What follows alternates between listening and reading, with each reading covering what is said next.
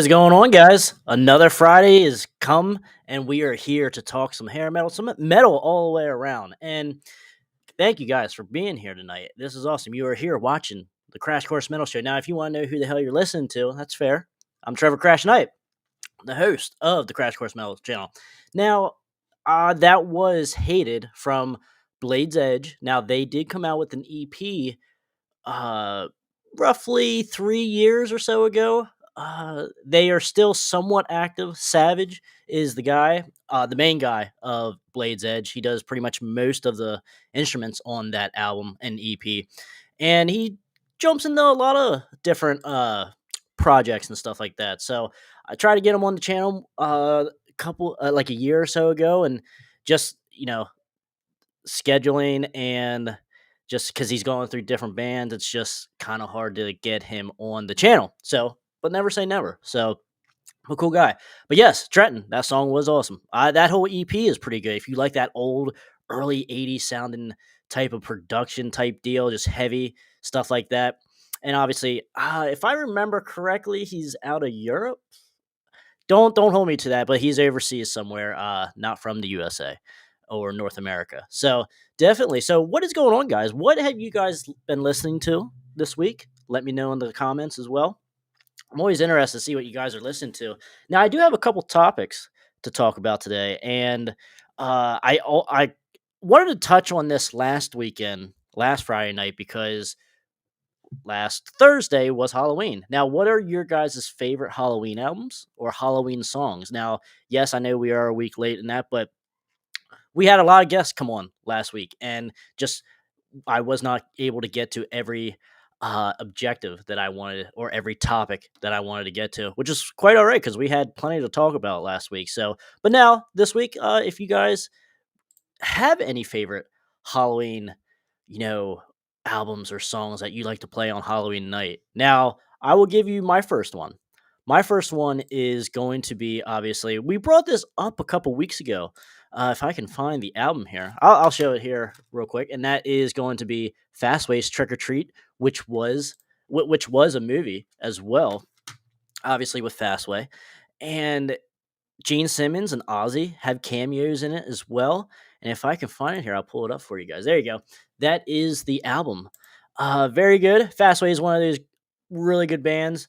I like their first album. I like a lot of their albums. Now, you know, I'm not real familiar other than with their albums other than Trick or Treat and the debut. I do have a couple of their other ones over on vinyl over there, but it's just I don't visit it that much. So yeah, I mean, Trick or Treat's great. I mean, the whole album is really good. You got obviously the title track, and then you got After Midnight, really good. Don't Stop the Fight, Stand Up.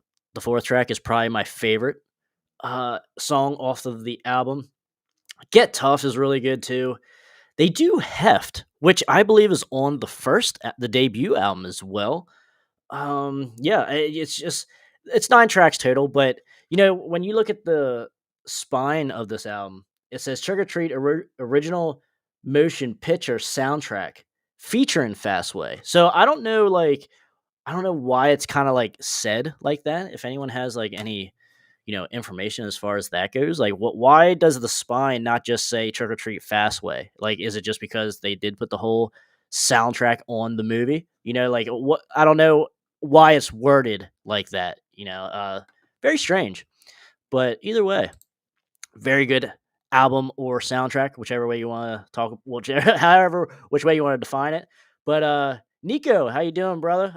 From Eden Mur, popped in here with always enjoyed the soundtrack and movie. Yeah, I mean it's that 80s cheesy horror movie type deal, like B-rated style of movie. But and that's what's cool about it too. At the same time, so definitely really cool, really good album. Certainly check it out, especially if you're a fan of Fastway. I don't see why you wouldn't like it to begin with. But yeah, I don't know. It's just definitely one of those albums.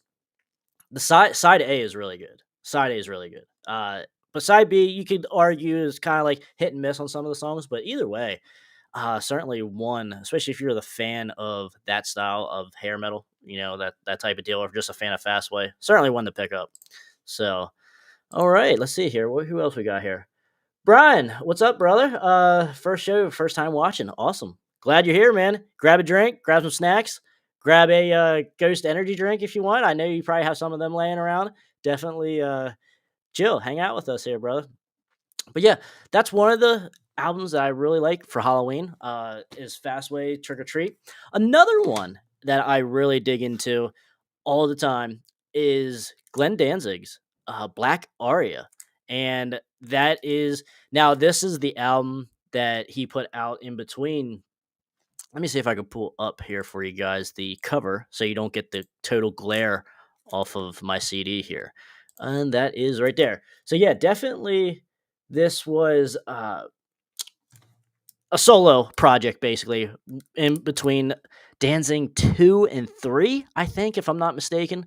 It's in between those two albums or Danzig 1 and Danzig 2. Either way, it's a side project that he did and it's basically a lot of classical stuff. And like it has a lot of ambience to it. Definitely different sounds. Now, there it's 9 tracks, but it's only about a half an hour's worth of music. No lyrics, no vocals. Maybe some like backing chant vocals on the sound, but like yeah, when you see it says Glenn Danzig on it, you're like, oh man, Danzig. Oh, I love his voice. Shit like that. Does he sing on it? No, he doesn't. So it's basically just instrumentation going all the whole way through.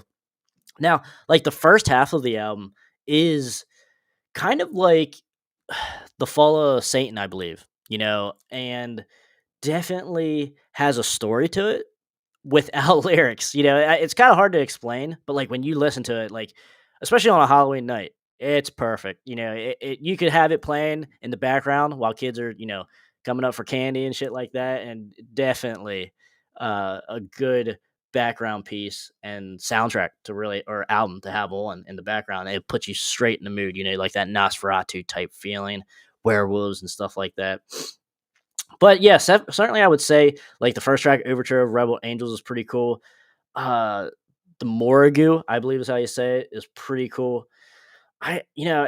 There's not one that is like better than the other because this is an album certainly that I would say you kind of need to listen to the whole album. You know, definitely. I think you can't really pick one out because some tracks are like 4 minutes, some tracks are 2 minutes. So like and each one is great for in the context of the album. And obviously, as you can see from the album cover there, like that's just you want to hear and listen to this story that this music is trying to portray of these angels and such, like going to battle and everything like that. So definitely pretty cool. Let's go. All right, so let's see. Trenton says here, I don't know about Halloween album, but Dream Warriors is definitely probably one of my favorite Halloween songs. That's fair. I like that. That's certainly a good song. Dream Warriors definitely is on Back to the Attack, technically, the Dokken album. But yeah, good stuff. Obviously, with Nightmare on Elm Street, it's on the soundtrack of that. And because it's always crazy, because like when I talk about Back for the Attack, I do include Dream Warriors like in the review and stuff like that. But technically, that song was out like a year or two before that album released. So it's not technically a part of the album, but it is. It's weird. Same thing with like Cinderella's Hot and Bothered. Like that was on Wayne's World, the first movie Wayne's World soundtrack. But it wasn't they just throw it on the very end of 1994's Still Climbing. So it's like it wasn't really necessarily for that album, but hey, it's just a track that we have here that we use for the soundtrack. Just throw it on this album, basically. So, but certainly no, Dream Warriors is a great song, no doubt about that. And obviously perfect for Halloween. Good choice, Trenton. So, who else we got here? Change the title to glam metal, hair metal, glam metal. See, that's the thing, because we got sleaze metal too. We got shit that is in the hair metal genre, but isn't classified because like there's sleaze metal. I consider sleaze metal under the umbrella of hair metal. Hair metal is the big umbrella. You have glam metal, you have AOR, you have sleaze metal. So when I'm talking hair metal, I'm talking every of the subgenre, not just one. We talk glam metal here, yes, of course, but we talk sleaze metal too. We talk AOR. We talk all kinds of different shit. Blues, like the stuff that was very early '90s that was trying to change. Like in the sleaze metal type deal. Just a little bit different than that. You had like funk in the hair metal too. It's like where do you put Bang Tango? They're not glam. They're in the hair metal genre, but they're not, or even like White Trash, which is a little bit kind of like hard rock. So not metal like compared to Bang Tango, or even like King of the Hill. It's like where do you put them? They're not glam. They're not uh sleaze certainly. So definitely the hair metal. That's why I use hair metal, because that's the whole umbrella of all these different subgenres of the '80s and early '90s. So that is the reason why I choose the term hair metal. So yes. All right, Nico. For those into music DVDs, King Diamond Songs for the Dead is a double concert. Really great set. Now, I did see, which is funny that you mentioned King Diamond because that is going to be my next choice here. But before I get to that, I did see King Diamond's, like, he was in Philly, like a couple years ago, like a video, his live concert on YouTube. Man, he still sounds really good, and just it was just a great like quality video too, and it just sounded great as well. So definitely King Diamond is the man, no doubt about that. So let's see here. Uh, okay, so that's Nico said the same thing there. Oh, I actually this reminded wanted me Alice Cooper song Friday the 13th inspired lyrics. Yes. What is that? The Man Behind the Mask. That's right. Very yes, it's from the album Constrictor. That album's just okay. I'm not a big fan of that album. It's cool. There's a couple good songs on there, like Teenage Frankenstein and stuff like that. And Alice Cooper is the shock rock guy, in rock and metal. So definitely he has some stuff there. Welcome to My Nightmare. He has all kinds of shit that could be on this Halloween list. But good choice though, nonetheless. So yeah, one of my other choices here is King Diamond's The Graveyard from what 1997, I believe it is. Really good. Now, yes, 1997. You're kind of like, ooh, what are we looking at here for 1997? Now the guitars are kind of a little bit down tuned, I would say. It certainly isn't your typical King Diamond sounding guitar, but I think it kind of works. Like there's still good stuff on here, like very good. What's the one song I always listen to? Heads on the Wall. It's so creepy. Like that song is so creepy. Like every time I listen to it, I'm like, God, like this would be totally perfect for like Halloween night. Just having it on the background. It's just like just the way he laughs and screams throughout this album, like he does on a lot of albums. But I think this album is a little bit slower paced as a whole, so I think it really works a lot better than say, like Abigail, where everything's kind of like, or The Eye, where it's like pretty hard, hard and fast. But definitely, I would say this album here, The Graveyard, certainly plays into the mid tempo to slower tempo types. There is faster songs on here too, but I think just as a whole, I think like the slower mid tempo stuff is like really good, and King Diamond's voice kind of stands out. I know people don't like this album because like of the year and just it. A lot of people kind of talk shit on this album, so definitely it's one that I think somewhat gets overlooked. Especially when we're talking 1996 then for the release, not 1997. But still very late '90s and not a good time for metal in general.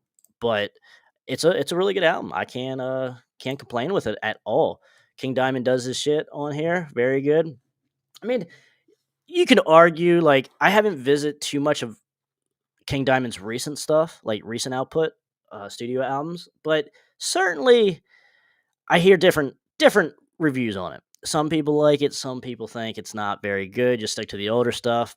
So I can't really say too much. Like this is probably actually the newest album that I have of his in his catalog. So yeah, I mean I can't say one way or the other for his new stuff, but obviously the old stuff really good with like Merciful Fate as well.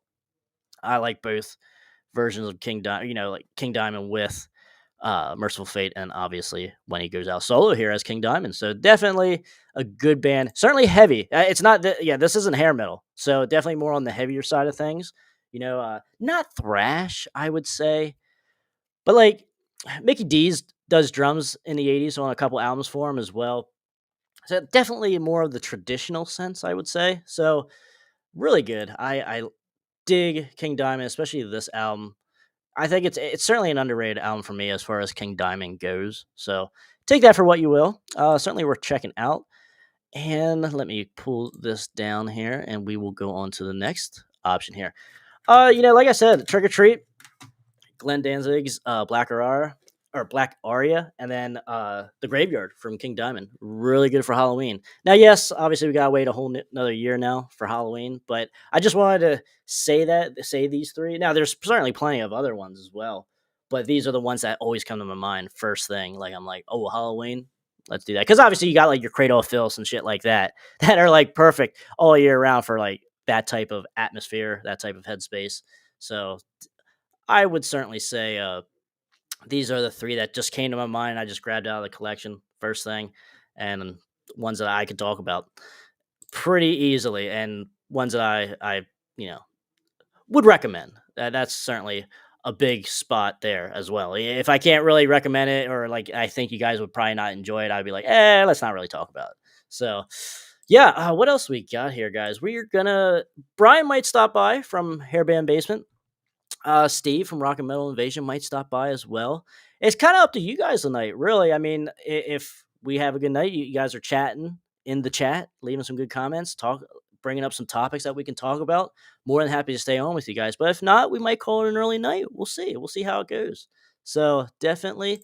But yeah, like I said, the intro track tonight was from Blade's Edge. Certainly check them out. I should have grabbed the album because I was debating on that or another song to do the intro song. And I should have just grabbed it just so I could show it off to you guys, but definitely one to check out. You can find him on Facebook. You can find him on YouTube.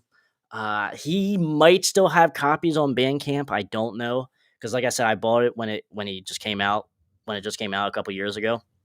So definitely check it out. Either way, uh, it's definitely on YouTube. I know that for a fact. It's definitely on YouTube. You can find it. So, all right, what do we got here? So I do want to go. I did pull out my cassettes here for you guys. If you guys want to see like pretty much my whole cassette collection, because I'm not the biggest cassette guy, but when I find them for a good price and or albums that I can't find on vinyl or on CD, I will pick it up on cassette if it's not a crazy price. Because obviously the biggest thing for me with cassettes is just the portability of it now, and also just the quality, the sound quality of cassettes is very.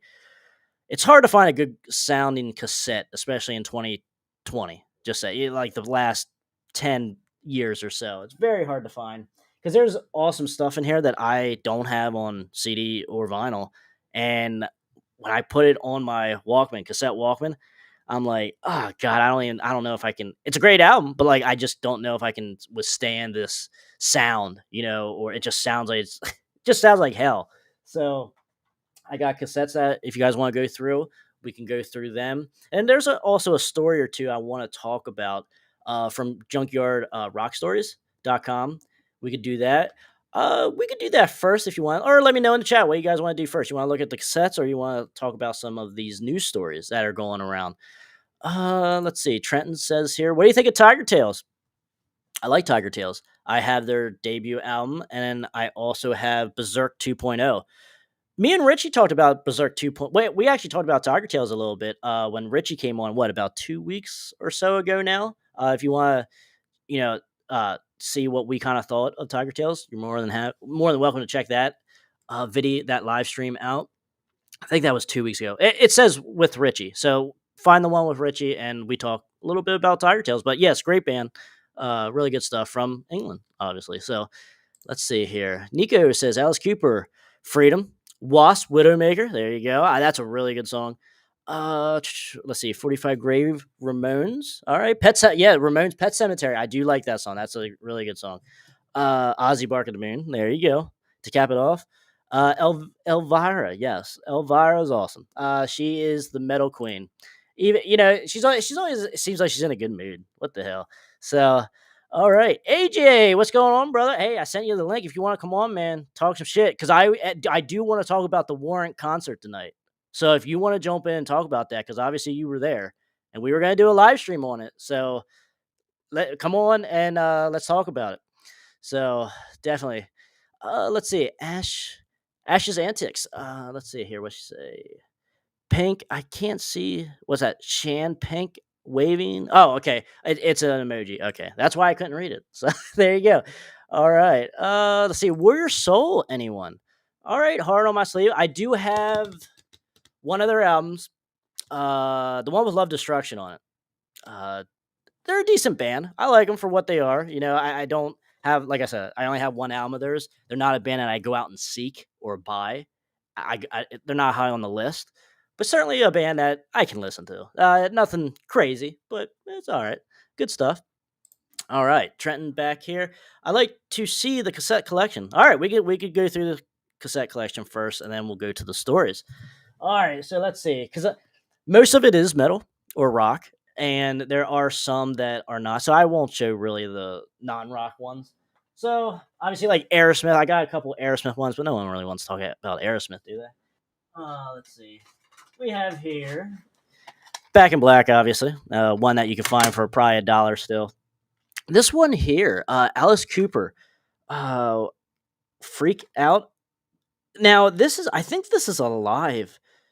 I'm not sure. Like when I found it for like a couple bucks, and I'm like, I never seen this before in my life of Alice Cooper. So I don't know if it's like a live bootleg or like what exactly it is. Because I looked on eBay and there's not too many copies that I seen floating around there, so it's kind of really strange. So all right, AJ's here. We will take a hold on the cassettes.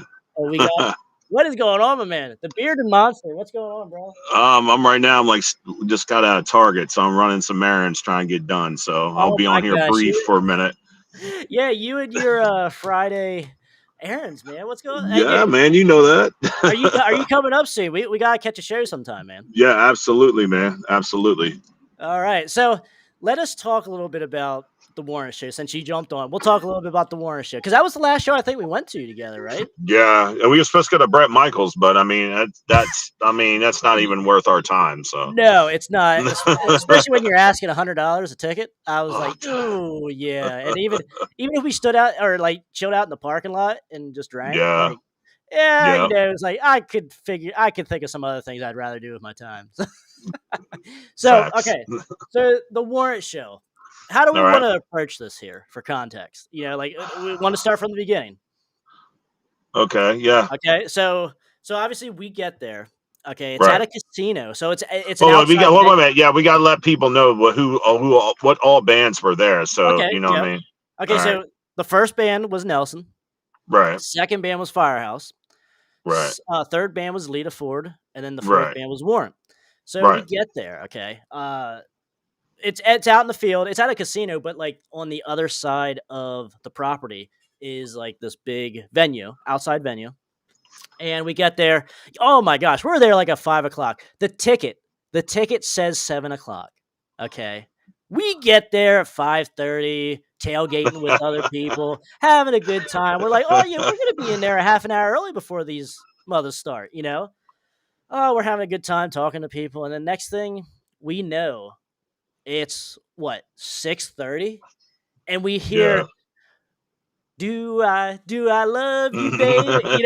Nelson. We hear Nelson start playing, and I just my mood changed right away because like obviously we Yeah. went up to see Nelson mainly Yeah. because I seen Firehouse before originally, the original members, and we seen Warrant before, and I Yeah. didn't really have no interest to really see Lita Ford. Not the biggest fan, but we were there to see Nelson for the most part. Like we were happy to see Nelson.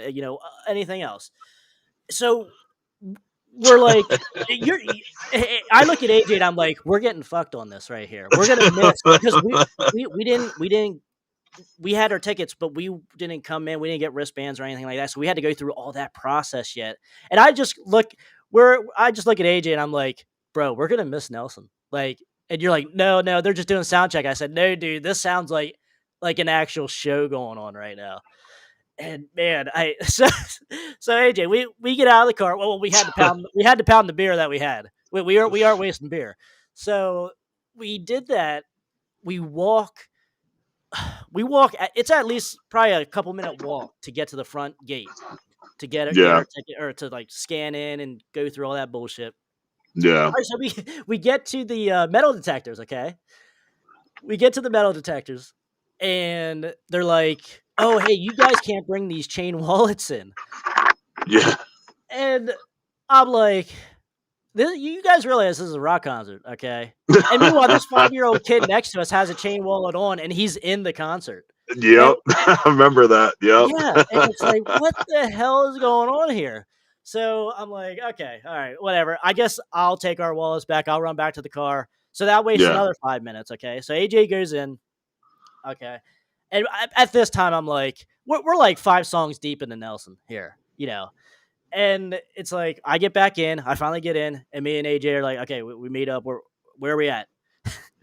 So we only see Nelson for one song. Sadly, Nelson ended at 7 o'clock. But What they said it was bullshit the is only this? thing the real thing that sucked about that, because they said there was going to be the full band and they were doing fucking acoustic shit. And I was Yes, like, what? Like, and it was like heartbreaking. You know yes, what I mean? because that is it's. I mean, that's not no real surprise that they did acoustic. But when you're in an outdoor like show like this, and they like you said, they said the full band. Yeah, it was all full bands. Yeah, Yeah, all of them. and you even had Bobby Rock there too. Yep. He could have I played mean, drums. Yeah, exactly. So, oh my god. So that's strike number what 3 right there or whatever. So okay, so we get in there and we're pissed off that we pretty much missed Nelson, and then so we go yeah. over to the bar stand. Okay, you want to Oh tell this Lord. story because you were the one that was the main guy at the bar stand. All right. So we went over there, and something told me, like, I don't know. Your intuition just speaks to you a little bit. And these beers were like what, like just regular size, or they were a 16 little bit ounces. bigger? The 16 What were they? ounces. Okay. 16 ounces. Yeah. All right. So we go to the to get the beers, and she said for 4 beers, what was it, Coors Light? The bitch Yeah. said $69 fucking. I about lost Yeah, my brother. shit. I Yeah. was like, what? I was like, is Axl Rose playing? I mean, what is this? And the thing is, it was like, there was no custom tip, or there was no thing that said no tip. Mm. It had 15%, 20, no, 18%, 20%, whatever the other was. And I'm like, there was no thing that said custom tip and nothing that said no tip. And I looked at Trevor and I showed him, I was like, you see this shit? And then so it came to, like, I tipped her whatever it was. So for 4 beers total, it was like 75 fucking dollars. That's No horrible. bullshit. I That's still horrible. have the fucking screenshot in my bank account from that night. Yes, Still. dude. When I heard that, when I heard her say that, I'm like, dude, I don't even want to drink right now. I don't want these. You could throw these back in her face, man. Like I don't want. So, but no, I mean, you bit the bullet. I appreciate it, but man, but Oh then again, man. you got a little bit of a deal the next day on that, but Well, yeah, but because yeah. I did. Shh, hey, don't Yeah, tell yeah, my yeah, yeah. secret. No. I left it vague. I left it vague. So definitely. So that's another strike that we had, and that was only after Yeah, the first band. It's only 7 o'clock, guys. Like, come on, what the hell is going on? It was just set up for a bad night, and then yeah. Firehouse comes on, which Nate sounds good No, as he does. He he really does. does. He sounds good replacing CJ. No doubt about that. But the way the band sounded, Firehouse did not sound good that night. I don't know what the issue was, but I was not impressed with Firehouse as a whole. It didn't sound right. And a side note, we were not drunk at all, because, No, no, no. we weren't. So we knew exactly what the hell was Oh going no. on. Yeah, definitely. So yeah, I did pull up some pictures actually here, AJ, just to kind of like talk about our story. We were not drunk. We're hanging out there. We're hanging out here, and like we're not staggering around. We're not, making asses out of Yeah. ourselves. We were very bummed. The night's only half over, so obviously Firehouse. And then Right. we were like, okay, let's walk over to the merch stand because I want to get a Nelson T-shirt. I want to get a Nelson T-shirt. I'm cool with that. Or at worst case scenario, I'll get a Warren shirt. At worst case Yeah. scenario, we walk over. Holy hell! Nelson had only double XL or something. They No, only it's had like one. extra small. It was extra small. It was That's it it. was it was only one size and one style shirt, and And so they had the fucking autograph picture that was like $40 or something like that was that. Firehouse, right? Oh yeah, okay. Yeah, Yeah, well, okay. I Yeah, remember one of Firehouse, them, the yeah. autograph picture was like $40. Yes, and then for a piece of Firehouse. paper. It wasn't even a real photograph. It was a piece of paper. That's it. Yes. So Firehouse and Nelson are out, and then I go over to Warren and I look. What was the shirts were like $65 or like It 60 was bucks. $65 for a T-shirt. Yep, I something like that. said, bro, even if Janie Lane was alive still, man, rest in peace. We love Janie Lane. But that's still a hell of a lot of money, man. Like, I'm not spending $65 for a Warren shirt, no matter how much I love Warren. Man, it's just like, They God, were Kiss prices. yeah, and even then, yeah, kiss my ass on those prices. So, and it's like because I even would have thought about getting the Dirty Rotten Filthy Stinking Rich hockey shirt. They wanted Right, $100 for that. It's like you probably would have got a better deal if you would have just bought the $100 hockey shirt instead of a regular T-shirt for 65. right, But either way, it's prices are absolutely crazy. right. It's like, It was crazy, man. It was crazy. It was oh my just like gosh, the worst concert ever. it was. It probably was the worst concert. So we're only And halfway Warren through. sounded like shit. Well, we're not there yet. We're not Oh there. man. Yeah, we're not All there. right. Okay, so we're still at the merch stand. So Lita Ford comes on, which I will say, like I said, I'm not the biggest Lita Ford fan, but she was She probably was the kind of best of yeah, the night. exactly. Yeah, Yeah, she was the best one. yeah. And I was like, holy hell, is this what the night's coming to? Hopefully Warren, picks this up or sounds good. Whatever. Okay. Not too much bad negative to say about Lita. She did all right. Okay. Now we're moving around here. We're finding where we can go, where we can creep up to, and as far as seats and stuff like that. So we get up to somewhat close, I would say, closer than we were in the first two acts, first two bands. So we get there. Okay, man, you could tell the guys in Warren didn't want to be there. AJ. Uh, Fuck no. Fuck no.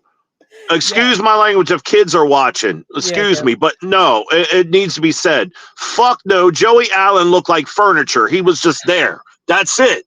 That's it. It was horrible. He played a yeah. guitar, but it was just like he didn't give a shit He about didn't the look at the crowd. He didn't give audience a shit one about time. nothing. Yeah, Nothing. he didn't look at the audience one time, Not and once. yes. He was the one that actually put effort into it. I will give Robert, he sounded okay, he sounded good, because we've seen Warrant before. Right. And man, I gotta say, this time was pretty rough. Like, I was not happy. Robbie Crane, Jerry Dixon wasn't there. That's another thing. I Well, wasn't yeah, he's expecting. done with Torn like that. So yeah, Robbie Crane's cool. Like I love No, I that like, dude, yeah, man. Robbie did, Yeah. like, I seen Robbie Crane with other bands, and he put the same amount of effort in that Yep. night as he did every other time I see him. Yep. Robbie did fine. Robbie and mate Robert did okay. I'm fine with them. The rest of the band, no. Like the original guys, it's like they were just there. Hey, we're here, whatever. There was nothing to the show. It's like I felt very disconnected with them. Like it wasn't a very good show on that front. I was quite disappointed. Hell, we even left before we left halfway through the Four set. songs in. Yeah, Yeah, four we left songs in. halfway We through were the like, set yeah. because I told AJ, I said I only want to hear "You're the Only Hell Your Mama Ever Raised," and I'm Yep. happy. I can get the hell out of here. We'll go to the casino or whatever. Yep. And we did. But what the real kicker was, though, you remember when they threw out the free shirts Yep. and this big lady, man, like this. Okay, they threw out a shirt, and there were these little kids. There was like a couple little kids, like 10 Yeah. years old or so, whatever, give or take. And they were like, oh, they were running for the T-shirt. Okay, no one else really gave a shit. Obviously, as you can Nope. tell, Nope. as we're explaining the concert here, no one else really gave a shit about these shirts that they were throwing out. And these kids are there trying to run after her, catch it. And this big woman, man, she comes barreling down. You can tell she's drunk, and look out for her, okay? Look out for her hippo ass, okay?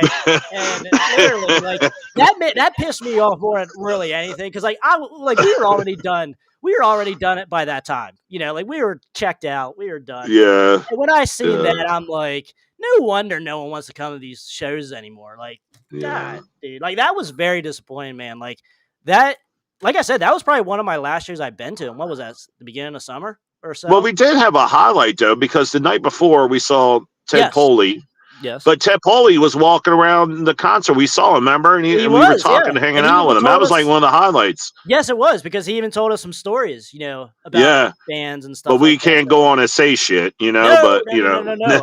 I'm keeping it very vague, I'm keeping it very Yep. vague. Ted just told us But some that was stories. Yeah, cool. Like yeah, nobody knew who the fuck he was except a couple people, and that was yeah. it. Well, and they only knew him because we went over and went like, "Ted, what's going on, bro?" Because, like, we Yeah. talked to him the night before, Like, Yeah. he recognizes us. We go to the shows and stuff, and it's like, yeah, it's like it was very weird. Like, I was not impressed, man, with that show. That show really, like, I'm like, maybe people, or maybe these, I don't know. Some bands need to hang it up. Yeah, I'm just gonna say that. Like, that was not worth $50. You know, it certainly was not. But we forgot another strike, and then we can end this crap because it's dead in the water. So the thing is, when I got the tickets, it said general admission.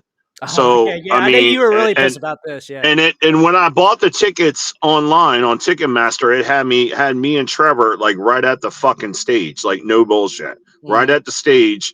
And then we get there, and they're like, "Well, you can't go down there." I'm like, "What do you mean?" And they were like, "General admissions right here behind the seats." I'm like, All "What?" standing area. Yeah. Yeah, so I got raped on that deal Yeah. because they lied to me on the website. I'm like, are you kidding me? Like, I'm not Yeah. an idiot. I knew exactly what I was purchasing because I Oh my made god. sure that Yeah. you and I were at the floor. You So you go to concerts all the time, so, like, I yes, trust what you yeah. say as far as, like, venues and stuff like that. I just think that whole setup. I think it was all this screwy. So Yeah, it is what it is. every which way we turned, we got fucked, man. Like, Yeah, every which way. It was a and bad without night, man. dinner or anything, it's like Yeah. no lube. They just screwed us. No, yeah, that was bad, man. Like, it was man, I was quite unimpressed with that. That really let me down, man. And I'm like, Yeah. oh, because I don't wanna get too deep into it because, like, I was like, I hope Jay Lane's not watching this. Yeah, like, I was like, "Man, man, this does not, like, hold weight to what the legacy is," Right. So, Right. I'll leave it at that. I don't wanna go too far, but, man, just to Yeah. say, just to keep it short, I was disappointed in that show. Yeah, So, it was a real disappointment. Yeah, I but got Firehouse is coming back in again. I think like in what this month, November 23rd. It's them and Steel Heart at oh, Jim Thorpe Where at? and at Penn's Peak. Really? I Yes, do wanna and see, that's a Steelheart. Saturday, I think. Okay. I I do really think. wanna see Steelheart. Oh yeah, absolutely. Did you ever see Steelheart live? Yeah, a few times. Okay, alright. Yeah, Alright, very nice. definitely worth the money. I mean, it's Firehouse. I mean, you and I already saw them, but I mean, Mhm. still Heart's worth the price of money. Oh, So yeah. Yeah, they're an awesome, like, they're one of my favorites, from the yeah, era, that's awesome shit, like, and he still sounds good. Uh, absolutely. like, Mikolo, or yeah, whatever, this vocalist name. I get confused all the time on his name, but, he's one of the best of the era. Now, AJ, I got one more question here for you, and All right, I'll let dude. you go. Favorite Warren album? Now, what are we looking? Wait a minute. Now, what are we looking here? Are we looking Dirty Rotten? Are we looking Cherry Pie? Or are we looking, where are we at? Dog Eat I Dog. don't understand how many times we need to have this conversation. Like you Because already people don't. know. Because people always want to know, and I think it's kind of somewhat obvious. I mean, obviously, Who people have wants their to taste. know? Like People who people asked? people want people Who have their wants own to know? taste. Everyone, dude, everyone. There are people that are like that argue on all three sides, which I understand. Even Robbie, that we went to the concert with, our boy Robbie, he says cherry pie is the best. So, like, and he respects the hell out of Dog Eat Dog, but he says he likes cherry pie the best. Now, and I'm asking you though, where are you at? Where are you at with this? All right, so I mean, you already know my answer. It's Dog Eat Dog. That's the best album they ever put out in ever, ever. I Now, don't care from the top track to Sad Teresa. It's the yes, best album ever. uh, Best album. now I'm gonna have to agree with you. Now, It is. It's like, what do you mean you're going to have to? It is. You can't like deny it. well, no, It is. what I'm getting at, AJ, here is what I wanted to bring this up is where does Dog Eat Dog rank in the whole hair metal ranking for you? Top five hair My metal rank, album? Yeah, top five hair my metal album ranking, all top time. five, hands down. Top five, hands down. You know, hands down. dude, I am making a top 50 hair metal albums list, and I'm not gonna tell you where Doggy Dog goes, but it is on the list, no doubt. We are in a little bit of an agreement, but I'm not gonna tell you exactly where it's at. All right. So Well, I mean, definitely, it's probably number 4 on my list. really, Yeah, can it's one of I? my favorite albums, man. I can't get enough of it. It's like I Well, don't every skip time, tracks on it or nothing. every no, exactly. Every time you play the whole thing, and you're Yep. always amazed every time you listen to it. You know, Yep. that's how I am. The seriousness to it, the tone, the more serious tone, Yeah. but there's also fun songs on it too. That kind of break that. It's not like You a got it. total downer. But like there's a real serious stuff to it. Now, I did like I said, I've been doing the top 50 hair metal list. I got it pretty much all good to go, but like every couple days, like 40 to 50 always change. Like the shit always changes, man. It's so hard to do. So maybe you should do one like on Friday night, like you do what you're doing now, and Mhm. just kind of, say, okay, we're going to have a list of the top 50. Like, I already know my top 50. Like, I Yeah. can throw it out right now. You know what I mean? But that's something you need to do. Maybe have some other people come in and be like, say theirs as well. Maybe it don't even got to be 50. It's going to be top 20 or something, Yeah, yeah, because something obviously random. So we'll yeah, be because here all night doing top 50, but still, exactly, because if what I do, I do want to do a separate video just because, like, yeah, when you're talking 50 hours, man, that's gonna be like a 2 hour video, and right, when you right. bring other people in, it's just gonna be all hectic. But no, We'll I be do here want to to do 4 in the morning. I do want to do that though, dude. We were up for we did like 6 hour, 5 hour live stream last Friday, so like we're used to it around here. But yeah, it's certainly fun though. Like I'd be more than happy to do it with everyone watching and even guests that come on the show too. Like Well, how about this? Are you're gonna be on a little bit for a long time tonight, or what's going on? yeah, as it looks like right now, it's 9 o'clock. There is another guest coming on here in about 45 minutes. But yeah, definitely All we'll right. be Well, on. I'll jump back on. Let me get what I got to do. Take the stuff home. Do what I got to do, and I'll jump back on and We'll talk. fucking Shoot the tell shit. people and hurt their feelings about hair metal. Okay. Sounds good, my man. I'll be looking for you. Just All use the right. link I'll see again you in that a I little sent you. bit. So, all right, bro. All right, man. All right. Trenton, dog eat dog's the best. Hey, I'm with you. Now, I used to always say Dirty, Rotten, Filthy, Stinking Rich was my favorite when I was a teenager. Okay. Great album. Great album. I still love it today. But you could certainly tell the growth after this album. And even after Cherry Pie, because like you can see a little bit of growth once Cherry Pie comes to town, once that gets released. But definitely, I will certainly say the ballads on Cherry Pie, I Saw Red, and Blind Faith, absolutely great. But the ballads on Dog Eat Dog are absolutely great too. The Bitter Pill, the other one, Let It Rain. Oh, God. That's a hell of a matchup there. Those two against each two. Like, which two would you prefer from Dog Eat Dog or Cherry Pie? That's a very hard question for me. I don't know if I can answer that, to be quite honest with you. I'd be sitting here for about a half an hour listening to these songs back to back to back to back, and be like, I still don't know what I like better. Oh man, but both albums are good. Warren is one of those bands that gets so much shit talked on them, as far as because they wrote Cherry Pie, the song. And hell, dude, that album or that song is cool. Uh, I know people talk shit on it because it's very, you know, uh, basic, cheesy, sexist even. Like, come on with that. This is rock and roll. We're not here to cure cancer, guys. Come on. Well, this is fun. Dude, I can still listen to Cherry Pie and be like, okay, I can still have a good time with it. Whatever, when it comes on. I mean, it doesn't need to be skipped. I certainly anything Jane Lane, bro. Like Jay Lane was one of the most underrated, uh, not just vocalists, but like songwriters. He was one of the best songwriters of the '80s. The way the emotion in the songs, just the way he wrote songs, like lyrics and such, like hard to find someone better. Like there are other greats, Tom Kiefer. Like there's definitely great songwriters all throughout the '80s, but Jay Lane is one that just does not get talked about as a songwriter. I think.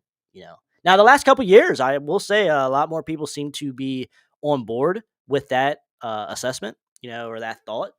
But definitely, I always thought that, definitely was awesome. Mike, it was a great album. You're damn right, bro. Good stuff, Mike. Definitely Warren. Like I said, Warren is one of those bands, man, that you either love them or people love to talk shit about them for some reason, And now, yes, we did talk about their live performance recently, which is a live performance. That doesn't take nothing away with what they did in the studio, like and back in the day. So, Warren, awesome band, definitely. Ultraphobic. That's a good point. I like some songs on there, but if I'm gonna listen to the whole album, man, it is a little uh rough, I would say. But I can deal with it though. Ultraphobic's fine, for the year and all. Family Picnic's okay. I like that song. Stronger Now, I like that song. Good stuff. I mean, there's still quality stuff on Ultraphobic, but give me the first three albums, obviously. That's where I'm at. Let's see here. I prefer Janie Lane over Brett Michaels on songwriting. I 100% agree with you on that. I mean, now don't get me wrong, Poison's great too. I like Poison. I like some of Brett's like Something to Believe in. Like a lot of the mid tempo to ballads, Fire and Ice, even. Like I like some of Poison's stuff. Even like Cry Tough for how like kind of cheesy and like not heavy that song is. It's still a good message to it and stuff. Like yes, it's, I'll say this about the whole genre. Every band gets talked shit on for no good reason, unless it's Bon Jovi. Then I agree with you. I'll talk shit because okay. Does anyone remember this? Because I tried to look this up. Now I remember like roughly back in 2006, 2007, Sleaze Rocks. Everyone probably knows Sleaze Rocks around these parts. They're like a news type deal for hair metal and stuff like that, and or just metal too. And I distinctly remembering and reading that Bon Jovi, because that was around the time when like glam metal and hair metal and stuff were starting to, and even traditional metal was starting to get like renaissance. Like they were starting. It was starting to come back in the popularity somewhat. Like not being made so much. Like people were respecting it again. And I distinctly remember Bon Jovi in this article because someone asked him, "Hey, why don't you go on tour with like your other hair metal bands that like your peers and stuff? Why don't you tour with them or like do shows with them or shit like that?" And he was like, "What are you talking about? I was never in that scene. I was never a part of that scene." And ever since then, I never bought any other Bon Jovi thing. Never listened to anything Bon Jovi. Got rid of whatever Bon Jovi stuff I did have at the time when I was 13 or whatever, which only probably like 2 albums. But I got rid of that. I said, Bon Jovi, get the hell out of here. You talking shit on what made you? Okay, you talk what the shit. You talk shit on the scene that made you, and now you're trying to act cooler than the scene. And meanwhile, you haven't written a good song to save your life since the 80s. So, yeah, there you go. That's a little rant. I mean, I could go on about Bon Jovi, but I don't want to, go for an hour talking just a rant on Bon Jovi. We got better things to talk about, guys. We got way better bands to talk about than Bon Jovi. So let's do that. Rock and Danger, what's up, guys? Warren is one of the greatest in the genre, and Dog Eat Dog is their number one for me. Not a bad song on the album. I'm with you. Not a bad song on Cherry Pie. Not a bad song on Dirty Rotten Phillies Thinking Rich either. So those first three albums, man, you can't get much better than what they did, like, and that output. Yeah, certainly. But no, I agree with you. Dog Eat Dog is the pinnacle, though. Like that is the high mark for Warrant, and it's just a shame that only went gold. And now, granted, that is probably really good that they went gold in 1992 because not too many other people were going gold or platinum in 1992. So when you think of it like that, you're like, okay, yeah, maybe so. Maybe gold was good, but yeah, Jay Lane always tells that story. When Cherry Pie was released, the record company was like, "Oh yeah, Cherry Pie, like Warren's our band, the biggest band on the uh in our record company." And then once Doggy Dog rolls around, Alice in Chains is like the shit, and then they took Warren's spot in the company, and I don't know if Janie Lane ever really recovered from that, and that's what sucks at the end of the day because like Janie was fighting some demons, sad to say, and you could certainly tell that in his music, especially in like obviously with Ultraphobic and stuff like that too, like in the stuff later on.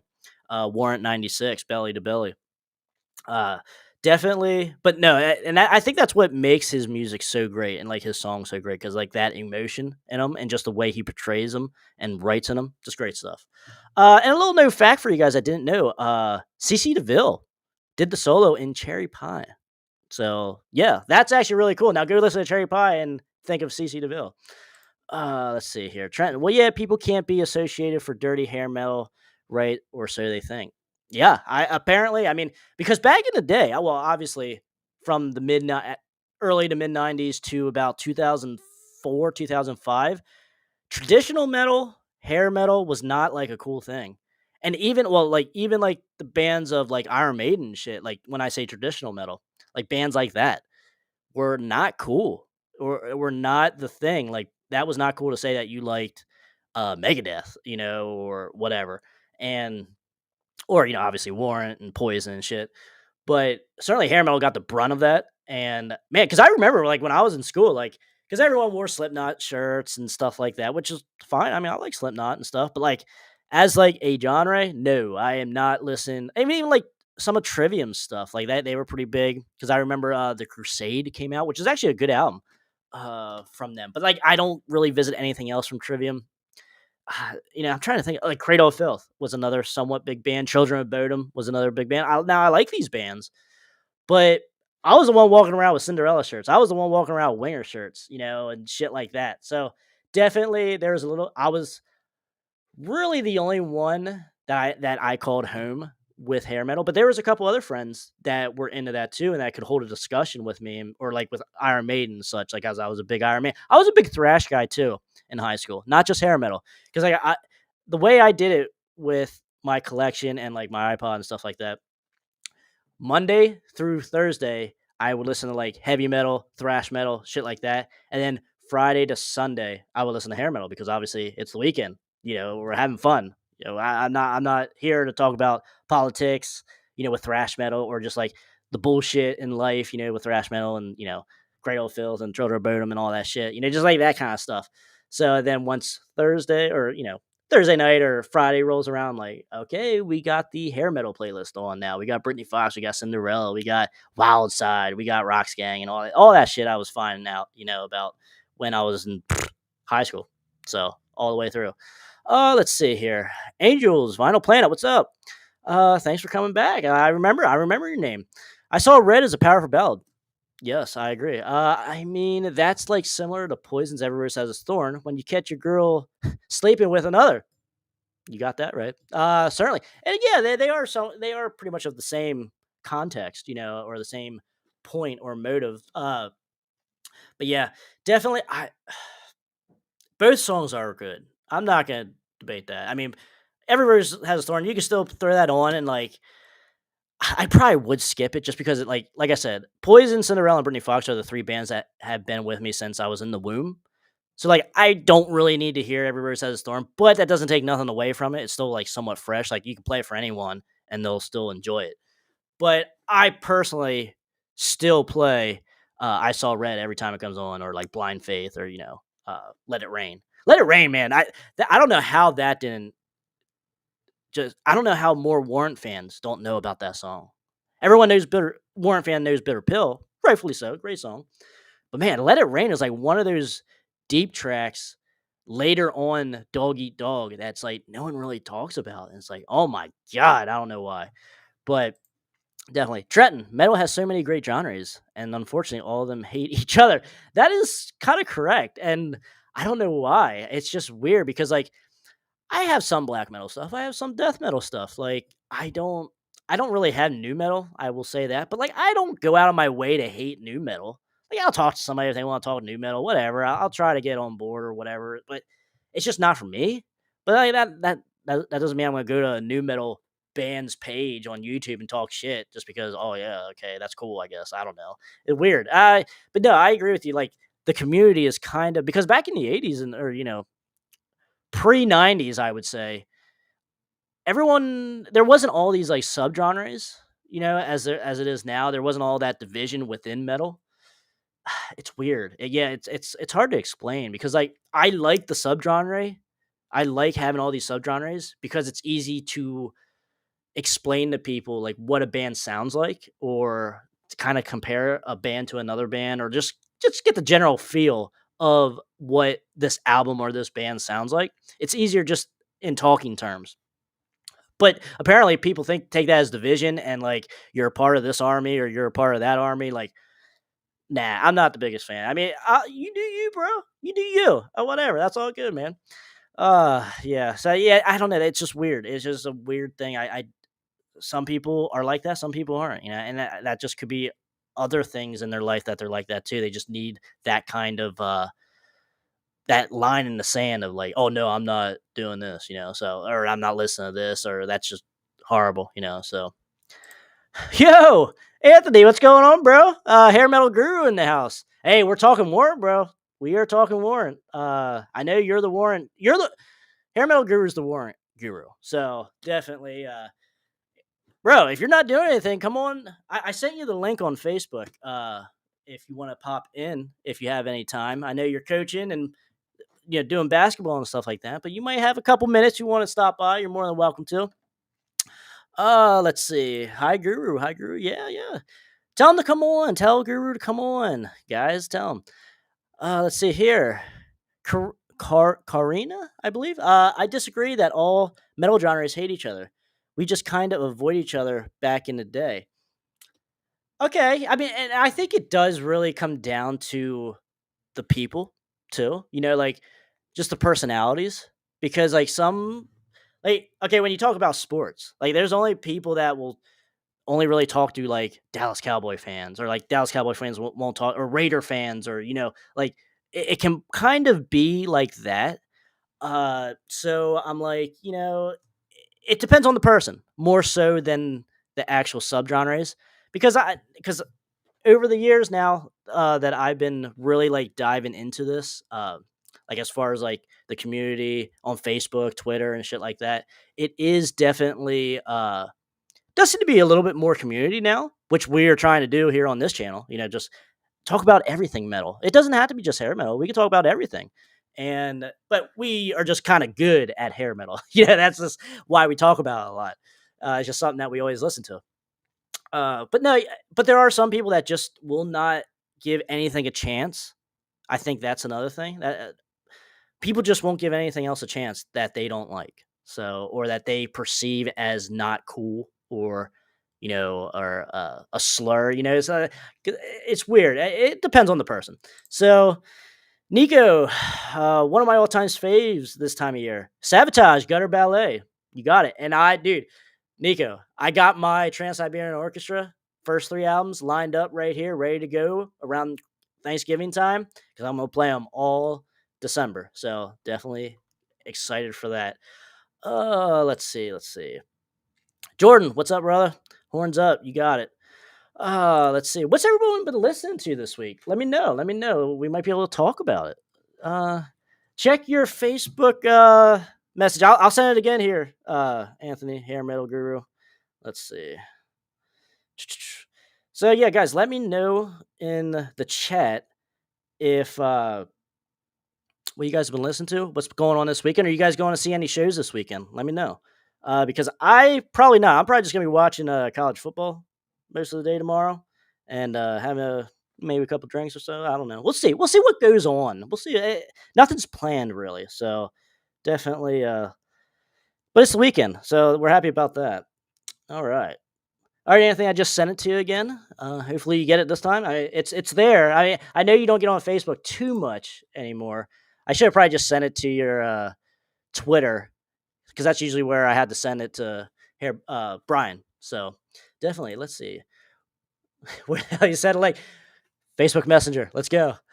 I know Facebook is like getting ran over with bots here. Seems like the last year, so it's very like I might just have to move everything over to Twitter, man. Like getting crazy over here on Facebook. All right, there's Anthony. We got him. We got him. What's up, brother? How you doing? Oh shit! Now I got to stop listening to it. There we go. Oh, you get an echo.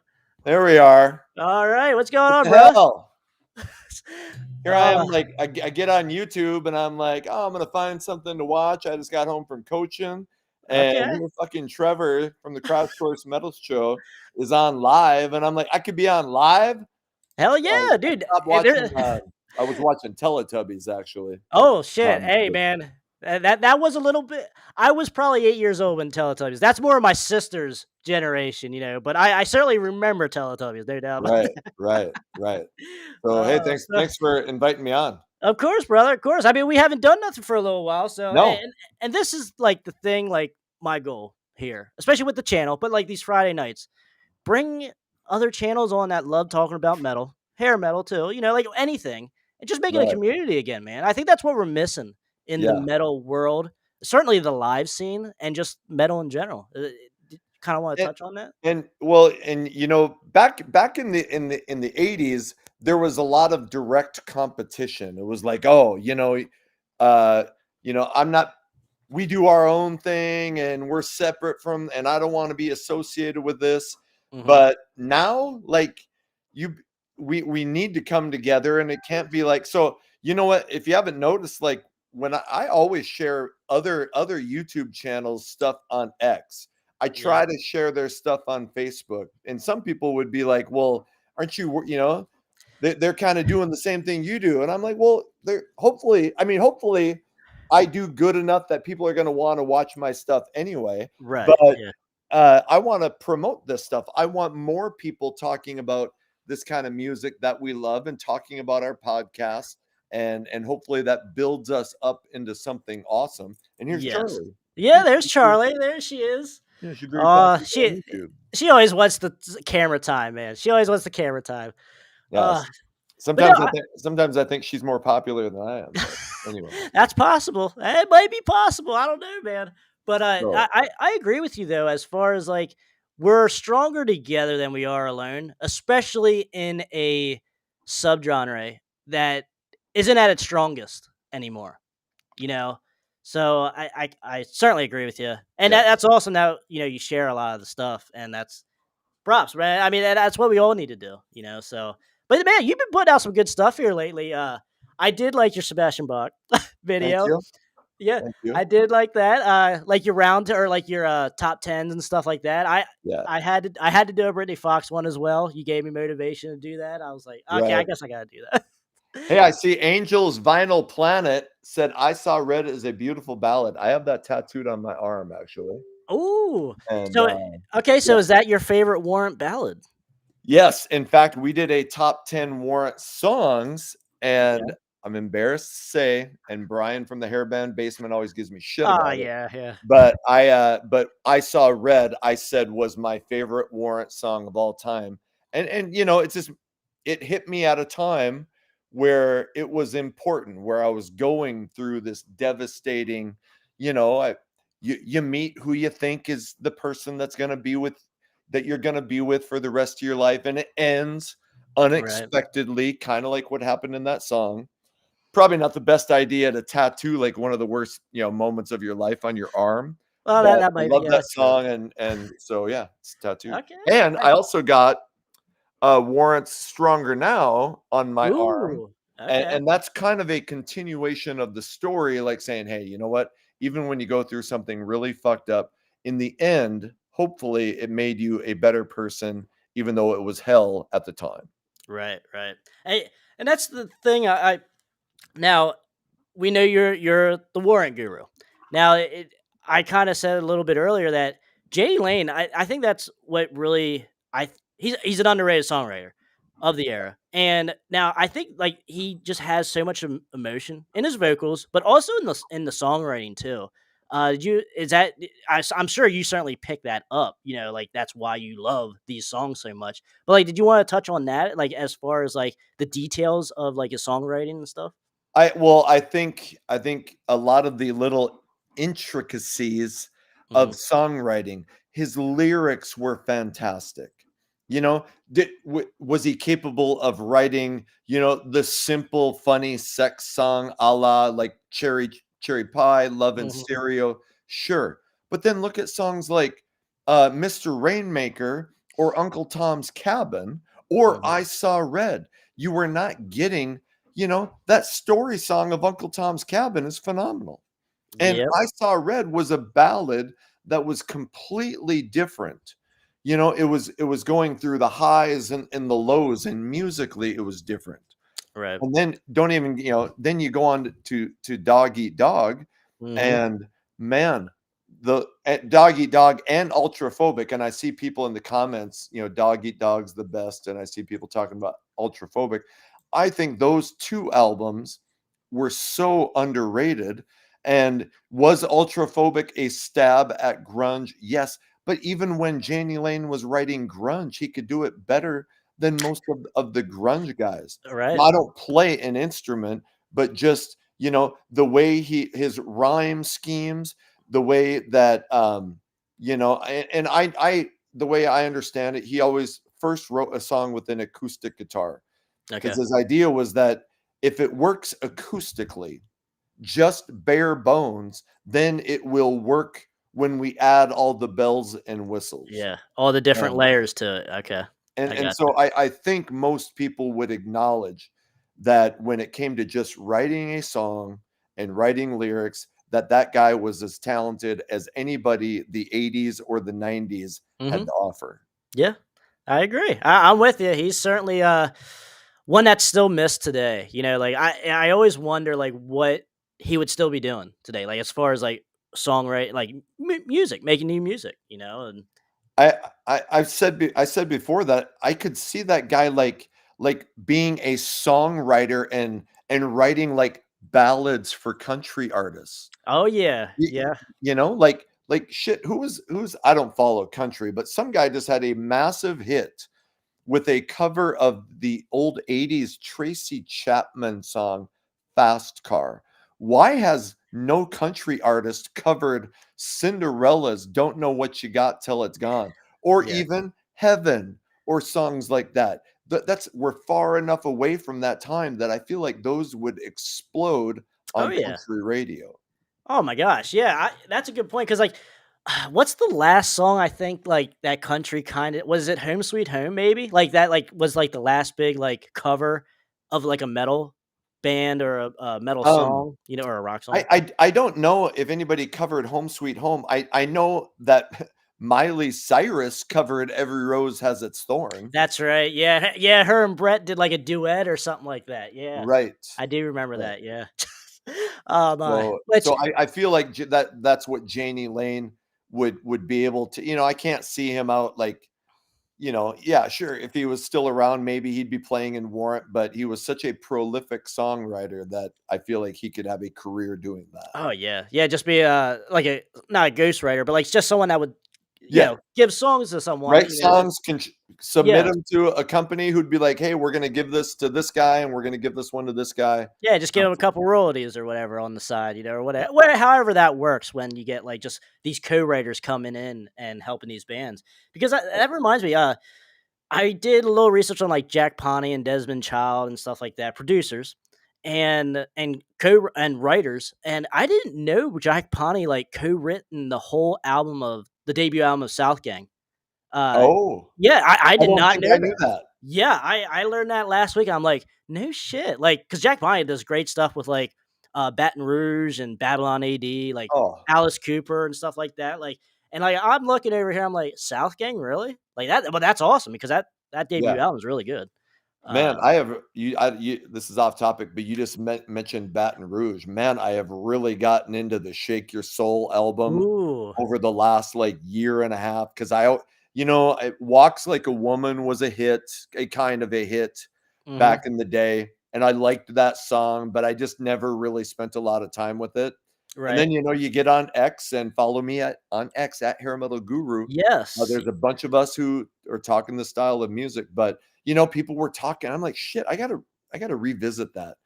And man, that's an amazing album, the Shake Your Soul album. it really is. That I remember when I first bought that. I was in high school. I'm like, because I think I seen on That was 2 YouTube. years ago, right? Let's just say 12 years ago. That's closer to that, I guess. But yeah, sometimes time flies, bro. I mean, I'm sure like everyone says that time flies, man, once you graduate. So definitely. But I will certainly say though, because even the second album is really good. Yeah, But Shake Your Soul is kind of where it's at, and totally. definitely great stuff all the way around. Like Baby's So Cool. Like, oh my god, Oh, it's like dude. a little heavy too. It's really good shit. So yeah, definitely guys, check out this is Hair Metal Guru's YouTube channel. Obviously, most of you probably do know of his channel. He's the big dog around here in the hair metal community. So Yeah, definitely check him out. But man, thank you. anything upcoming on your channel? Like anything that you can kind of like hint Well, out to us? Like any we ideas that you're we are I will be releasing, I hope on Sunday. We did a Kicks roundtable. okay? We've been doing a lot of those top 10 songs from a band or ranking the albums. And Hmm. I enjoy those, but I do want to get more into, just discussing. I don't know. I have like you, and you probably have the same thing. I have a list of like 120 different ideas. And Yes. if I'm running low on something, I'll go through there. So we were talking about, hey, I want to do an episode of, songs that I never need to hear again, Okay. because I just realized, like, I'm a Kiss fanatic, and most people who follow the channel. But if I never hear Rock and Roll All Night again, I'll be just fine. Yeah. Same So here. Yeah. so there, I feel like that would be something that, people would be interested in doing and maybe interested in talking about, Okay. That's so a good idea. I mean, I think I could certainly pick 50 songs, for that. right, It's certainly because right. like whenever whenever you have like the iPod or whatever or Spotify, whatever you guys listen to, whenever you Yep. have your whole playlist playing or like your whole collection playing, and then you hit the play all button.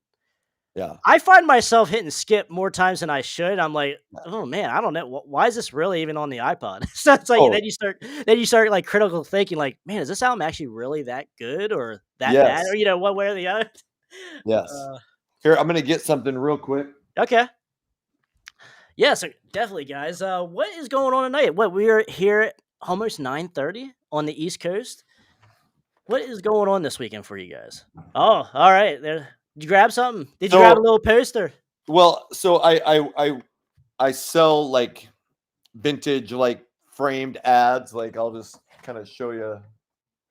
This is an ad for Warrant's Dirty, Rotten, Filthy, Stinking Rich Nice. from 1989, and it's got like all these radio stations talking about Down Boys, like, yeah, we're getting big phones, blah blah blah.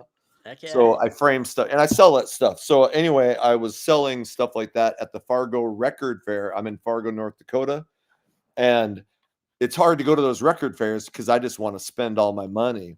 But there was a dude next to me selling cassettes for Okay. between $2 and $5 a piece. So I just went and got some cassettes that I bought. So I don't, and I hope I'm not fucking coming in and talking too much. I'm No, not trying. no, and this is what we're here. This is what Friday nights are for, my man. Yeah. You're good. You're good. So anyway, I got stage dolls, and I Okay. and I won't listen to these. I just bought them just because it's hard for me not to buy shit that's related to. Yes, Um, same way. here's a band that I know of them, and maybe you know more about it, but Dirty Blonde, Ooh, Passion. I don't own anything of theirs. I will say Is that. is that are they the band? There was some band, and I can't remember, but their song was about like drinking and driving and how it's you shouldn't do it. There's a hair metal band, and that was their big song. Last Call or something like that. Anyway, Well, then again, not a decent amount of bands did talk about that kind of topic. yeah, but most of them were in favor of drinking and Right. driving. And Uh, and I used to be a big drinker, and I quit drinking 20 years ago. So yeah, Blue Tears, good. Ooh, I that's don't a have that either, but I know who they fucking are, though. Yeah. great album. And this is a band that I did not discover until years later. Like, Okay. I did not know about these guys in the 90s. Sometime in 2000, somebody was like, "Dude, if you like Bon Jovi stuff, you should listen to this Blue Tears band." And I'm like, "Oh, okay." Yeah. And holy shit. Pretty Boy Floyd, Okay. it's got their sale. I didn't take that out yet. Leather Okay. Boys with Electric Toys, White Lion, Okay. Classic. Pride, Sleaze Bees. Oh, if there's Ooh. there's like I've always said there's 5 bands on my channel that I've just died to promote and get people into them. One of them is the Sleaze Bees Screwed, Blued, and Tattooed album. I got a quick question with that one for you. Yep. Do you prefer that album, Screw Blue to Tattooed, or the next album, Power Tool? Screwed, Blued, and I love Power Tool, Okay. but Screwed, Blued, and Tattooed. And I'll Okay. tell you, the other 4 are Mhm. the 1991 McQueen Street Oh, yeah. album, Awesome.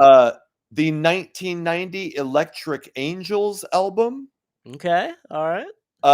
DAD's No Fuel Left for the Pilgrims. Was that Okay. it? Yep. Yep. And Wild Side Under the Oh. Influence. Those are 5 albums that I've just been like, I need people to know about these. That Wild Side's a masterpiece. Oh, It's so shit. hard to top that. And even Jeez. even as great as like Doggy Dog is, that is like right there. You know what I mean? Like Yes. it's Oh, oh my totally god. agree. Yeah. Yeah. We're- Child's Play. Hey, this is funny because I was showing off my collection. No shit. Yeah, I got 2 copies here. No So, way. which is strange. You might have an answer for me here. I don't know because okay, so this one here, okay, I don't know if you can see Yep. the spine is different. Okay, so there's that, and then this one here is a different case, but it's a different spine here. Let me see if I can put them together here. Okay, so yeah, I had that. You have the Yeah. bottom one there, but there's the top one there that's like really Yes. old school, like How early did that- 80s style. Because that seems weird. It's not like it would have been like re-released or anything. Like, Yeah, I mean, you would think it only had one pressing. yes, You know? yes, So, exactly.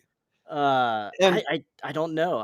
I don't know what the answer is, to that. and while we bring up and maybe somebody in the comments will know, their singer was a guy named Brian Jack, and they were huge in like Maryland, like they played Hammer Jacks. Yep. And so the Child's Play album didn't do what it should have done. So they break up or whatever, and Brian Jack in 1992 releases an album that is very pop, mellow, Okay. and that album fails. So he died. Yep. I don't like in 2009, I'm guessing. Yeah, it's been as a little while guy. now. Yeah. And what I want to know is what happened.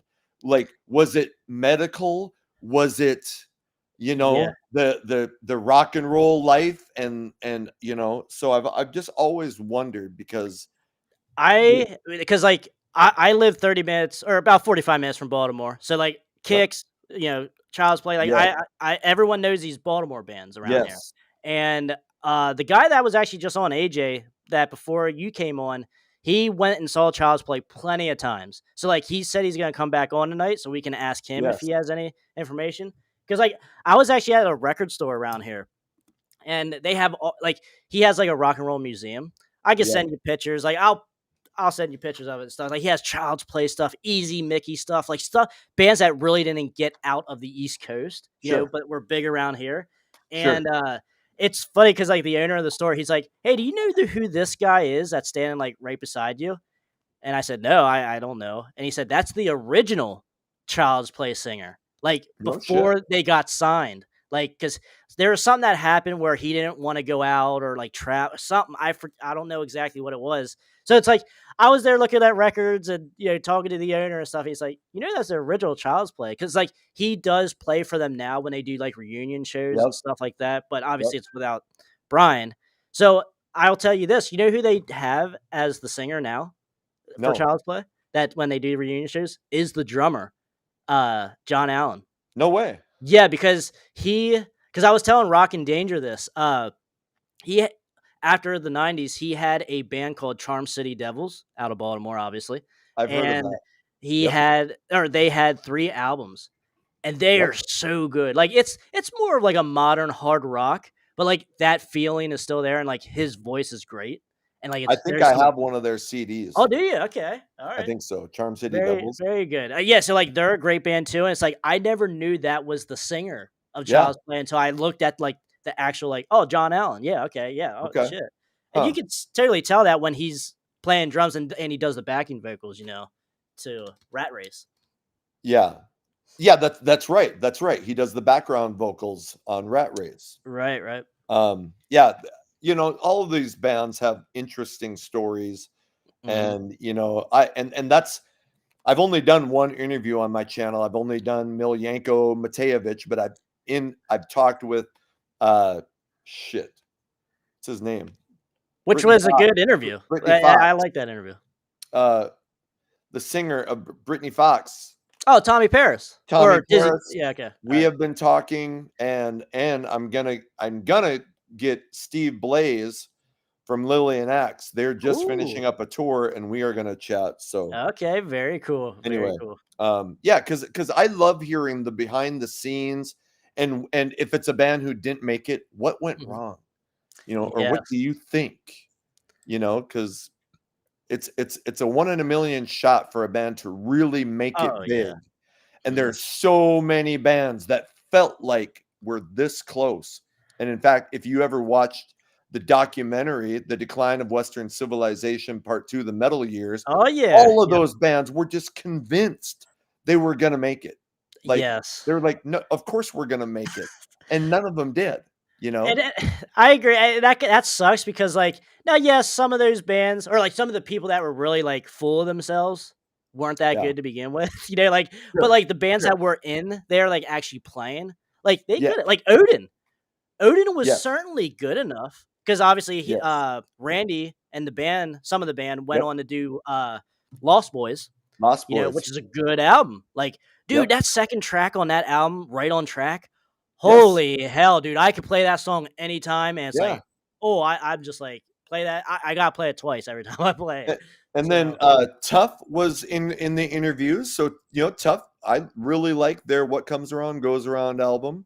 They were Fist part of the First, you like Fist First? I do like Fist First. I like And I like how they put a little bit of an edge yes, to their sound on that album. yes. Yeah, it was a little bit darker. They had a ballad, uh Better Off Dead. Better Off Dead, which when you hear that, you're like, "Oh, that's grunge but it was really good." Yeah, yeah, I like that song. That's a really good song. Here, before we go, Yeah. I'll throw Oh, yeah. Gypsy Rose, Pray, Okay. Night Rain. I like this old REO Speedwagon, Night Ranger shit. Bon Jovi, New Jersey. Oh, shit. They lost me after this album, but Okay. still love that one. And here's some rare hair metal. Bo Nasty. Oh, great. That's a great album. I love Yes. that album. So that's Out of that's I my was gonna say, out cassette of haul. most of those albums, I would probably have chosen Bo Nasty, honestly. I don't know. That's a tough one. I don't know. I Sleazebees would have been my number one Okay, out of yeah, those. that's decent. But I think I actually prefer Power Tool though. Out of the 2. Out of You're the a 2, power tool. yeah. Parrots. Parrot dude, okay, so, Vinyl Planet, Angel's Vinyl Planet, he says Juliet. Are you familiar with Juliet? Oh, fuck, I I like love that album. Juliet. Yes, Jeez, very good. who's talking about Juliet? Angel's Vinyl Planet. Shit. Where do I see Uh, the comments? I'm looking on the right. yeah. So So, like, anyway, I can pull up some of these comments, I can't pull them up no, all at it's the okay. same time, I obviously. love that Juliet album. It is And good. is it Kenny McGee is their singer, I think? Um, he's What actually yeah. got I'm sure it's Kenny McGee. He has a solo album that's out on Paris Records. I actually thought, you know what? Oh, I really? Okay. might buy some shit from Paris. Yeah. Fair I dude. can't remember what it's called. Yeah, Tom Mathers is like Tom Mathers. yeah, he's awesome. Yeah. Definitely, he has all kinds of good shit on his Have you ever website. interviewed him? No, I want to bring him on. I asked him about coming on for the What Is Heavy Metal, but from a like a record side of it, like Well, and he record. was in Cherry Street. Yes, I So, have the first 2 albums. yeah. Yeah, definitely. Like, he says he's more than happy to do it and stuff, but we just haven't figured out a time or yet. So definitely, because I want to see because obviously, like, I want to talk to him about Cherry Street stuff, but the life after Cherry Street, Right. like doing Totally. his like business and stuff like that, like where and what the even scene kind of looks like for him as like a record seller now. You know what I mean? Like Right. that kind of deal. So Right. Trenton says, "Yo, Guru, do you like only good guys wear black? Tough, I imagine the Oh, fuck, song. I love that song. That is probably the heaviest and cool, the best song on that album. I think Yes. definitely, and That's a it's the great last track, song. right? I can't remember if it's the last track. That, All New Generation, Spit Like This, Rucka Mhm. Pit Bridge, Oh my great god! rock songs. Wait, wake me up. Wake Great Me Up is ballad. a great fucking ballad, which was co-written by Bret Michaels from Poison. Oh, really? I Wake was I Me was Up not aware of was. that. Okay. Yes, but I always thought that was a big mistake, and I've talked to Stevie Rochelle about it because, uh, the first and only video they got for that album was "I Hate Kissing You Goodbye," which is a Yeah. good ballad, Yeah. but it should have been either "Good Guys Wear Black" or, "All New Generation," but, Mhm. and I've talked about this with Metal Mike from the '80s Glam Metal Cast. 19 Even though 1991 was a big year for hair metal, Yeah. to be a new band in 1991, it was getting too late. It was tough. Yeah, you had to have debuted in 1990 or earlier Yes. because even like Firehouse, Slaughter, I Slaughter, feel like they were just making it. Like yeah, that was the cutoff line. Trickster, even, like absolutely. so definitely I agree with that. Like 1991, a new band, you had to pack some punch and some Yes. appeal and some to be some kind of different too. Even To really. and because even the record companies in 1991 I mean, that's when all of the grunge bands were putting out their albums. Now Yeah. they didn't explode until the end of 91. Right. Smells Like Teen Spirit got played on MTV in September of 1991. But Hmm. all of those bands, all of the record labels knew, like, hey, we're gonna be promoting these bands, and they were talking about it. So even though, like to the outsider, it still looked like hair metal was on top. The things were in motion for Right. it to tumble by the end of 91. Right, like the Titanic, you could see the iceberg, it's, like, right in front of you, but you can't move in time, Hell Yeah. yes. Hell So yes. sad, and that's the thing, like, it was so we were robbed of so many great albums and bands in the early '90s. Oh It fuck. it's so disheartening to talk about, but I'm glad we got what we got, and it's still around, Yes. like, to pick up, even though some of the stuff is expensive now, but it's And you know and you know what? Like the grunge bands coming in and Metallica's Black Album in 1991, what that did force the hair metal bands to do was to toughen up their sound. Mhm. They started, your bands like Danger Danger and Taiketo, even Yeah, though I really like those bands, that's a uh, great album, yeah. the Metallica album and the grunge bands coming out, I think that influenced bands like Kiss's Revenge, Mhm. Warren's Dog Eat Dog. They were going, okay, we can't keep doing the suck me, fuck me, party all night. We got to Yeah. start getting, and I've, man, 1992 is one of my favorite years in rock. And Oh, I think yeah, I'm that's a with big you. reason. Yep. So, I say I feel like the last couple years, especially, I've been visiting 1990 to 1993 so much, like of those albums and just the bands I can't right. and that's the thing because like I talked to Brian about this a couple weeks ago. Do you think Hey, that? there's a chick watching that I think has a crush on me, by the way. Oh yeah. Oh, have you guys ever heard Rebel Heart? How Hey, you doing? She pops in here. She has a good channel as well. She does a lot of interviews and stuff like that. So definitely awesome stuff. Skin and Bones from New York. If so, what's your thoughts and views? I can't say I can't say I know that one from New York. I think Uh I've heard the name, but okay. Now Heavy Bones, you would got me. And, like Heavy Bones is a great band. With Joe Ellis from Cats and Boots.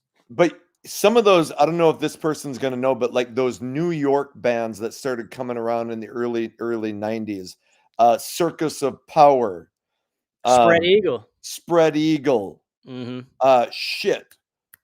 What's the Oh, now I can't think of it. Anyway, there was a lot of solid, and a lot of it was like biker rock. Yeah, yeah, I real called it. edgy. Had a Yes, real edge to it. edgier. Bands Mhm. like even Asphalt Ballet. Yeah, yeah. Uh, yeah, totally. So, yeah, Man, yeah, and that's the thing. That's kind of what I was kind of getting at. Like, if Spread Eagle and bands like that, like the Graveyard Train, even like the yeah, if they Alley Cat Scratch, if they would have got pushed a little bit more instead of like the glammy right. bands in the early '90s, like Tough or Pretty Boy Floyd and stuff like that, do you think that that would have kind of softened the blow of grunge coming in? Because like that's what people were wanting with grunge. That because that was different. It was more of a serious tone, obviously depressive tone. Not Right. I guess serious, yeah, but like just depressive tone and like edgier and stuff. Now, when you talk about Spread Eagle compared to Poison, that's night and day. Oh, But they're totally. both in the hair metal genre, you know what I mean? Like, because, Totally. like, Spread Eagle isn't glam. They're not, No. poppy. They're sleaze. Like, that is the hard version of hair metal in the umbrella. And I think if there was just more bands that got promoted, like Love Hate even, that got Oh, promoted shit.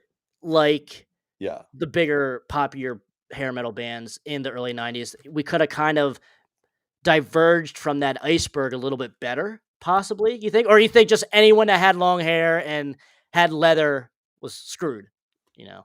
I mean, if you could be associated with the 80s at all, you were in trouble. Yeah. And unfortunately, those bands like Spread Eagle, Mhm.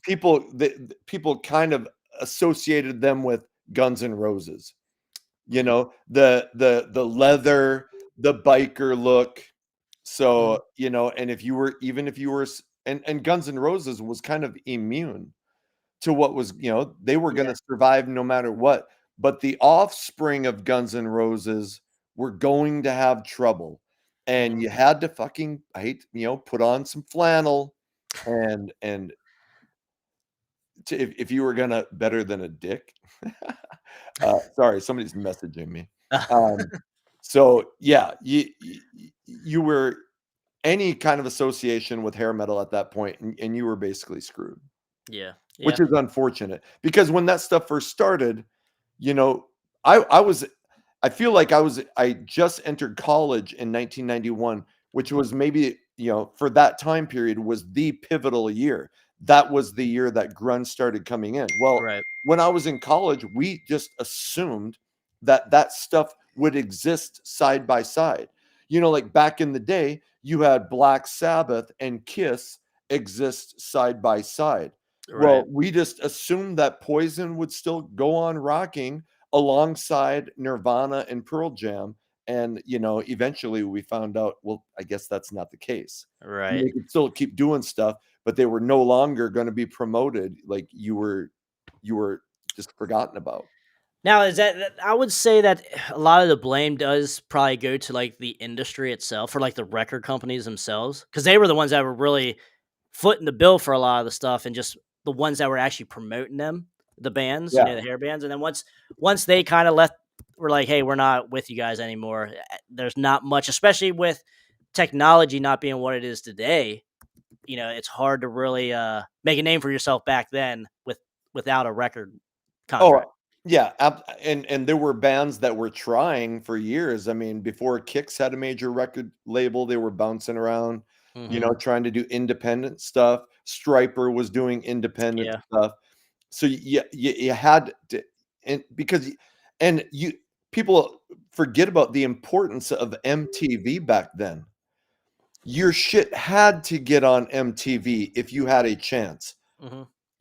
Like you were not going to blow up on radio if MTV did not give your stuff a shot. You might Yeah. get played a little bit on radio. You might become a regional hit somewhere, but you weren't going to become a national platinum band without MTV's help. I gotcha, yeah. And luckily now, well, now you're not going to become a platinum band no matter what, unfortunately. A Uh, million streams, maybe. I mean, what is that an right, award now or right. And now you can make videos for cheap, which is right? is good. You can promote your stuff for nothing with social media. That stuff's all kick ass. Mhm. But the days of a brand new band, coming out and being able to, hey, we're going to build a career album by album and play live and eventually play Madison Square Garden. I mean, I hope that's possible for somebody, but Yeah. I'm not gonna bet on it. And that's the point. You mentioned about the Metallica too. The Black Album changed for a lot. Just the music and metal landscape in general. Because like even the thrash bands at that time that were a part of the Big Four and like the smaller bands like Testament, they were changing their sound once the Black Album came out too. You Yeah. had Testament doing like the Ritual and stuff like that. Like the production got so much better. Megadeth, like you just came off of Rust in Peace, one of the greatest thrash metal albums of all time, and then you Yep. do Countdown to Extinction, which is a great album, but it's totally different, than Rust in Peace. Now Metallica forced the glam bands to get harder, but Mhm. that Black Album also forced the thrash bands to get a little bit lighter, a little Yes. bit poppier. Yes. Yep. If they wanted to, hopefully become The Black have their yeah. own Black Album. Yep. So It it's weird how that it is. It out. is. It's like when, especially when, at the end of the day, when the bands got away from who they were, that is where the real issues. The fans could tell that they were just bullshitting their way through it. Yeah. It's like, especially like as much as we love the Wild Side debut, Oh, I will not recommend anybody to go no. seek out the second album. No. Oh my gosh! Like And I try so hard to find something that I like on that album, and it's like I gotta take it out almost halfway through. It's And like, that the first Under the Influence, I always think of the irony. They had a song called Monkey See, Monkey Do, which is phenomenal. But it's yeah, about how, oh, we're not, you guys are out there copying what other people are doing, and we're going to stay true to ourselves. And then in 1995, and admittedly, I think it's only Drew, was in the, yeah. There's like two guys that left, okay. so Yeah. yeah.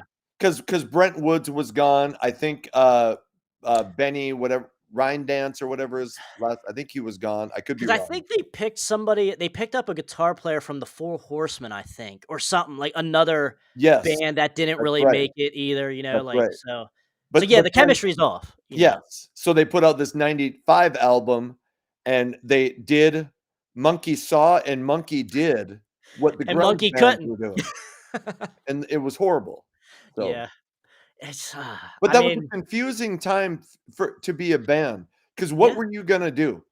Hmm. You knew that the 80s style was not going to be on the radio.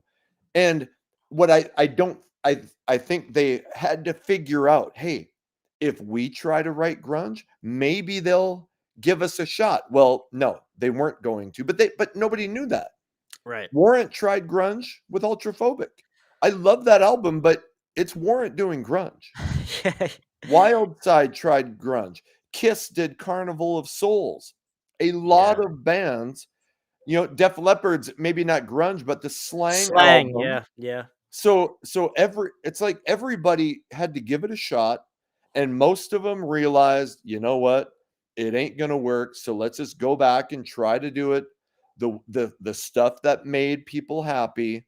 Hmm. And we're never gonna go platinum again, but maybe we can sell a few records. Yeah. I mean, that's the thing, because like that is your job. Like it is a tough situation. I mean, it's easy to say, "Oh, you sold out" or whatever, but like when you're not eating, like Yeah, you ain't got a place to live, right. like you kind of have to do things you don't want to do, Right.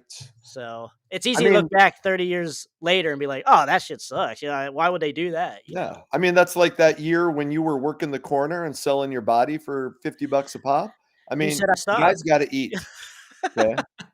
And, you know, Definitely, dude. I know because I gave him $50 more than a few times. So, hey, good Oh job. shit. No, I'm kidding. Someone ripped me off then, bro. Oh my gosh. So Rock and Danger's here, and they said, "What's your favorite rock documentary? Do you have one?" Hero. Ooh, I love music documentaries. I will say that my favorite home video of all time, this isn't really a documentary, but the Skid Row "Oh Say Can You Scream" Okay. with tons of live footage, but I thought their behind the scenes footage was just hilarious and it made you really relate to the band. You know, they're drinking, they're joking around, they're, you know, all that was my favorite stuff. It wasn't the live stuff. My favorite stuff was just watching them hang out Yeah. backstage and seeing them as real people. Now, you know, I'm 16 or 17 when this is happening, so, you know, um, Yeah, you only seen them in a music video. Like, you only seen them in, like, staged, uh, yeah, appearances, you know, not, like, yes, just them being themselves. right, right. Mhm.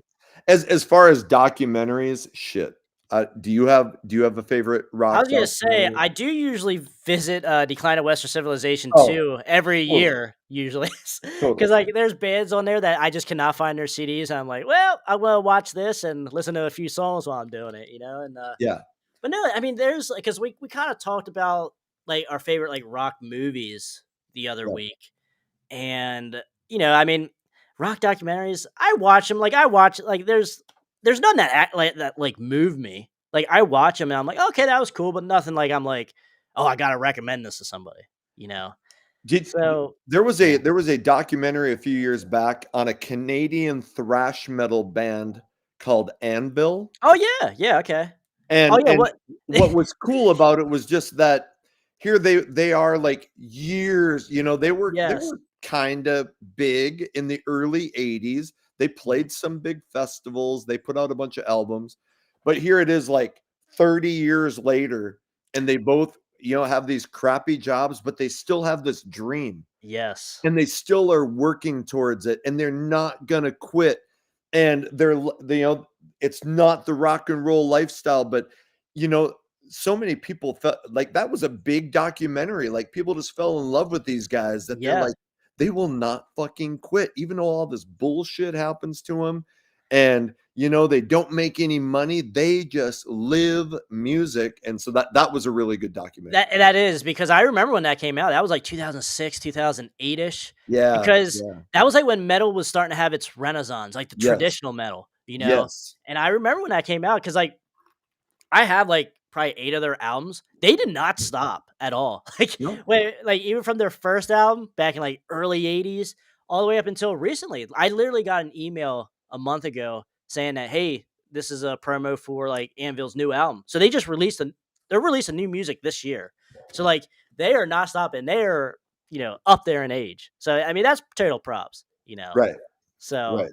now, are they my favorite band? No, but I do No, like a couple of their songs, you know, like a couple of their albums. But yeah, they, it's certainly they're like one of those bands that are like they just need a songwriter because like right. like the content of their songs and like just how the lyrics are just kind of like you know, maybe this is why they didn't really catch that break, you Well, know. and back in the early '80s, he played his guitar, like, with a vibrator Yes, at yes. certain points, and, At that big festival, because like, they yeah, opened for Metallica in that festival, or Metallica opened for them, one way or the other. yeah, Like, they were on the bill yeah. with Metallica, and it was I absolutely crazy. I've never heard, you know, I'm not a big thrash guy. Mhm, I do really like the '80s Metallica albums, mhm. and I like some other thrash stuff, but I've listened to some Anvil, and I'm like, no." I know, Yeah, yeah, I'm with you. It's not a band that I visit a lot. I will say probably, like, once a year maybe, but, like, when it comes on a certain song or, like, Mad Dog, like, that's the one song I can remember of theirs that actually had a little bit of success back in the day, and, like, I can listen to that, but, like, yeah, it's not it's certainly not, technical or advanced, like, the so music. my friend Erin just messaged me. She's kind of a smoke show, by the way. Okay. But she reminded me about the Dirt movie. And that was Okay. a rock and roll movie that was done right. Yes. I You wish it know, was longer. that totally. But like look, the rock star and the Dirt's, you know, maybe not, it's not a documentary. It's a biopic or whatever you want to Yeah. call it. But like the rock star movie could have been so good. It sucked. The Dirt movie was awesome. The Queen movie, Bohemian Rhapsody, was very good. Mhm. I enjoyed that. One of my favorite rock movies is, and you're shit, I mean, it's really old, is shit. Eddie and the Cruisers. Did you ever see those? I never saw that one. Oh, dude. Yeah, I never Eddie saw and the that one. Cruisers is fucking amazing. And now this Love ain't a that. documentary, but I'm just thinking like just rock and roll movies. What about Detroit Rock City? Loved it, Yeah, and it bombed in the theater. It well, was it's just wrong time. hilarious. Wrong time. It That's was shoot, and I remember in the preview, shit, sometimes I get loud when I get pumped up. But in the preview, it's these 4 kids, if people don't know, it's in the mid-70s. They're driving to Cobo Hall in yep. Detroit to go see Kiss for the first time. And they're driving, and this chick's, trying to thumb a ride on the side of the Yeah. road. And Beth. this one Yeah. kid's like, it's a girl walking alone on the side of the road. They make scary movies that start that way. Yeah. And this other guy looks, and all of a sudden he starts grinning. He goes, "Yeah, but they make porno Yeah. movies that start that way too." And then they Dude, pick up this. I remember that trailer because like I forget what Yes. movie. I guess maybe Austin Powers because I had Austin Powers movies, and I think that trailer was on when on the VHSs. Yeah. Remember when they had all the a couple Yeah. trailers for movies on the Yeah. VHSs, and I always watch that. And I'm like, I gotta watch this movie. This movie looks so fucking cool, and I'm like 10 years old or something. Like, God, like awesome stuff, and and like it it was was cool. super funny. Yeah. But Dude, with like, Trip? Yeah, Trip, Evil Elvis, the yeah, security guard at the school. yes, He goes over to those, cheerleaders, and he goes like, "Now I see you guys, have matching outfits. Did you plan that?" Meanwhile, they're the cheerleaders. right. It's just Um, stupid stuff. It's just good stuff. but I mean, Kiss was blowing up at that time, their reunion tour. Yeah, So because we I think it thought was that movie. '97 the movie It came was out. yeah, I think it was 97. So we thought that movie was gonna do really well, and it just flopped. But it's kind of like a cult classic. It is. A lot of people really like that movie. So That's one that I watch probably once a year at least, because oh I, yeah. I had to buy it obviously when I was Oh younger. I was shit. like, I gotta get this. So, Totally. but no, I did see the newer Dio documentary here. The what Nico's talking about. One of my favorites. Anvil is going strong. That's right, Nico. Nico's from Canada as well. Have you, Nico? Tell me if you heard of any of the new Anvil singles that came out, or any of the new stuff, or are they coming around your town? And Nico, is it true that everybody in Canada worships Brian Adams? Yeah. Oh man, 'Cause yeah. I know I do. That's a good question. Now, another band from Canada that I'm thinking of, obviously Slick Toxic, but a newer band, Skullfist, is pretty good. They kind of lay on that line of like traditional heavy metal Right. and melodic stuff though too. It's kind of like or melodic stuff with an edge, a real heavy edge. So if no one's familiar with Skullfist, I recommend checking them out. But yeah, dude, the Dio one was good. I mean, that was pretty moving, I will say, because Dio's like he's one of the nicest guys. Like I one of the don't think coolest I've rock seen stars. it. I don't think Really? I've seen Okay. that. I think it Shit. came out roughly 2 years ago, maybe now. I remember seeing it on HBO. I Oh need to yeah, see it. Hop's Metal Show says nothing but a good time documentary. The one that just Yeah. came out, I think. I only seen the first episode. Yes. So did you see it? Hopper from Hop's Metal Show was just he was on, or he recorded our Kicks. We did Oh, the Kicks nice. top Okay. 10, which I'm going to try to put out Sunday. But anyway, Hopper, good dude. Go check Yes, out his sir. channel, Hop's Metal Show. Yes, sir. Good stuff. Now I will say, I only saw the first episode for nothing but a good time. Did you say you saw all three? I only saw the first one as well because you had Okay. to have like Paramount Plus, and I don't Yeah, have it. I don't And have that and anymore. I followed a lot of people's comments, and I didn't hear a ton great about it. I Yeah. mean, they were like, it was good, Mhm. but like it would only focus on a few bands, and at least they were saying that it was all information that you basically knew. Yes. So I wasn't rushing out once I heard that. Maybe I'm wrong. Hopefully I'm wrong. Hopefully it was awesome, but I Yeah. haven't seen the other episodes. And I agree with that because what you said, because like when I saw the first episode, I'm like, how many times are we going to hear these same stories over and over again? Right. And I'm like, oh my God, this is horrible. But it's like, how many times are you going to talk about Randy Rhoads? Yes, Randy Rhoads is great. But Yes. why are you going to ask these people that live through it once a year on camera, like the same story over and Yes. over and make them relive it and stuff? Like, it was just weird. I wasn't a big fan of like the cartoons either that they did. It was okay. I Right. don't hate it. I don't love it, but it is what it is. And also too, I seen people complain that Corey Taylor from Slipknot, like, what's he doing on there talking about hair metal? Like, did I guess he was somewhat lived through it because I guess he was like a young I kid. think he was a big fan. I think he was a fan of it, Okay. you know. And I think part of that is trying to get somebody who's big in Yes. music now to talk about.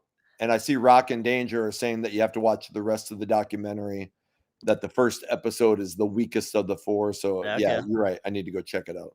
All right. Yeah, I definitely. If they talk about the forgotten and unknown bands of the '80s, I'm all on board because that's where these documentaries Yeah. need to go. I'm tired of hearing about Guns N' Roses, Right. Motley Crue, Ozzy. I'm tired of hearing about these Yeah. bands. It's like, yes, If you're they a were big great, fan, you already know all that shit about the big bands. right? You want to get into the deeper stuff that not everybody was knowing about. Right, and that is just as good too, in my Yeah. opinion, or Right. better.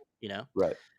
Nico says yes. Anvil tours Canada. They have been spending more time in South America. Actually, wow. Okay, well, that's the thing, Guru. Like the traditional metal and just metal in general is so bigger everywhere else other than Totally. America. And like South, like he says there, South America, Europe, Japan.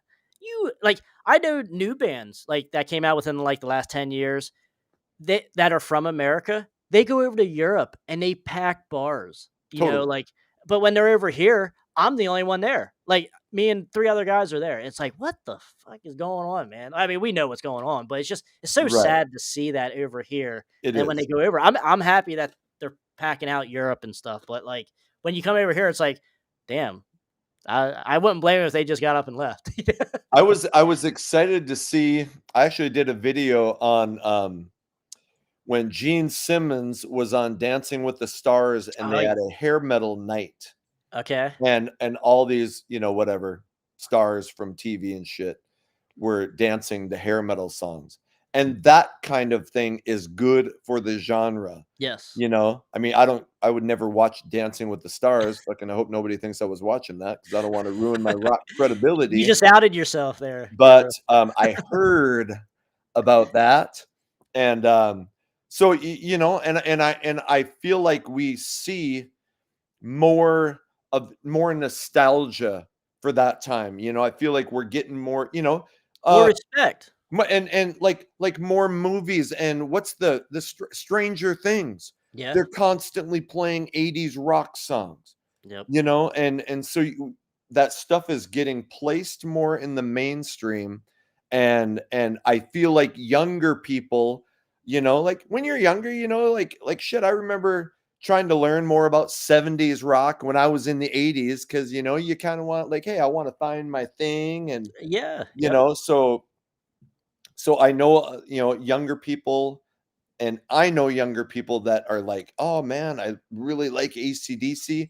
When I sell these posters and stuff, I get a lot of college kids who will be like, my dad used to listen to this all the time. I love this stuff. I'm like, oh, that's what I want to hear. Yes, So, that's cool. That's awesome, and that's what's gonna keep it alive too. Yeah. Just I mean, it probably will never get as big. No. I'd never say never, but it's certainly been through. It might have been through the darkest days. I will say that up until Right. recently, But now I think we're making some ground here, And then Trippy says here, "Heavy, the story of metal from VH1." I remember that because So do I. yeah, that came out 2006. Do you remember this, Guru? 2006, the month of May, on VH1, they did a whole month of metal. Like Right. it was Metal May. They played like music videos, heavy metal music videos, did these documentaries, did these different shows. Like, and then I think that's actually when that metal show came out too. That's when they like premiered that. And like that was so cool because I remember the next year I was like, oh yeah, May's coming around. Hopefully VH1 does this again. Nope, they never did it ever again. I was like, what the hell is going on? But I honestly don't even have cable TV anymore. Like I have, I don't either. Yeah, I have Amazon Prime. I watch most of my entertainment shit comes on YouTube. Yeah. I bought YouTube TV during the NFL season. I'm not, I like the NFL, so I like to watch it on Sundays. Mm-hmm. But I don't buy the NFL ticket. Yeah. So yeah. Well, all you need is Red Zone. That's all you Yeah, need, really. Like that's all I watch. I mean, because like it's nonstop action, man. Like, right. and you get to see every team, especially if you're out of market. So Sure. that's a big plus. And when you live in Now, Fargo, North Dakota, you're definitely out of market for well, I everything. was gonna say, who is your home team, or who is The Minnesota Vikings are I'm a Steelers fan just really because when I okay, was a kid, my okay, brother, this is during the 70s, and my Terry older brother Bradshaw, liked the Steelers, so I just liked what he liked. okay. So, but our closest team is Minnesota. So most people where I live are Vikings fans Okay, or so that's who Packers fans. that's like the default team that you guys get on your Yes, TV then? Okay. All yes. right, interesting. Now, I wanted to ask you this because I'm a college basketball and football fan and stuff. Uh, how close are you to the North Dakota Bison then? That's in my hometown. Oh, really? And and Okay. and they I mean, I'm not I find it hard to like these are kids to me. Yeah, okay. So, Yeah, yeah, yeah. but yes, they are the biggest sports team around and they are like dominant in FCS football. But Yes. Yeah. so yeah, that's my hometown. Okay, cool. I was gonna say you should try out for the coach for the North Dakota Bison then at some point. Right, right, That'd be nice. That'd be badass. right. Oh man, but yeah, definitely. That's one of the first questions I asked the chat and everything out here. Well, we just had Halloween. Is there a Halloween album or a song that you really like play when it's Halloween? Like you're like, okay, it's Halloween. I gotta play this album or this song. Well, not there's if you remember the movie Trick or Treat and Yeah. Fastway did the entire so Oh I yeah. listened to that a little bit over Halloween. And how do Mhm. you get those pictures to pop up? You're all professional and shit. I I know feel what like we're. I know what we're gonna talk about. I'm telepathic, man. I feel like I can see the future. your technology ability is 8 billion times better than mine. But But sometimes I gotta do, like, 3 things at once, and I kinda lose train of thought, so like, look, forgive you me. got this kick-ass background and shit, and I just always it's just me sitting on a chair Well, with no, I mean, your background's nice on your normal videos, you yeah, got all those sure, flyers and stuff, like, that's badass. yeah. So, hey, So you working, you good, doing good, man, doing good. so yeah, I don't really, have a particular Halloween, though I do think that the song Night Songs from Cinderella Ooh, is a okay. fucking fantastic Halloween type song. There you go, And I very love good. that album. That Cinderella's debut is one of my favorite hair metal albums of all time. One of the greatest covers as well, all Oh time. shit. I love the cover. They Yeah. hated it, but Yeah, Brian always talks shit about these covers. I'm like, "Nah, nah, nah. These are all." the farther you get away from it, the more years you get away from it, the more you look back on it fondly. Oh, yeah, yeah. Like now it's awesome to look back like, "Oh man, look at how fucking those bands were putting makeup on, teasing up their hair." Back in the day you might have thought, "Holy shit, well that's kind of weird." But now you get nostalgia for that it was so different and Right. original. Oh, And yeah.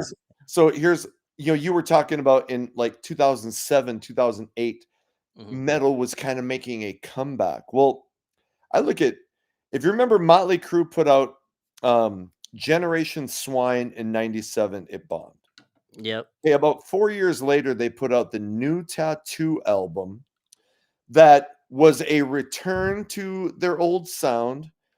It debuted on the Billboard Hot 100 in like the 40s, You're right. not very high at all. Mhm. But in 2008, when they put out the Saints of the Underground album, which I didn't think was all that great either. But that album debuted at number 4. And it was Yeah. like people were going, fuck. It has been 16, 17 years since hair metal. I want that back. So bands, there was the Rocklahoma in 2008, Oh, yeah. Yep. the new Motley Crue album. And I think a lot of these bands, their concerts started selling a lot more tickets because nostalgia was hitting about that time. I'll tell you what, Kicks is bigger since since the Renaissance, since 2007 than they were probably even in the 80s. Like I mean, they were always big around Yeah. here. Don't get me wrong, but like just like nationwide, they're like it seemed like everyone like documentaries were starting to pick Yeah. them up and stuff. It's like holy shit, what's going on here? It's I I mean It's so weird. Like technology does help. Like we talked about this on our one of our previous episodes with you. Technology is like a double edged sword. You Yeah, know, it kind of oversaturates the market now, totally. especially for like new bands.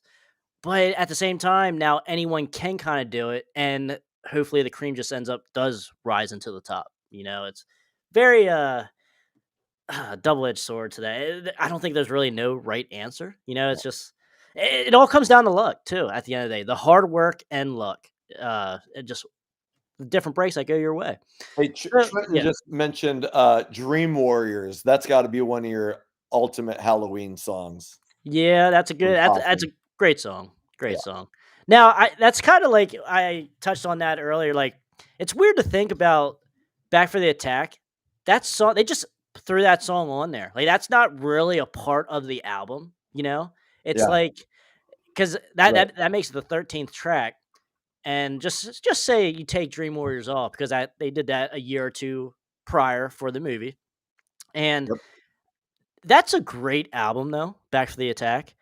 I Yeah. think a lot of people overlook that album. Now they know it because it's Dream Warriors is on it, but like everything else, there's not like that one single that I would really like send to someone and say this is an amazing song, like you would like In My See, Dreams or like I like agree, but I feel like I hear a lot of people say Back for the Attack is their favorite Dokken album. Now okay, mine's Under Lock and Key, okay, great album but too. Yeah, so I hear what you're saying, but I feel like, and maybe I'm wrong, but I feel like a lot of people are like Back for the Attack is number one, and that's okay, a band I would like to do a Dokken album ranking because I haven't talked about Dokken a whole lot right, yeah. on my channel. So Now I agree because like I plan on doing one too, but like I am not going past nine dysfunctional. I'm right, not going because I'm right, not wasting my time no. or money in getting all these albums that are And just it not would take that a good. fucking year if you were gonna do every Dokken album.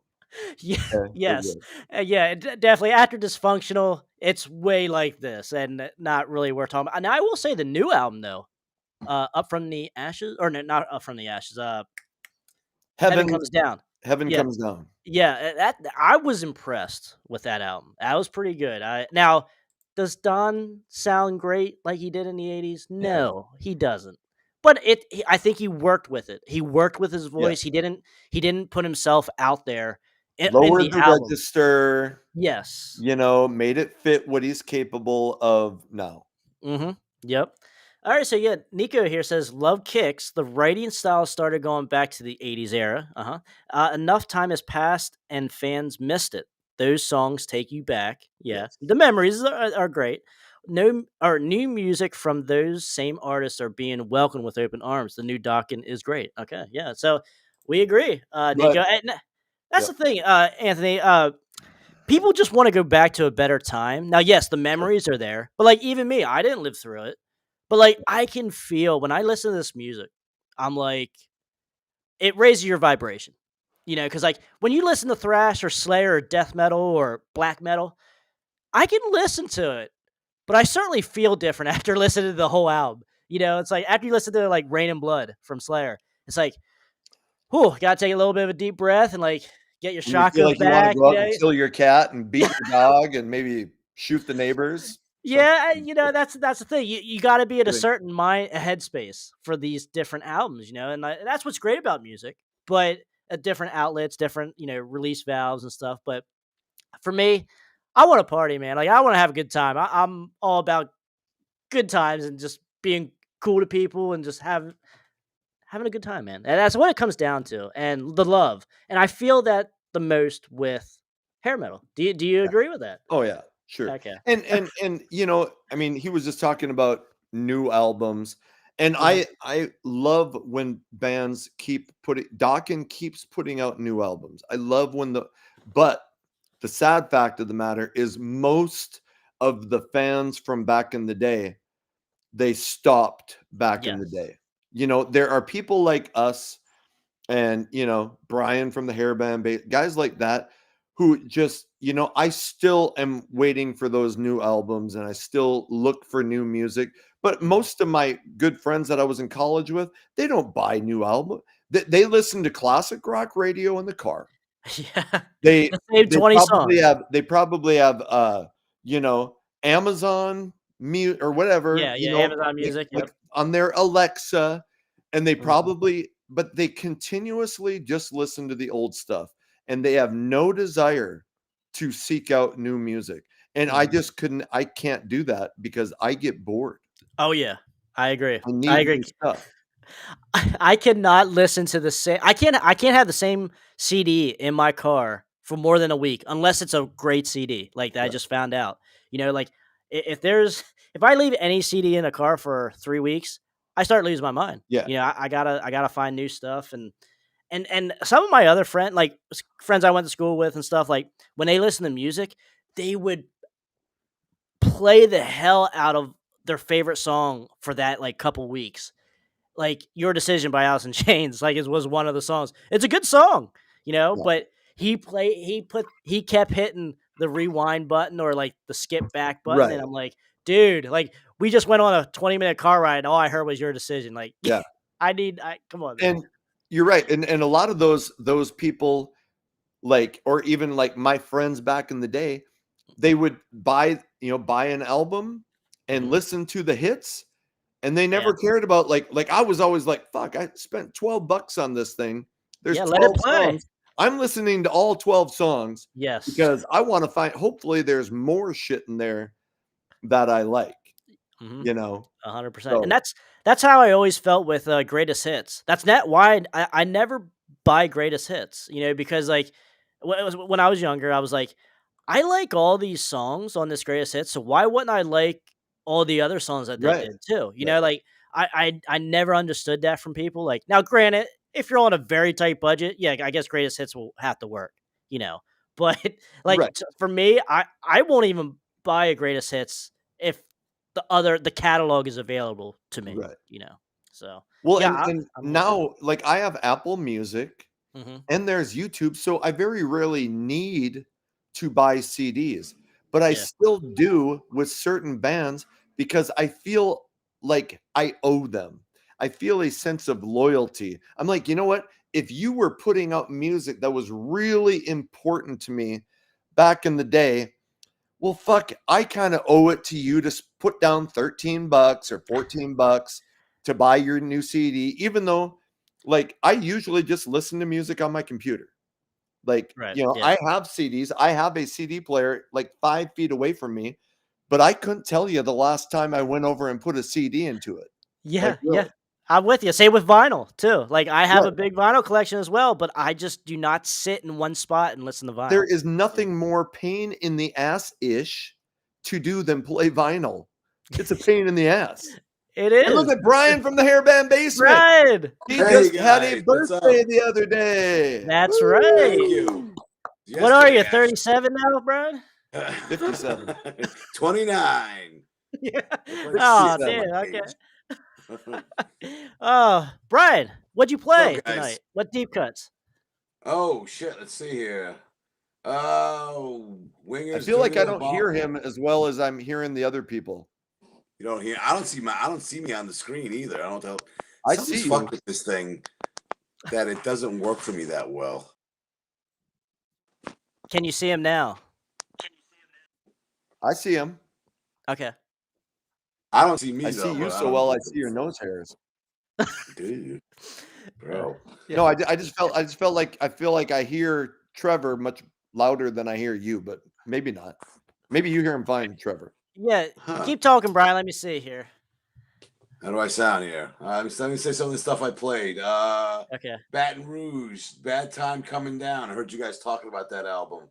Yeah, yeah. Shoot the Yes. Preacher Down by Bullet Boys. I'm on Fire by Blue Murder. Speaking of Ooh. what the fuck, Baton Rouge. See what else I got here. Had Enough by Twisted Sister. Van Halen Singer Swing. This song, Desperate by Babylon AD. I don't know how that song wasn't huge. Yeah. Alley Cat Great Scratch. I ballad. mean, these different. The two songs you requested, Trevor, Devil in the Blues and Lord of the Jungle. Great picks. Those are great songs. So, Oh yeah. and good that you Good guys didn't stuff. fucking listen to it. It's great. Good stuff. Yeah, guys, definitely check out Hairband Basement. Brian, dude, yeah, tell them where they can find your radio station. Download the Station Head app. Put in Hairband Basement, and you can hear "Get Ready, Guru." Yeah. You can hear the deepest. My voice is going. The deepest of tracks, the rarest of bands, and the little known songs from the biggest name artists from before, during, and after that decade of decadence. So you won't hear "Pour Some Sugar on Me" or "Here I Go Again." Thank God. So yeah, guys, that is Brian's Twitter, formerly known or X, formerly known as Twitter, as Brian likes to say. You can That's find him what it there is. on X. Yeah, Definitely give him a follow. Great stuff. I gotta go take a piss. I'll be right back. All right, sounds good. You enjoy that.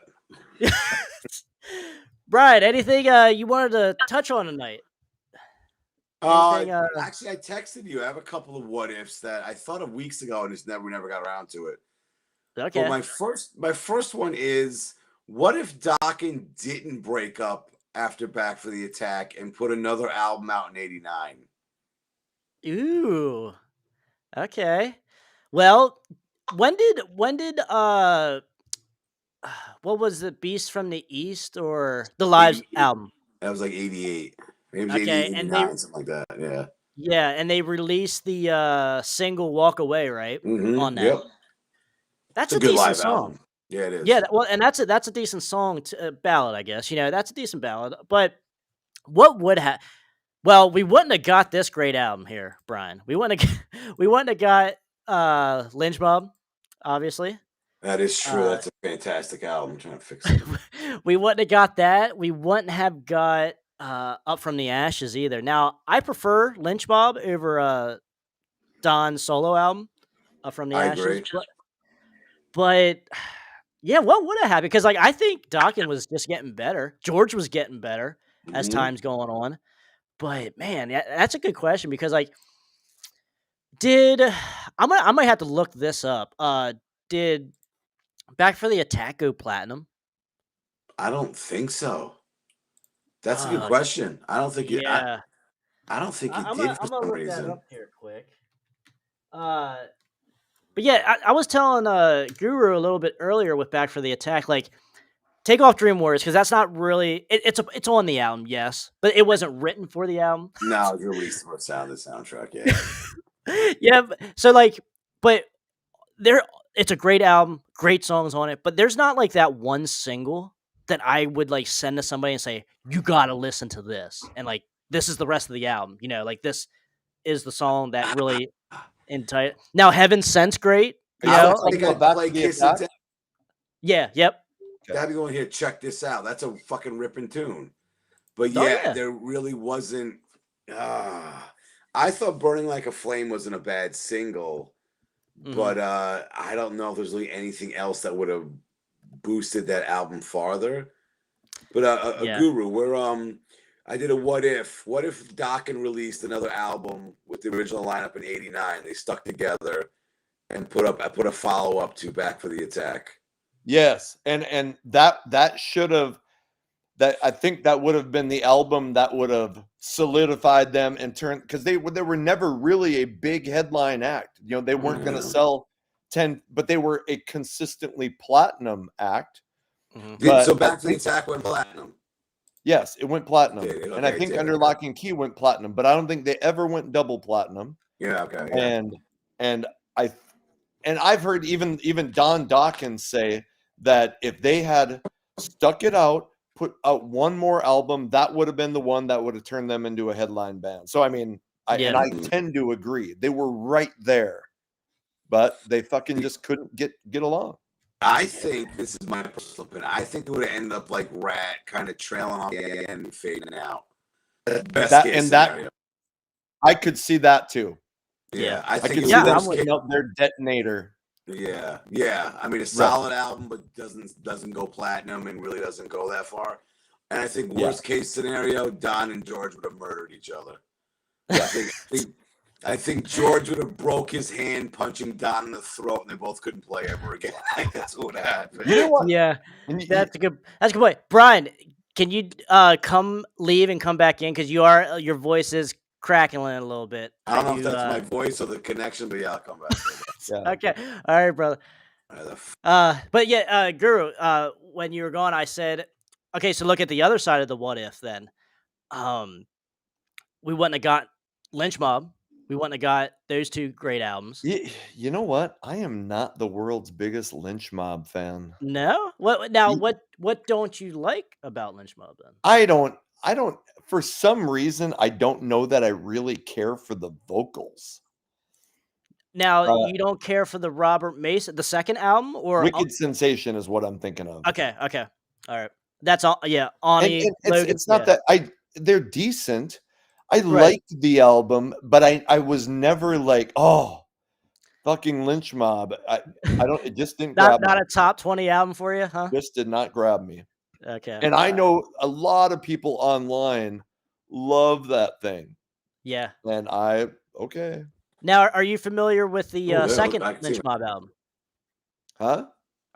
Are you familiar with the second Lynch Mob album with Yes, Robert Mason? that's with. Well, there's one with is Wicked Sensation is with Oni Logan, right? Correct. Yeah. And then Robert Mason took. What's the second one called? It's just Self-titled? self-titled. Yeah. Yeah. Okay.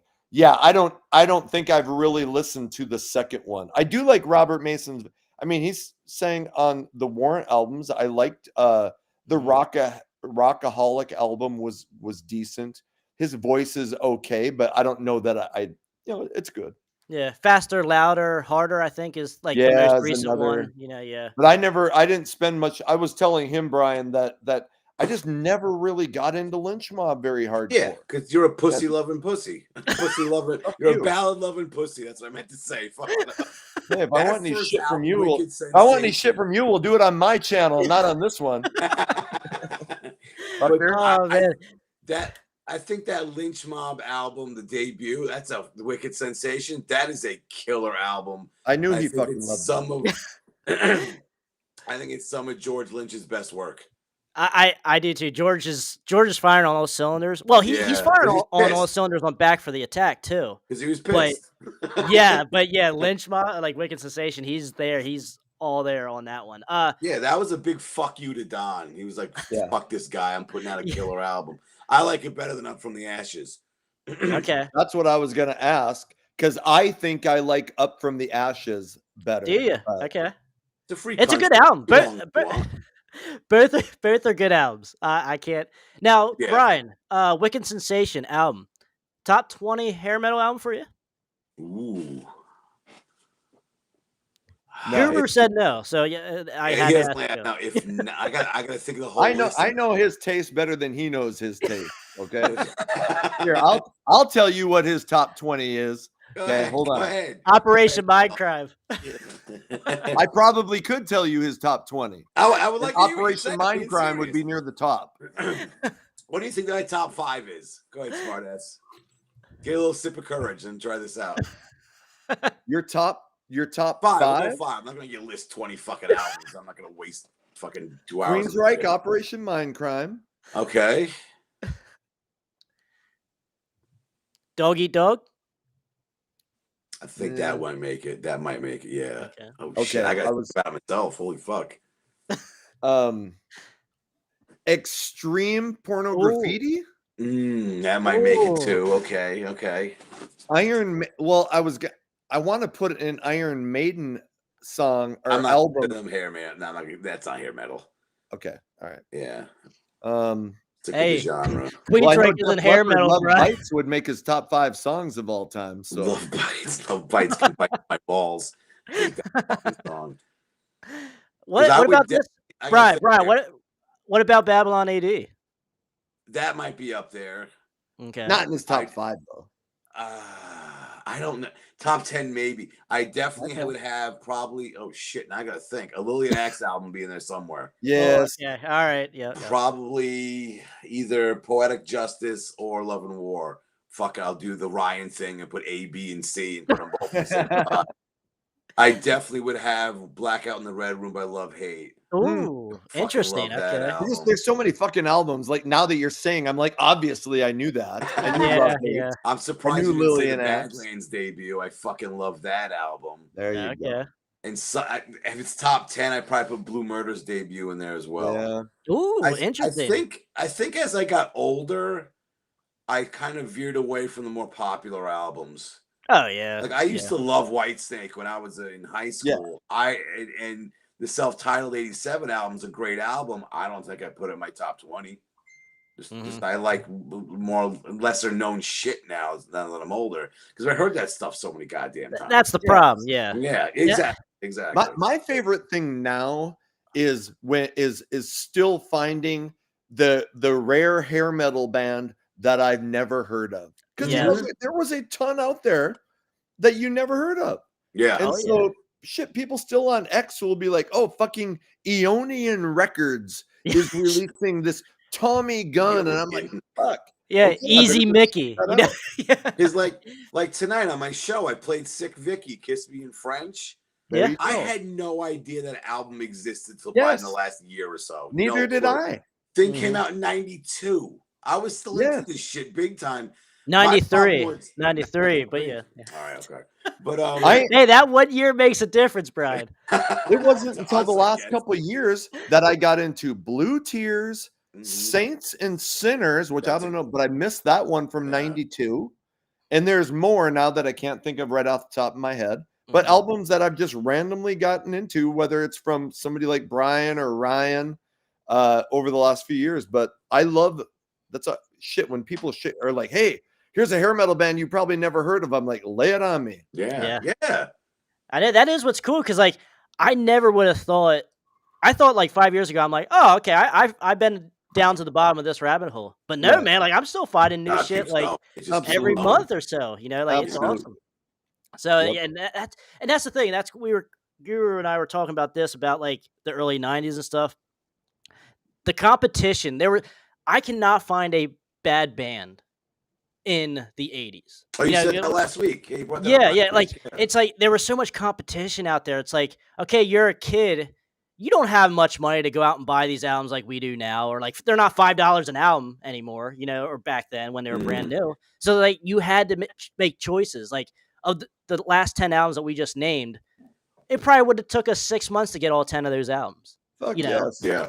So that hurts. But I also think if you asked me back in, let's say, '89, what hair metal bands suck, I probably could have came up with some, because when you're a teenager, you're very opinionated about shit. Yes. Yeah. You know, I didn't like Poison in the late '80s. I was like, I probably would have put them on the list. So CC sucks, all this shit.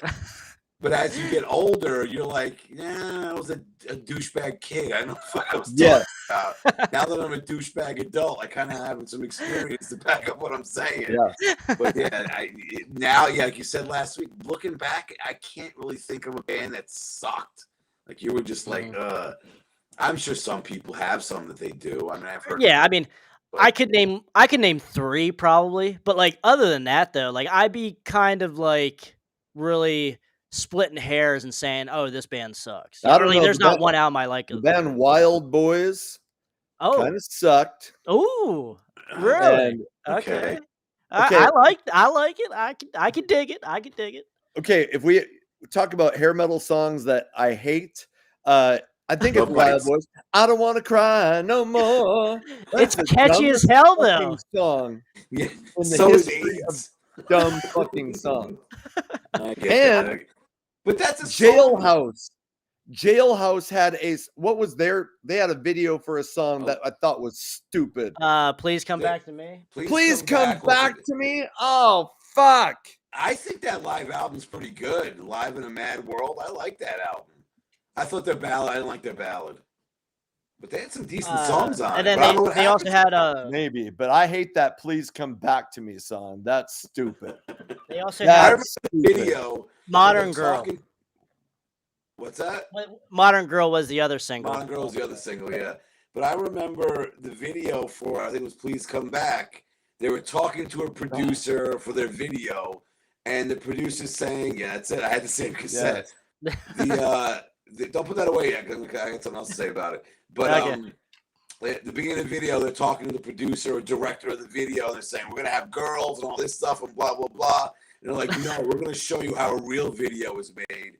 And it's just them like playing live like every other fucking video. And it's like every other fucking video of all time. Just said that. But if you look at the back of that cassette, it says all the proceeds are donated to Runaway Teens or some foundation or something. Yeah, benefit cassette for teen runaways. Yeah, and I remember being a teenager going, like, you're a new band. Why are you giving all your money away like that? I don't know if they thought we're gonna explode in a year or two, or I don't know what their plan was, but you would think Well, this is technically an EP. yeah. Now, and it's That's what they had. live too. Yes, the last song isn't though. What's the Stand Up, last? yeah, Stand Up was Stand Up, was a studio track. right? I think And they it's do a great cover of a Jailbreak by Thin Lizzy. That's pretty good. okay, yeah. And Landed Today's, I think, is a pretty good song too. I like It's that. all right, yeah. I mean, it's an all right EP. Don't get me wrong. I mean, I don't think it's bad at all. it was worth picking it up for $2, you know. So, but it's on it's on the label Restless. I never heard of that label. Is that ish? Yeah. Well, I don't think it was on a big label. When I think about Brian, it. no offense, but you still sound like shit. I don't know what it is, man. I think this year's screaming at kids all day. My voice. No, is but I mean, up. it's just like I hear this, you know. Yeah, it's like sound. a little bit of a crack or A pop. technical thing. Yes, Yeah. it's not your voice; it's technical. It's your phone. Okay. Nah, I mean, I hear you, What? but there will be like static and yeah, I hear a little bit of that too. crackling. You want me to log out again? Come back in. I mean, Yeah, go ahead, give it a try one more shot. time. You know what? Let me switch devices. I'll try that. There you go. Switch devices. Thanks Change for out the working with us, batteries on Brian. your vibrator and switch to the other one. Thanks for working with Yeah, us, I want Brian. to leave these assholes. But no, I do get what you're saying because like I put Jailhouse in the camp of Trickster, Pretty Boy Floyd, Totally. Tough, you know, like that type of style. Danger. Yeah, that type of style, you know, And I like those Yeah, bands. yeah, I really me do. too. But just that's the Please Come Back or whatever. And I don't want to cry. I mean, they went too cheesy. Mm-hmm. You know, like they were trying to ride Look What the Oh. Cat Drag In 5 years later. right. You know, and it was just because at the time you had Spread Eagle, you know, Sleazebees, like the sleazier stuff coming Yes. in, more down to earth stuff, Yes. more normal looking guy stuff, and it's like, yeah, they're good and they're still cool and everything, but like I think the audience was just growing up and ready to for something else, you know, some more of a real thing. And you know what? A lot of those lyrics, even like Danger, Mm-hmm. a lot of, look at those song titles. I Don't Want to Cry No More. Please Come Back, or whatever it is. You were getting the same song titles on a New Kids on the Block album. Yeah, You know, yeah. and obviously the music, but that I think that was a problem that helped bring about. It's like I'm 8 miles away. Yeah, now. I hate him too. Oh shit! Wait, he's back. Okay, I'm just kidding. I was just telling him, Brian, that those songs we were talking about, I Don't Want to Cry No More, Baby Come Back, or Please Come Back, or whatever it is. Those were the same song titles you were getting on a New Kids on the Block album, and I think that helped accelerate the downfall of hair metal. But you were getting those same titles on other hair metal albums. No, I know. It wasn't like that was anything different, especially in '89 when that thing came out. I mean, I know, but it started becoming so overblown, and you had bands like Skid Row going, "Hey, we got to make the change." Yeah. fuck that. You know, I'm going to say this. I saw your video on Sebastian Bach, and I just ranted about it on my show. Fuck Sebastian. Fuck him. Like, yeah. I'm like, part of me was like, God, he became a dick. And then it hit me like, no, he always was a dick. Totally. And now he's Yeah. just a super dick. Yeah. What are you doing, asshole? Shut the... Oh, boo-hoo, you didn't get your way. Now you're going to say the whole country sucks? Fuck America? No, fuck you, Sebastian. Yeah. Fuck you. Yeah. Ugh. You're right. He was always a dick, but when you're younger, you're like, oh, he's anti-authority. Yeah. And I'm anti-authority. But really, he's just a dick. Just a dick. He's just a dick. And I even said on my show, there's a reason why Skid Row will never work with you again. Yep. You may not realize this, Baz, but you're a dick. Yeah, and that's the thing. That's Sebastian Bach Tommy Lee. You know, like there's these people that I could not be in the same room for more than 20 minutes with. Fuck no. Like, Oh, all right. There's a list right there. What other artists couldn't you be around? Probably, yeah, I'm gonna put Ingray Malmsteen. He drove me nuts after a while. I heard stories. Yeah, I heard Yeah. stories. What's his face? I had a whole list last night when I was Ray watching the video. Gillen. Ray Gillen from Badlands. He did Okay. some dick things and he douchey things on Oh, stage Tracy as well. Guns. Tracy Guns is a Tracy penis. Guns. Like I heard that. I Yeah. heard that. I don't know. See, I would maybe not at the time if I was in the band, but later on after David Coverdale fired me, I'm like, yeah, he's a dick. Because he fires everyone every 2 days. So yeah, there's a few. It's God, yeah. When you look back, yeah, like you said, when you're a kid, you're like, oh, they're just kids. Yeah, they'll grow up someday. Right. That day never came. No. You know, like, And that's he became a rock star so young. Yeah. He was like Right. 18 or 19. And even before that, he was playing clubs in Canada when he was like 15. Mhm. So even then, people are kissing your ass nonstop. So he never was forced to grow up. So he's still like the little kid who's like, you know, fuck you. I'll take my ball and I'll go home if I don't get my way. Yeah. never worked for That's why- anything. That's why Yeah. Skid Row never wanted to work with him again. Right. Yeah, And because that's the why one he comes off like he's the world's biggest douchebag online. because also he was the whole thing was what they did they fired him. Was it a message on a machine or something like that? And he was just like, how the fuck can they do that to me? They don't want to deal with you because you're a dick. Yeah. Like, you really want to sit in the room, fire him, then have to deal with him yelling at Yeah. you, screaming, and possibly punching you, and Well, get into a Destroying fight shit. for 2 hours now? Fuck that. No. Mhm. I don't know if I'd even call him. I'd be like, yeah, have No. the manager call him. Yeah, Yeah. tell him he's done. Like this. Send him a Right. certified letter. Right. Yeah. Like, ugh. I don't want to deal with that Bro, if you shit. haven't watched my Sebastian Bach video, go to the Hair Metal Guru. Definitely check it out, guys. Yeah, that's a good one. I 100% agree. You know, Appreciate it. and that's the thing. One point that I like that you brought up that a lot of people don't really think about is that people in other countries, like, yeah, people that are in the worst situation here in America are still would rather better have that off. life than anywhere else. You know, People well, are traveling most countries. thousands of miles and endangering their lives to come here. Yes. And I think I said this. I think I might have said it on X, formerly known as Twitter. I go, this country is so good that the people that hate it won't leave. Yes. Yeah. That's how fucking good it is. And Yeah. just Yep. cut this shit that the sky is falling because Trump Yes. won or my candidate didn't win. Right? Just calm the fuck down. Everyone just calm down. My mom was, and I don't want to get all, and I mean, it's your channel. I don't want to get all political, but my mom was talking to somebody who's like, she's like, am I going to have to worry about, you know, my daughter being taken to jail or so? I'm like, what in the first 4 years led you to believe that your Yeah. daughter's going to be taken to jail? It's Like, it's well, so watching The View. The Quit U.S. watching Constitution The has been View. through worse. Yeah, the U.S. Constitution has been through worse shit than Yes. Donald Trump, and it's still Yes. around. It's all calm the fuck Yeah. down. yeah, Shut man. It's Fuck up. propaganda is a horrible thing. Yeah, you know, that's another thing altogether. 100%. Yeah. All right, we got another guest here. We got AJ. What's going on, brother? One of my brothers that we go to shows with talks hair metal with me all the time. So AJ, this is Brian from Hairband Basement, and then How you doing? Anthony from Hair Metal Guru channel on YouTube. How you doing, fellas? AJ, you got Doing- maybe the most epic beard I've seen I in was a long just time. about to fucking say that. And I'm Thank you, fucking, thank you. I'm fucking jealous because I always think, you know what? Like I grow shit facial hair, but I'm always like, maybe I could get this thing because I'd like to. And I grow it out for like 3 weeks, and I'm like, geez, you suck at growing beards. I just give it off. So I look at you and I'm No. like, there's my goal one day.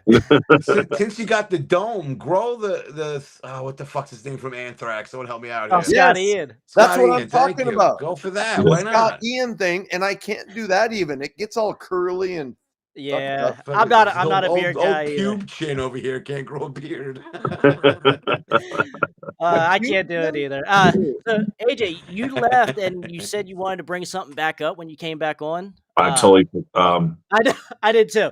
But I mean, because when AJ left earlier, Guru and Brian, we were talking about Warrant. We were talking about when we seen Warrant last year. I told you the story Yep. before Guru and probably Brian too. That we were just disappointed in the Warrant show. Just no fan attention. Like it wasn't cool. But You were wait, when was disappointed this in again? the band or the Th- crowd? the band The to the band. crowd. Yes. Okay. This was like 6 months ago over the summertime Okay. here. Yeah. Very disappointed, and like Robbie Crane and Mason were the only ones that were really doing anything, like Mhm. actually wanting to be there, but the other guys were like not even looking at the crowd, just going through the motions, and like it was very disappointing. But That's pretty yeah, messed up.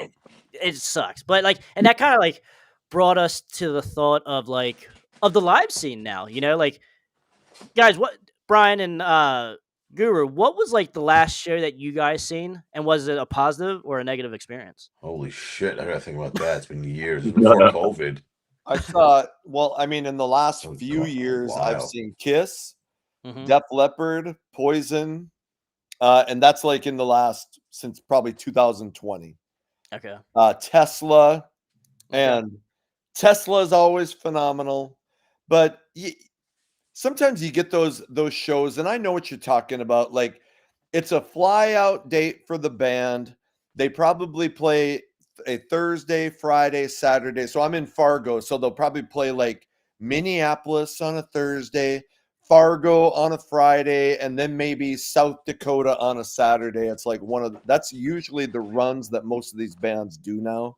Mhm. And these guys are fucking, I'm 52, Brian's 59, and just kidding. Brian turned 3 years to retirement. Nice. Brian is older than me and always will be, and I'd like to thank But I'm him. better looking than you. But move on. So, but I think these guys are in their 60s, Mhm. and they're they're probably just like, fuck, here we go. I don't know. I'm not in a But band. like, what like was the place packed? Like, how big was the place you saw? It was packed like shit. It was. But there was all the back seats though were empty though, but it was more like maybe it was first. Well, go ahead. I'm sorry. it was a big outside venue. You're good, AJ. It Yeah. was a big outside venue at a casino, but it was on the other end of the property of the casino, like it's an outside venue. What time of day? Was it night? 7:00 Friday night. Yeah, everyone's gambling. That's a shit gig. I don't mean it's a shit gig. There were dude. They're probably how many like people? the stuff. They're probably like the stuff Guru said. But then again, that's their job. You have bad days at work. Some days you're just like, fuck, I don't feel like doing this. I remember one band I was in, or playing at a bar, and the Islanders were in the playoffs, so the TVs are on and people watching it, and I'm like the crowd. I'm playing songs, watching the game. Like, I don't give a shit either. No one gives a shit. Why should I give a shit? I'm getting paid. No one cares. I'll watch and see if they win. Right. Doesn't matter. The issue I have, I get it. People have bad days. I get it.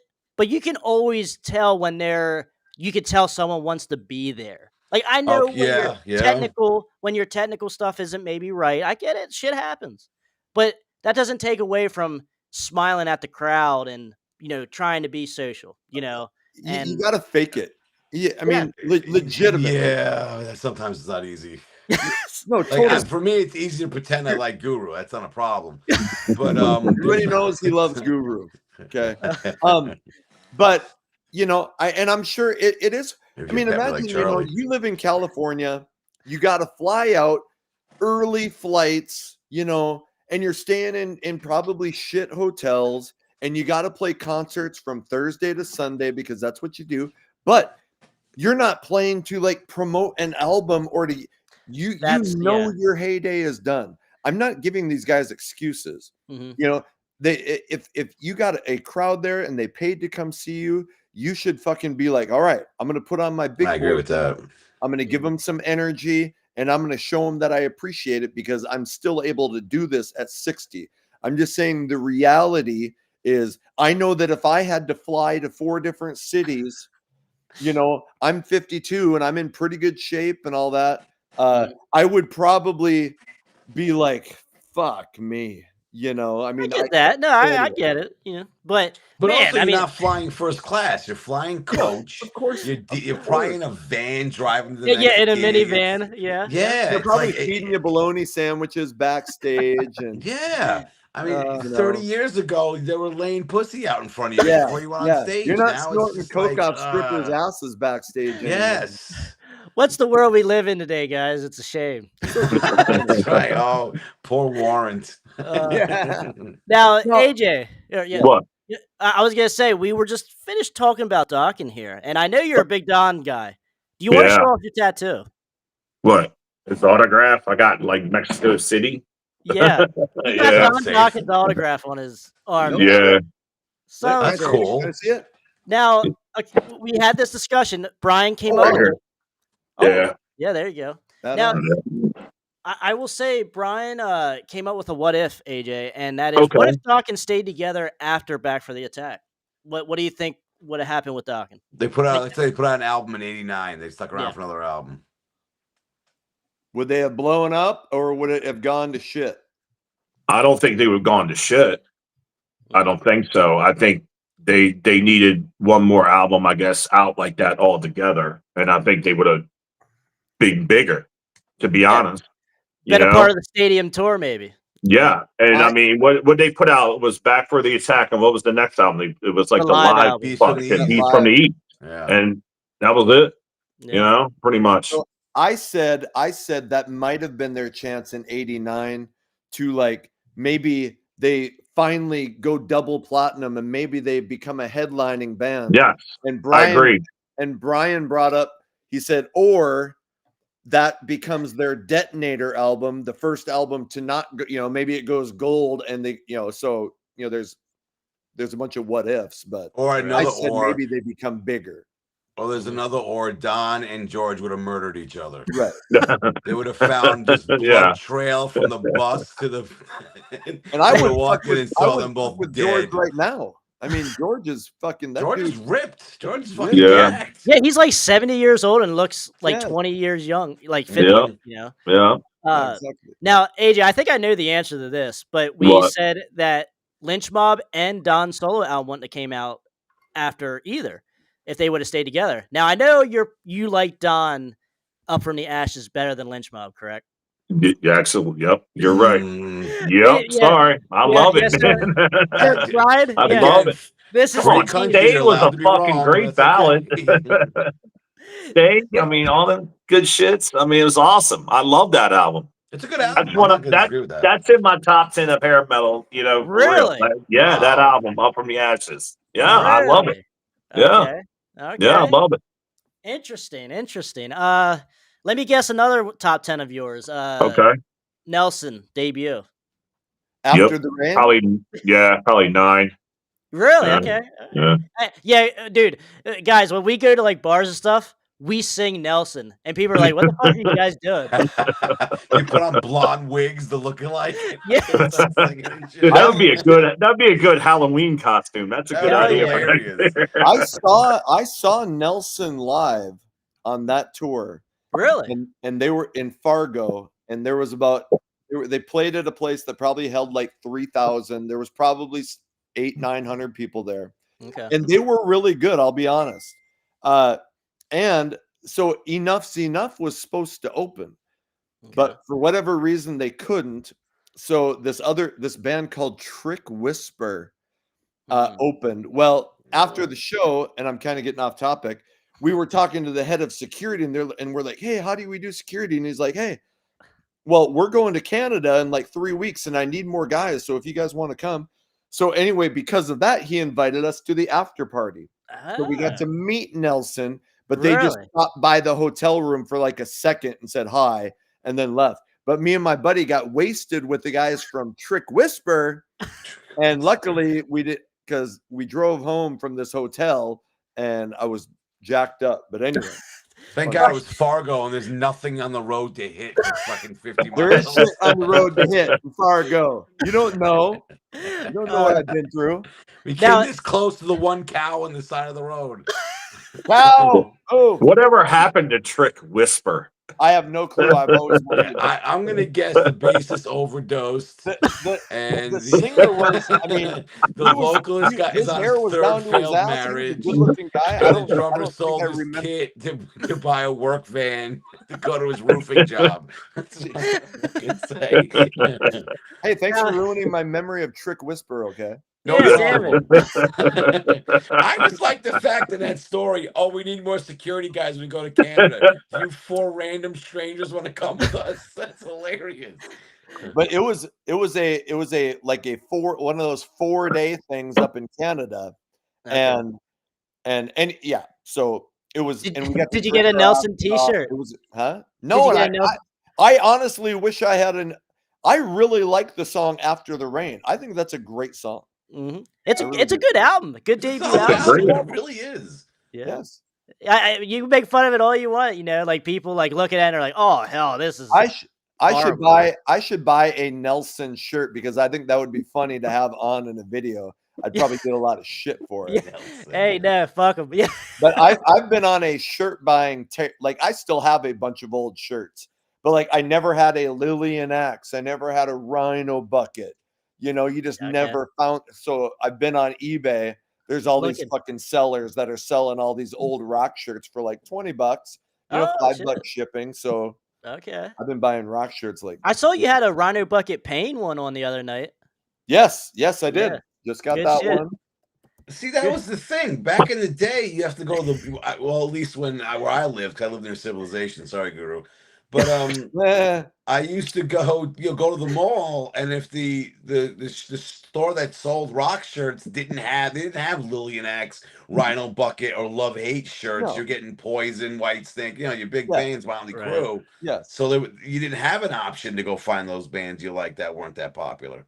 And you know what sucked about shirts back in the day? Like when we were going to concerts, you'd Fell buy apart the after shirt one that you wash. wanted, and every time you washed it, like the only person it was gonna fit was like the kindergartner across the street. Your sister. It Yeah. stunk like shit. It stuck.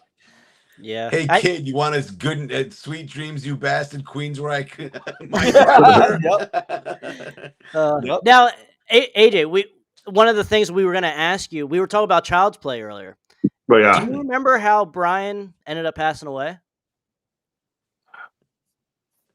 I think it's something to do with his heart or something like that. I think. I'm not. Yeah. I don't want to go on record and be 100% Right. positive, Yeah, but it was okay. something like that. Because I remember I saw the reunion show at Ram's Head with all of them back together, and it was like literally, I think 2 or 3 months after that, he was like gone. It was crazy. Wow. I wasn't even going to go to that show, but something told me to go to that show, Yeah. and Yeah. it was pretty good. It was pretty good. Okay. Now, That's a you good haven't. album. Rat Race Oh, is a yeah. good album. Yeah, Rat Race. Yeah. And they have a couple like Brian Jack. Yeah, Brian Jack has a lot of solo albums out. I had it on CD somewhere. I don't know what the fuck it is. Well, I didn't know how many albums, but I know after Child's Play, he put out a solo album in like '92.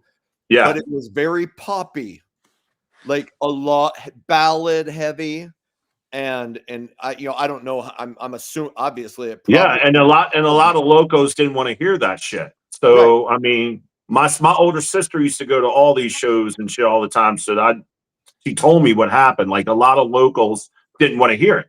right. They want to hear Child's Play, and he didn't want to push that shit out there anymore. Right. But Mhm. that was your money maker, man. Yeah. Yeah, especially in Baltimore. Yeah. I mean, for a band that failed nationally, Baltimore fucking reveres Child's Play. Oh, Shit. I was watching. There was a document. I think they were making a documentary on Hammerjacks. Yeah. But in the documentary, like all these people were like, Child's Play, fucking that band was like, them and Kicks probably. Yeah. Yep. You got it. Yes, sir. Definitely. That is a great album. And like, now AJ, you didn't see? Have you seen any of the reunions with John on vocals? John Allen.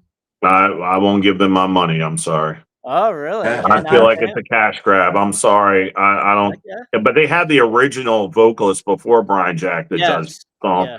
I'm just not a fan. I can't do it. I can't bear to see it. Okay. And it is a cash grab. I mean, I feel like it is, but That's who am fair. I? You You got an know? opinion. Everyone can have an opinion, my man. It's all good. I never seen it, but like I said, I know you don't like Charm City Devils, so like Fuck I no. do. So we I do, and I know other people do, but like And he has I want to another see. band called Stone Horses. That's even fucking worse. No, I heard some Stone Horses stuff that was okay. Come on now, Dude, man. sound like me. You don't Yeah, like that holy bluesy shit. stuff, man. Get out Hey, of what here. do you think about Love Bites? Just kidding. But Def Def Leppard. Leppard Love Bites. Yes. Yeah. Fucking Brian's worst famous. song ever besides fucking the whole album, except side B. Brian is Didn't I famous say the for his same thing on our hatred. round table? Yeah, I said the I same heard you. fucking I heard you thing. say that. Yeah. Oh my god, that whole first album they said fuck it, we'll release it all as a single, and hopefully something gets picked up. Then oh god, yeah, pour some sugar on me, exploded, and Love Bites just sucks. It just sucks. Love and Affection's a good ballad. It That's the is, yes, it greatest Def is. Leppard song ever, in my opinion, of course. Really? Okay. Yeah, That's that's really my good. favorite Def Leppard song ever. Okay. Yeah. Alright. I think Love Bites and not Love Bites. Love Bites sucks. I think Love and Affection and the title track with Hysteria are way better ballads than Love Bites. Yeah. Love Yeah. Bites, Bites is like this. like I It's said on like this Guru's song that show. just doesn't go anywhere. You know, like Which one? it's just like a slow tempo song that's just like, okay, what's going on? Like Love I don't know Bites. what's going on here. Like I said on Guru's show, Love Bites is 10 pounds of shit in a 9-pound bag. That fucking song stinks. I hate that I did song. say that. now I think the greatest Def Leppard song of all time. Well, we just did our top 10, and my top 3. Number 3 was shit. I think it was "Let It Go" from High and Dry, one of the greatest riffs of all time. Okay. Number 2 was "Rock of Ages," and number 1 was "Photograph." I love the Pyromania album. Going mainstream with your number 1, huh? Yeah. But man, that thing was so catchy as shit. Holy balls. That was early. That was early too, you know, like very I mean groundbreaking, you know. No, you can't deny it, no doubt. Yeah. But let's see here. Oh, Richie. Hey, what's up, Richie? What's going on, brother? Def Leppard, "Long Way to Go" is a solid ballad. All right. Hey, I don't know that I've ever talked to this guy, but Richie Kearns, but I have watched I think he's done some videos. Yes, mini on, documentaries. Like Top Gun Messiah, Crash Diet. Crash Diet. So hey, I really enjoy his mini documentaries. He does a really good job with them.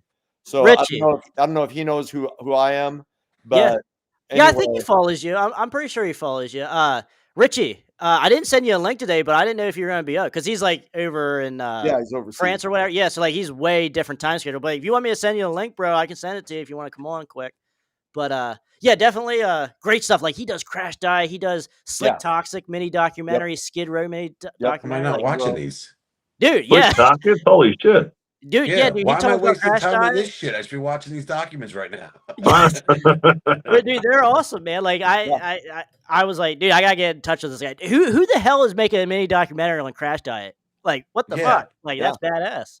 So, but yeah, he does good work and stuff, and he knows the stuff. They're short. Obviously. They're short, but which is good because you know he gets to the point. They're like 10, 15 minutes. Yeah, generally.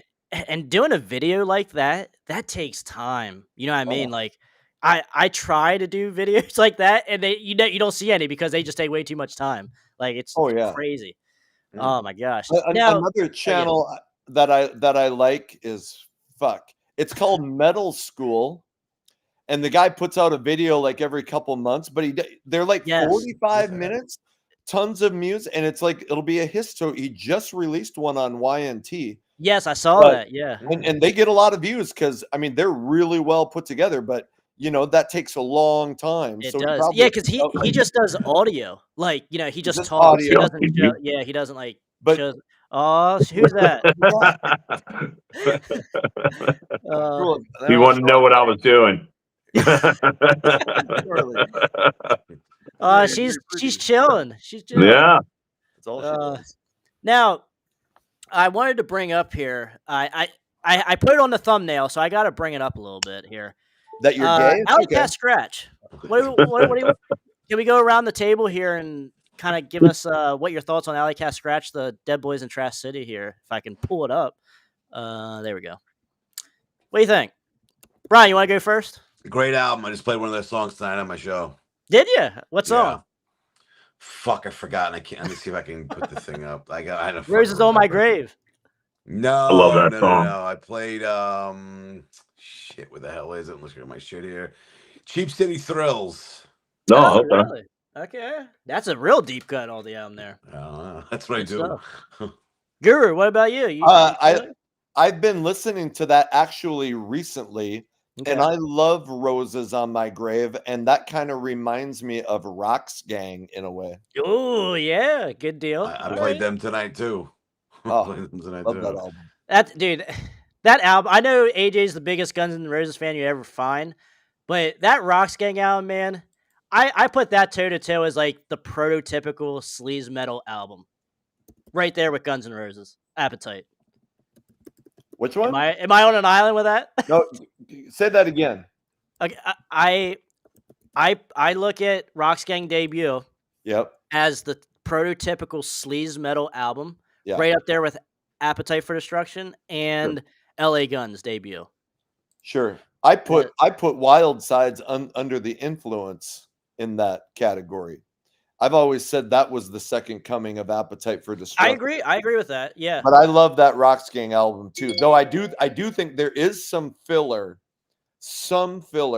in that album, but there's 5 or 6 songs that I think, holy shit, are amazing. So yeah, no, I agree. Like Too Cool for School is like one That's a I good could one. Yeah, I could get. I mean, I rid of like that it. one. I like it. But Ball and Chain, Ooh, Red Rose. Red Rose, Scratch My Back, No Easy Way Out.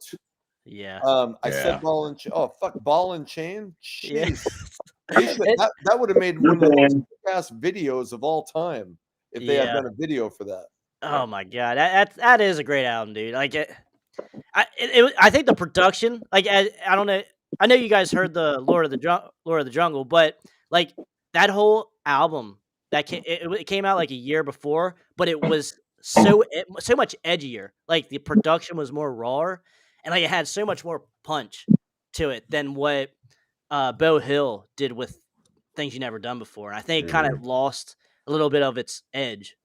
Still great, but just that's kind of when you look at this band, you're like, there has to be edge here. You know what I mean? Like, but then when you listen to the album, it's like, it's a little maybe overproduced for what they look like, Right. So, but AJ, did you want to say something on Alley Cat Scratch quick? I mean, Roses on My Grave and Cat's Got Your Tongue. I like that. Yeah. What's the song? Lovesick Junkie, Plastic Dolls. Those are just fun songs. Very tongue in cheek stuff. Oh my god. Brian knows about Plastic Dolls. That's what I heard. Yeah, I guess the guy who's alone with his dog, but okay. And he has a lifetime supply of KY jelly right behind him in his left drawer. No, there we go. There we go. A part of your base. Yeah, huh? notice Guru doesn't because he used it all. Now, there's something I looked at a couple months ago that I didn't know exist. We were talking about Kiss, and now we were talking about Detroit Rock City, how they were making a little bit of a comeback with Psycho Circus, the reunion stuff. Now, I know we're not really big in video games, but does anyone remember when this came out or seen anything about this? Kiss Psycho Circus on Dreamcast console? Oh, no, but I remember there being like Psycho Circus comic books and yes. I remember that. Yeah. But no, wasn't the CD like a you put it in a computer and all this shit happened it was like turned into like a DVD or something? Yeah, it was like all this enhancement interactive shit on the CD. Yeah, Iron Maiden did that with their CDs too. Oh, yeah, God, that's fucking right. Gene will sell anything. Jesus Christ. I kind of want to go on YouTube and look at like some reviews on that video game and just see how bad it is. I'm sure. I remember, because I'm an old fuck, as a kid, There was a Journey video game for the Yeah. Atari 2600. I remember that. I have an ad for that framed because they promoted the shit out of that in Really? old Billboard magazines. Yeah, They that put was the Journey big. logo and blah blah blah. But I have never heard. I'm assuming it must have sucked because nobody ever talks about it. It wasn't anything spectacular. Yeah. Like one of it was shit coming down from the top of the screen. You had to move out of the way, and one was you have to avoid the groupies. I'm like, you're missing the point of this whole Yeah. Rockstar thing. Yeah. You're No. running away from the groupies. You avoid the Avoid the popo, groupie. you run towards the groupies. Duh. Exactly. But I would love to have a Kiss pinball machine. Oh my Speaking of god, video, yeah. I would love to have one of those. That'd Yeah, be cool. I agree. That'd be cool. If you got the money to fork over, Guru, that's the Hey, problem. and legit, this is not bullshit. I've told my family that when I die, like I don't want put me in a Kiss casket. Oh okay? shit. I'm not even shitting you. Really? Yep. Damn. Just because I think it would be appropriate. Okay. And I don't want my funeral to be this big set. I want people walking in and going, "Holy fuck, he really did it!" You know. Hey, I'm going to give you an idea. I'll He do it actually too. masturbated himself to death. Wow. That's not possible. Trust me. I heard you. You were trying. Guru, I'm going to give you an idea. Songs, top 10 songs I want played on at my funeral. Oh, that's yeah. There you go. And- I mean, and- that's kind and- of a weird and I- topic, but yeah. And if you're gonna be morbid, I love fucking dark, sad, horrible ballads that are like about death. So, Oh yeah, Roses on My Grave, right? right. There you There you go. Now, Guru, Richie texted back and said, "Thank you, man. Appreciate it. Yeah, started following you as well recently. Dig your content as well. And then it's nice to see that everyone is teaming up here. It's nice. He's to probably see. just saying that. Be nice. And then he said, unfortunately, it's 5 a.m. over in France, so he'll jump on next week. He said It's Saturday. What, he got to work? well, it's probably Sunday. I don't know. Maybe it's like 12 hours difference or something over It's there. 6. What are you talking about? He's not in Mongolia. I don't know, man. Like I do Rock and Metal Invasions over in the Shire, over in New Zealand, and that's he's different. like They're like on 16 Tuesday hours now. difference. Like Yeah, I just scheduling him is like crazy hard. I just Like, went and checked Richie Kern's YouTube page, and I decided to make sure that I have more subscribers than him. So I still like you. I do. No, I'm kidding. I'm fucking with you. Totally.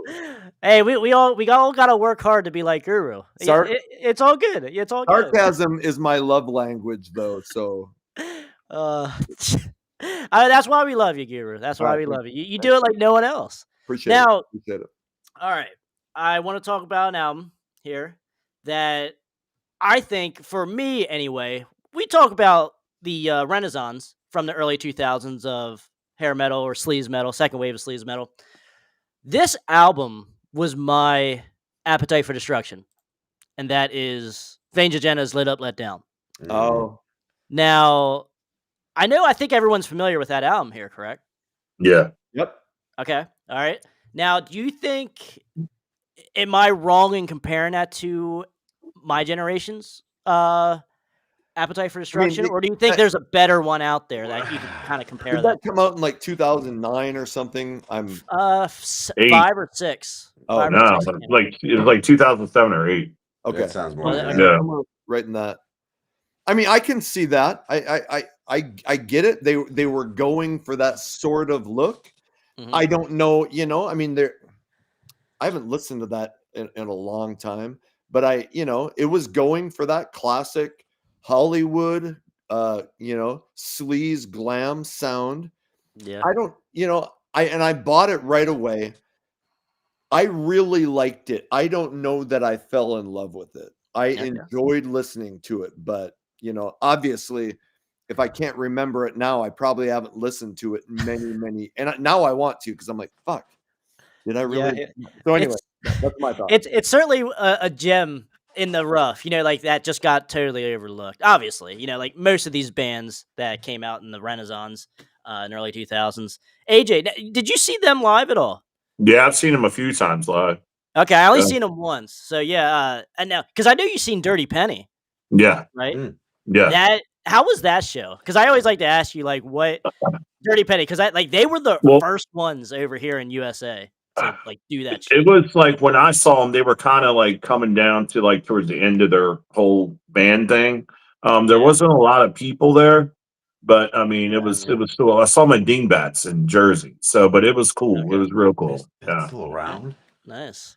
Yeah. All I hear is Dirty Penny and Dingbats. Are we talking about music or Brian's ex-girlfriends? Dingbats is this place in Jersey that's awesome. I've It's heard of one of it. my favorite places. I've heard of it. Yep. Brian. What were the? Yeah. Listen to the shit he gives me. Let's not Oh, get yeah, all man, like that's- gurus What? being What all. are you talking about? What are you talking about? I love it. I love the chemistry. It's great. But check out our there show was on Sirius XM. Dingbats is probably one of them. But like, I remember hearing about the clubs that Skid Row played before they blew up. Man, I don't know if maybe Dingbats is one of them, or maybe Yeah, it was. There was a couple Right. places around, and what Saryville or wherever the fuck it's called, right. and they played there. But I don't think them places are around anymore up there. No, I'm sure not. I know that there is actually a early YouTube video, and I live for this shit on YouTube. But like Skid Row with Sebastian before they went out on tour, it's at a place like called like the Raritan Manor or some shit. But you can tell Sebastian's really trying to figure out his stage raps. You know, later on he sounded awesome, but it was still pretty rough. But I mean, those are awesome. I love seeing shit like that from the beginning before they blew up. You know, Right. Yeah, Yeah. absolutely. Now, what was Sebastian Bach's band, AJ, before? Madam He X was in Madam X, and and he VO5, was in like Kid Wicked too. Kid Wicked too. Oh, that's Yeah, right. yeah, yeah. Yeah, because I remember I was like, "Hey, AJ, I got the Sick Vicky album, and I don't think this is Sebastian Bach on here." And I got Madam Vicky or whatever the band, Madam X. confused with Sick Vicky, you know. And I was like, "Oh, yeah, rookie mistake there, sir." I have an old magazine. I have like thousands of old magazines, and I was And the flipping pages are all through. stuck together. Huh? No, not those magazines. Look at the other magazines. But I was flipping through like a magazine from like 86 or 87, and all of a sudden I'm like, holy shit, there's a picture of Sebastian Bach, and it's talking about whether it was Kid Wicked or Madam X, I can't remember. But you're like, fuck, he's young, he's got hair out to here, and they're saying, oh, these guys might be the next big thing in Canada. And you're like, wow, like they were getting media coverage back. Anyway, I live for that historical music shit. So Yeah. That is cool to go back and just look at that shit, you know, especially in like a timeline too of it, you know, because like totally. when I look back at it, I just see it in a big vacuum. You know what I mean? Because like it's hard to really distinguish what 87 actually looked like compared to 91. You Right. know, so but Brian, any thoughts on that album? I'm not as deep into it as you are. The only album I really have is oh shit, what was the one with Mind Pollution on it? What album are you talking The about? Art That's of the Telling second. Lies. Yes. The That's the second one I album. really have, and I've listened to that the debut a couple times on YouTube. Yeah. But when you say like your generation's appetite for destruction, are you just going with sound or like The attitude, the look, the now the thing is, sleaziness, all right. So the thing the is, drugs. but see, the thing is, appetite for destruction was a cultural phenomenon. Right. Yeah, I mean, And that's the one thing, all these albums you keep comparing it to, they don't have that. And I don't think many bands don't have an album like that. Trevor. They were the biggest band in the world for right. a good 5, Yeah. I mean, 6 years it's stretch. 2006 ish. Like rock and metal isn't gonna have an album like No, Trevor, but I think your part of it, generation's appetite for destruction is appetite for destruction. I thought you were gonna say Taylor Swift. Even the young kids go back to that, to like when they start learning about Yeah. hair metal. Yeah, And I mean, Brian's a teacher. I taught for 12 years, Mhm. and I would still have kids, walking around in appetite for destruction t-shirts. And Yeah. half the time they'd be like, well, my parents bought it for me. But some of them would be like, I love that album. Do you ever listen to Welcome to the Jungle? I'm like, baby, I was in that jungle 35 years ago. What's up? Yeah, I got sick of that jungle Yeah. 35 years ago. No, Yeah. hey, I was that kid too. I had an Appetite for Yeah. Destruction shirt in high Totally. school, you know, but it's like Totally. I'm just trying to like give I know. people I know. comparisons, like Yeah. if they never heard of the second wave of sleaze metal, like these bands from Yeah. 2005ish, Yeah. like that's the best way I can describe what their sound right here looks like or sounds like, you know. So Yeah. that's where I come from with that. But the second album ain't as good. It's good, but it's not as raw and sleazy and stuff like that. It's so. like in the 70s, people would say, well, like who is your Beatles? Well, the Led Zeppelin was my Beatles, or Aerosmith was my Beatles. Yeah. And then later on, it was like, oh, you know, Guns N' Roses was everything was somebody's Beatles. Well, Right, what yeah. was your generation's Beatles? You know, I don't know. Backstreet Boys. Backstreet Big thing. Boys. I was gonna say Limp Bizkit. Yeah. Limp Bizkit, Linkin Park. Linkin Park. I mean, Now, probably. I want to touch on this sound because I had this in the car. I had this album for 10 plus years since high school, but I just recently visited again because I'm like, I only have half this album on my iPod, and I want to know if I'm missing anything on the rest of this album. And that's Atomic Playboys from Steve Stevens. Right. And it still doesn't, half the album still doesn't do nothing for me, but the other half's really good. Now, I think where some of the issue is with me with Vince Neil's Exposed. There's something about Steve Stevens' guitar work, I think, that I can't get into like half of it, you know, because like the title track's damn good on here. Atomic Playboys. Power of Suggestion is great, which does have horns, Hair Metal Guru. So Yeah, I know. yeah, So he's out. yeah. Well, He's I'm out. gonna start calling you the Horn Metal Guru there, Anthony. the horn or the horny metal guru? I'll take your pick. But yeah, I mean, Woman of 1,000 Years, but is good. But like some of the other stuff is just like forced stuff, and even Steve Stevens says himself, like this was an expensive project recording this album, and it just obviously didn't go nowhere on WB. But like, I don't know. Do you guys have any thoughts on this sound? Because this is an album that really doesn't get talked about from someone that is somewhat popular. You know, I love the title track. Yeah, I'm but with the you on rest that. of it's kind of shit. yeah. There was nothing else that really grabbed me. Okay, I'm the same way. The title track is really good, but the rest was like, nah. Yeah. I'm not big on it. Maybe that's one of the bands that sucked. Here we go. Possibly. You know, AJ, you got any thoughts on the album? I listened to like 2 songs on it, and I was like, yeah, immediately done. Yeah, I'm done with that. Now, what's funny is, do you guys remember the movie Ace Ventura, the first one? Yeah, Pet Detective? Yeah. Power of Suggestion is in the very beginning when he's destroying that package, taking that package up to that guy's. That's right. Yeah. Yeah. And when I watched Holy that movie shit. a couple years ago, I'm like, are you fucking kidding me? I know that song. And I'm like, it's Power of Suggestion. Like, I couldn't believe that song was on there. Like, When did Atomic Playboys come out? This album was 89. Yeah, it was 89. Okay. 89, I believe. Because obviously Vince Neil Exposed was 93, and then Ace Ventura was like 94 or something, right? Yeah. Like, and that's just a weird. Now I know Jim Carrey is like a metal fan. Yeah, like he likes the heavier stuff, like Cannibal Corpse was in Ace Ventura. Yeah, where he's dancing and shit to it. Crazy. It's so. But yeah, I mean, it's weird. Maybe he liked Steve. You know, Jim was friends with Steve, or just like this album. I have no idea how that song 5 years later got on. You're right song on this movie. Or it could be something simple that they didn't have to pay much in royalties for it. Fuck it, it's a cheap song, works for the scene. Let's go for it. I might have the answer. Was Ace Ventura a product of WB movie? That could be possible. Because they have the song. They have the rights, obviously.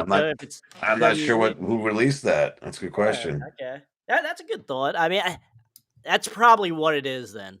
Because I don't know what other reason you would really have this song 5 years old on here. It is, yeah. It's kind of a weird choice to have on it. Oh man. Now, AJ, did you Did you see? Did some news come out from Prince Diamond? Is he on tour right now, or is he going out on tour here soon? Prince Diamond.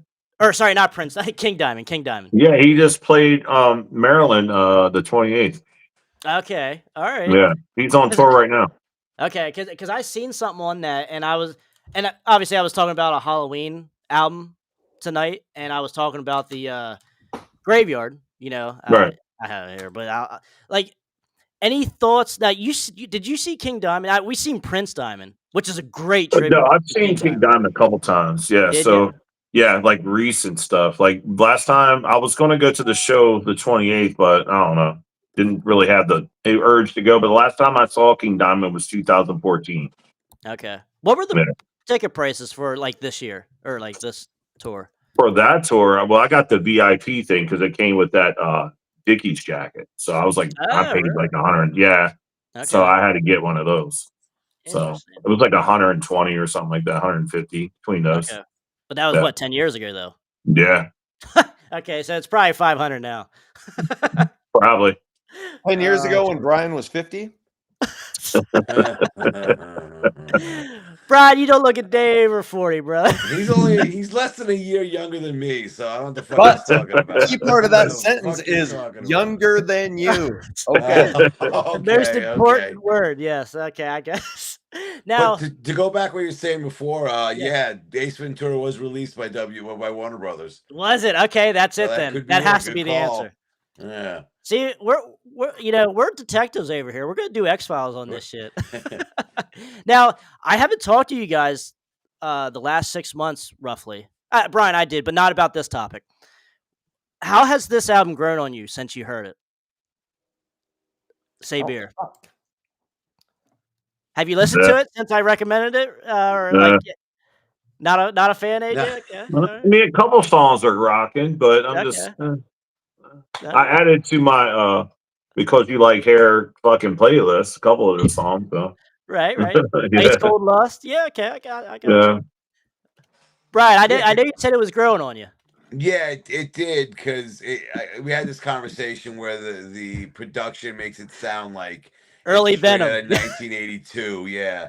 Once you get over that, I don't know, in picture in your head, you're putting a cassette in and listening to it. It grew on me more. I'm not as crazy for it as you are. I'm not even I know. close. You're all goo goo over this fucking thing. You're still trying to push it on us now. So I know. you like this I gotta fucking rep the thing. young bloods, bro. I gotta rep 'em. Oh shit. But okay. Now there is something that I did want to talk about. Hey, you That don't is. want my opinion Oh on yeah, some yeah. Go beer? ahead. No, we All right. don't. No, Go we don't. ahead, bro. Cool, Next, cool. next. Yeah, No, no. you Go guys ahead. just Yeah. keep your conversation going. I'll be over No, here yeah. just doing Yeah. nothing. I love that Yacht album, Yes. especially fuck, Ice Cold Lust, I'm a Rock, Yeah. and I know there's another one that I mean, I really like the whole thing. But anyway, The those last are day, like the the slower last one. day. Yeah. The last day. Fuck that one too. Yep. So yeah. Toxic Man. That's one of my favorites on I there. like Toxic Man. That's a good one. Yeah, I Very agree with melodic that. song there. I'm still rocking that son of a bitch. Now it is gonna be a top 5 album for me this year, but there's another top 5 album that I'm pretty sure most of you guys heard as well. It's not this, but it's from the band Babylon AD. Rome Rome wasn't wasn't. built in a Go day. ahead. Sorry. Yeah, no, yeah, you're good. What anyone want to tell me what their thoughts on the brand new Babylon AD? Here I'll start it. since you're gonna ignore me anyway. Yeah, I yeah. I Yeah. just put Wait, that you in guys my hear something in my the background? I can't. I'm hearing something weird. Oh, sorry. fuck up. I just put that in my cart on Amazon because I want to order it, but I Okay. haven't spent enough time with it. So, and anyway, there's my Okay. great opinion is that I don't really know. I've liked the couple songs the couple videos or The whatever. singles. That I've heard. Okay. The singles, yes. Okay. All right. You won't be disappointed. I'll say that Right. by buying it. Yeah, I Right. think it's a good album, and it sounds like it came out like in between the self-titled debut and Nothing Sacred. Yeah. It has that It same attitude to it. it could easily be the third album in Yeah. the catalog. Right. You know. Now, AJ, I remember I sent it to you. I don't know if did you listen to it a couple times or so, or did he freeze up? He did freeze up. He looks like Look he's at him. thinking. He's deep in thought. I was gonna say he's trying to listen to the whole album on playback in his brain. All right, he'll come back in. I'll kick him out there. But no, okay, definitely for me, I was super impressed with that album. Rome wasn't built. Yeah. The Face of God. Holy hell, that's a great song. That's a great ballad. Even all the ballads are. Love is or is it Love is not Love is War? Let's find out right now. Yeah, damn it. Sometimes Love is Hell or something like that. Hold on, I'll find out right now. All right, yeah. AJ, can you hear us Well- now? Yeah. Okay, all right. Did you have any thoughts on the Babylon AD new album? Yeah, I like it a lot. Now it sounds like an original era. It could have easily been their third album, in their catalog. I was super Yeah. impressed. Really good shit on that album. Yes, sir. And I always loved Babylon AD, obviously with the debut. Like, okay, Brian, I kind of asked you this. Is that a top 10 hair metal album for you, the debut? That might be. Okay. Guru? Because I think like Desperate should have been a huge hit. Yes. I don't know how it wasn't. That's just mind-boggling to me.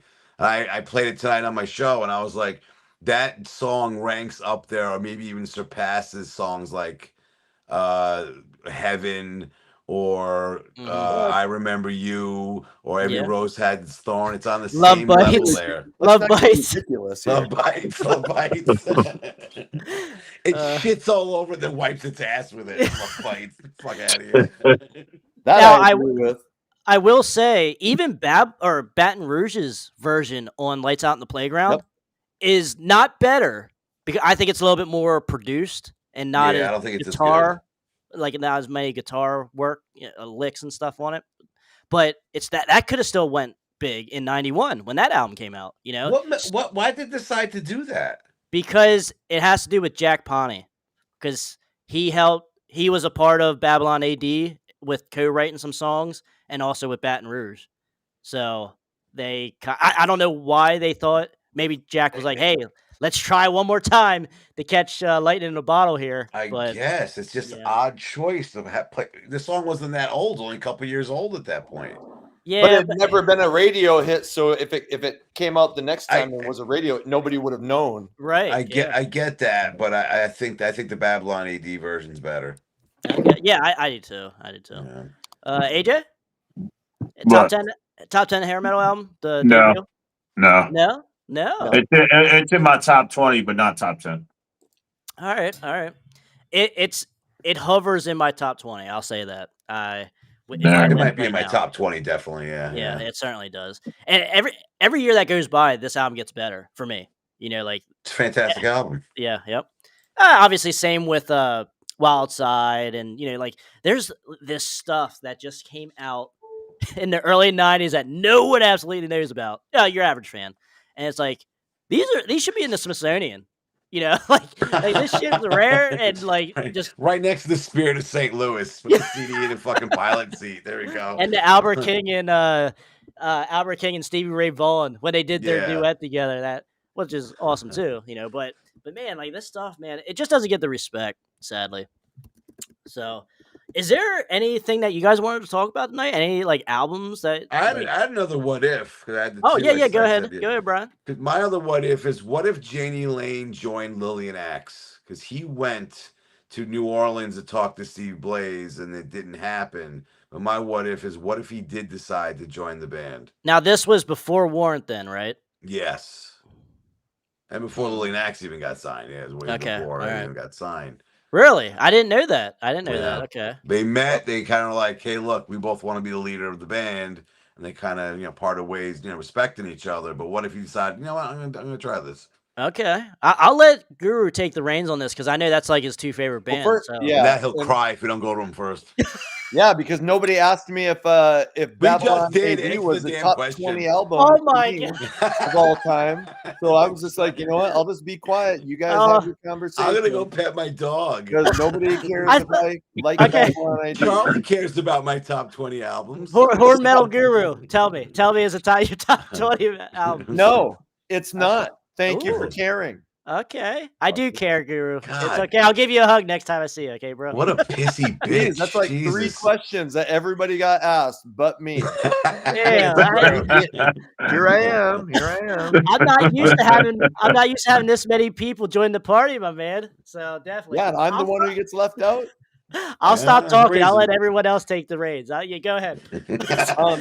Well, first of all, so Brian and I did a Lillian Axe video, our top 10 songs recently, and then Steve Blaze reached out to me and offered, he's like, I got to go on this tour, but I would love to sit and talk to you about the whole career of Lillian Axe. He goes, I'll give you 2 hours if you want.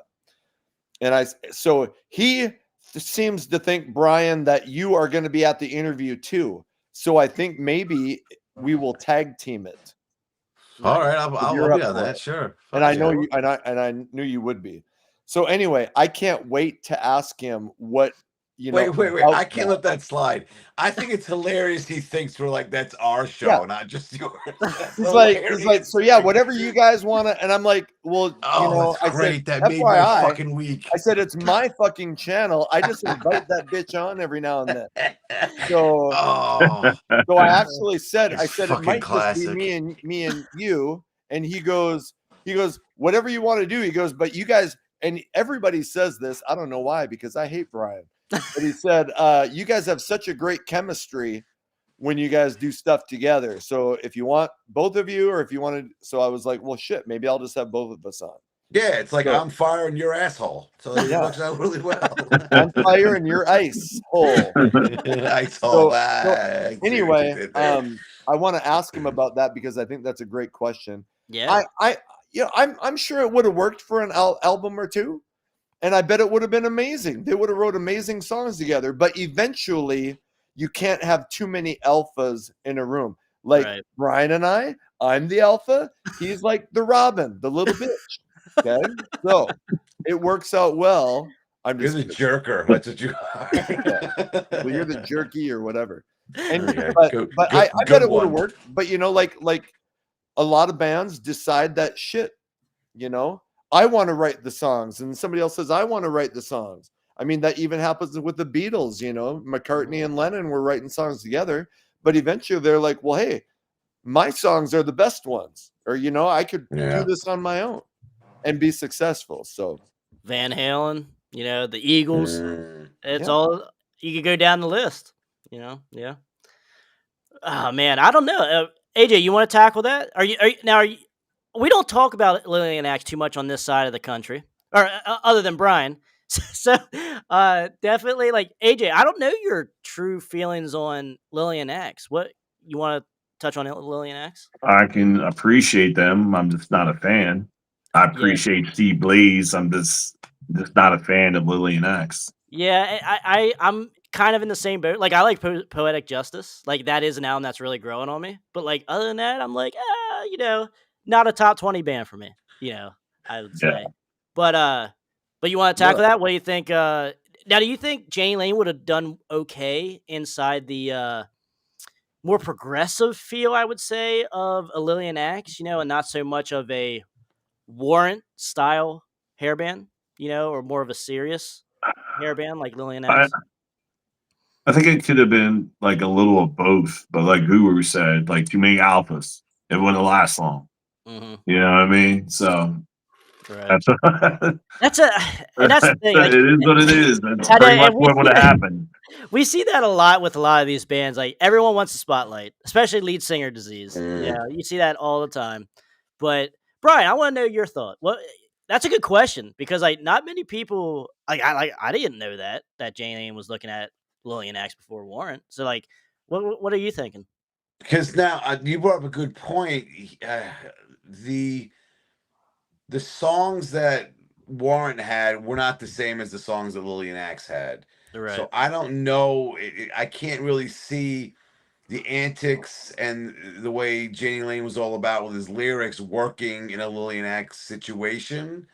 Mm-hmm. But let's say I can see maybe an album or two, and it would have gone the Dokken route, and they would have been at each other's throats. Yep. It would have been something that just set each other off, or they were like, "Fuck this guy, I can't do this anymore." anything or everything and anything could have happened along those lines where it was like, yeah, I'm kind of done with this. Mm-hmm. Especially since people both of them watching want to this be the shit? main writers. What was that, Right. Guru? I said, are there still people watching this shit? Like, Yeah. no, we that's got cool. we Really? got 8 people. Let's go. We've been here Shout for out like to 8 everybody. people. Nice, the party up in here. you 8 are getting the fucking show of your life right now. No, Dude, That's this right. This is yeah, well, quality inter-fucking-tainment. yeah, Friday night. What else you guys got? I think going on? I almost forgot we were doing a show, and I just felt like we were just sitting around shooting the shit. That's the best There's shows. actually people watching. That's always the best content, man. That's right. That's right. Now, Brian, do you have any more what ifs? Nah, I said the two. I'm lazy. Okay. All right. That's all right, because I can't remember the other one. I have a thrash metal one, but we're not the biggest thrash or like panel here. So definitely I'll save that one. But Was it what if Dave Mustaine never got booted from Metallica? yeah, because now, Metallica someone would have asked been way better. someone asked me that last week, and I'm like, I guess I mean that's it. That's a very common one, but I mean I didn't touch on it. So, but yeah, I agree. But- Like I'm glad Dave Mustaine got kicked out of Metallica. Hey, Yeah, Casey exactly. Tom is in the house. And he says KC, Love Bites is secretly his ringtone. Yeah, And 20 bucks is he's talking about Brian. And I agree with that. And I just met Casey at the Fargo Record Fair. And really? we sat and shot the shit for a while. Cool guy. And Very cool. yeah, he subscribes to my channel, obviously to yours too. So yeah, Very nice. Casey, hey, thank you for all the shit we talked about and all the support for the channel. I appreciate it. Good deal. Good deal. Shout out to Casey. It's great when you meet these like the people that like subscribe to you. You know, like that's like the ultimate form of community. Then it's just awesome to see. You know what I'd really like to do? This is kind of off topic, but there's the Rock and Pod, where it's in Nashville this year, and all these people who do music podcasts, you can go, and I've never been to one, but I know of it. Really? I know other people, and I'm like, fuck, it'd be cool to get like, I think guys like you and Metal Mike and whoever to go and then all hang out for a weekend. AJ, how far is what is it, Nashville, you said? Nashville. Yeah. Like 6 hours? Yeah, it's like 6 hours. Okay. All right. That's possible. Brian, what's that? Like probably 8 hours for you? Probably, yeah. Up in- Well, I yeah, don't know. up in Depends New when I York. leave the traffic in this fucking state, but yeah. Yeah, fuck New York. Connecticut. Connecticut has I know. I terrible keep traffic. thinking New York. Because Well, you're that's where a I fucking work. Mets That's where I fan. work. But yeah, you can have the Connecticut shit traffic, then go past the city and deal with that. It's And he has mess. to ask his wife if he can go and make his I promises. Yeah. There's fucking Mets and Yankees fans. You gotta watch out for them. Yeah, right. Yankee fans, I agree with. Yeah, they're assholes. Now, Guru, I his also favorite team was the Yankees, though. Ah, I saw you talking about M3, Guru. You thinking about going to that? I've always wanted to go, but I would only go. I mean, I don't want to go by myself. If I knew I was going to like meet you guys there or something, I would totally want it because I want to go. I mean, that's I don't know what the next lineup is, but they always have an awesome lineup. So I was gonna yeah, because AJ, you went a good amount of years because like that's in Yeah, Baltimore. then I AJ got used to live in Baltimore, so yeah, you went a Yeah. lot, didn't you? Yeah. Especially when Pretty Boy Floyd was there. Oh, last year, yeah. I was gonna say the lineups though the last couple years It's been seem to be shit. like a lot of tribute bands, Right. You know, Yeah. and like if you're spending that kind of money, I'm like, I'd rather just hang out, go to Nashville or something instead. You know, I like feel like they're running out of shit because it's like they alternate bands like every year. Yeah. And everybody's like, hey, bring Crash Died. Hey, bring, whoever over from across Reckless seas, Love, but they don't yeah. want to do it. You know what I mean? Because they don't have that type of following over here and they don't want to spend the money on it. So that's why it's like a carousel. They rotate bands, throughout the years and stuff. And they'll throw a tribute band in there and just to fill the spot, that's it. But I don't know. Like last year's shit. The year before was just shit. I don't know. Yeah. Beers like $12 or more. So yeah. Brittany Fox with only Billy Childs. That was like horrible. Yeah. yeah. Oh my god. it's weird stuff. And then I remember last year, AJ, they Queensryche was there. Right. Everyone everyone hated it because they did The Warning, the whole album, because that was a part of their tour, and Yep. M3 was on their tour, but the whole tour they did for the anniversary of The Warning, and the whole crowd was pissed off because they Yeah. played The Warning. No, everyone was like, "They're not playing the hits," and I'm like, "You guys are fucking Then posers." Like, this play song Silent Lucidity again. Oh no. God. Please God no. That's like one of their best albums, and you're complaining that they're playing it in full. Get Well, the that's fuck what out! when you go to that show, that's what you like festivals. You expect to hear shit like that. You I know, the know. hit all the time. Yeah. Yeah. Sad. What Yeah, did we I come can't to? stand the fucking hits, but I mean, you just got to put up with it if you're there. Yeah, But I see, You know, agree. I'm not Yeah. a big Queensryche fan. Mhm. right? So I would be one who likes the hits. But Yeah. a ton of these bands, you know, there's a ton of bands that I'd be like, fuck, give me all the deep cuts. I don't need the hits anymore. But Yes. I Yeah. remember Gene Simmons saying, look, you're not gonna have a Kiss yes, there are some fans who like me who never want to hear rock and roll all night again. I Mhm. don't. God no. I mean, I Yeah. turn that song off, I'm on the yes. and I hate that I'm fucking a song. Kiss fanatic, but I never Right? want to hear it again. But they have to play it. Yeah. Yeah, they have to because 80% of the crowd is Yeah. like, "Fuck, I can't wait till rock and roll all night." Yeah. Yeah. Because so Guru, you're telling me they're never gonna play Let's Put the X in Sex again? Oh, I it's think a I they'll wish. do great it. song. Yeah. And if it were up to me, they'd play the entire Revenge album every now and then. I'd be like, Yeah. "All right, That'd be Oh the my. shit. This What? is their best album. No, oh, it's I love not. that album. No, it's not. Love that album." Because Uh, Van Halen's my favorite band. And when I saw them in 2012, they came for an encore. The last song was Jump. And you hear the keyboards. I went to my wife, let's go. Let's beat the crowd. I yeah. don't need to hear this song again. Left. It was Yeah. like, all right, I saw all the good shit. They played some deep stuff. It was a great show. I don't Okay. need to hear this anymore. What was the deepest track when you saw him One of my on that favorite tour? tunes they play was Somebody Get Me a Doctor. Okay. That was Alright. like they cranked that one out, and you could tell that's for the fans. And I remember Yeah, going, yeah. yes. And then some random dude sitting next to me was like, yeah, like we know the band. My wife's like, this is too loud. Yeah. You're seeing And a then Why'd I Brian, bring you? legend on stage right now, and you're complaining. then What are Brian you and that doing? random dude started making out to Somebody Get Me a Doctor. I thought it was you. That's not my favorite Van Halen song. My That's favorite not. Van Halen song is Jump. No, I'm kidding. Yeah. I was gonna say. I'd be like, I'll leave it. Yeah, I'm yeah. out. His favorite song is "The Make Out with the Guy to Your Right." That's his favorite song. I went and saw Guns N' Roses 2 years ago, and I left during I think I can't remember what they ended, but the last whatever big hit. But I was like, fuck, and they were so big and bloated. There were so many people on stage, Mhm. and fucking guitar solos up the wazoo. And I was like, you know what? The last song started. I think it was Paradise City. Yep. And I do love that song. I mean, I love that album, but I was like, fuck, let's go. Let's beat the crowd. Yeah. Yeah, you're Yep. talking to a GNR expert there because AJ goes and sees him like 3 times a year. Really? Dude, give me a fucking break. Now, I saw them once. It was the worst show I ever saw.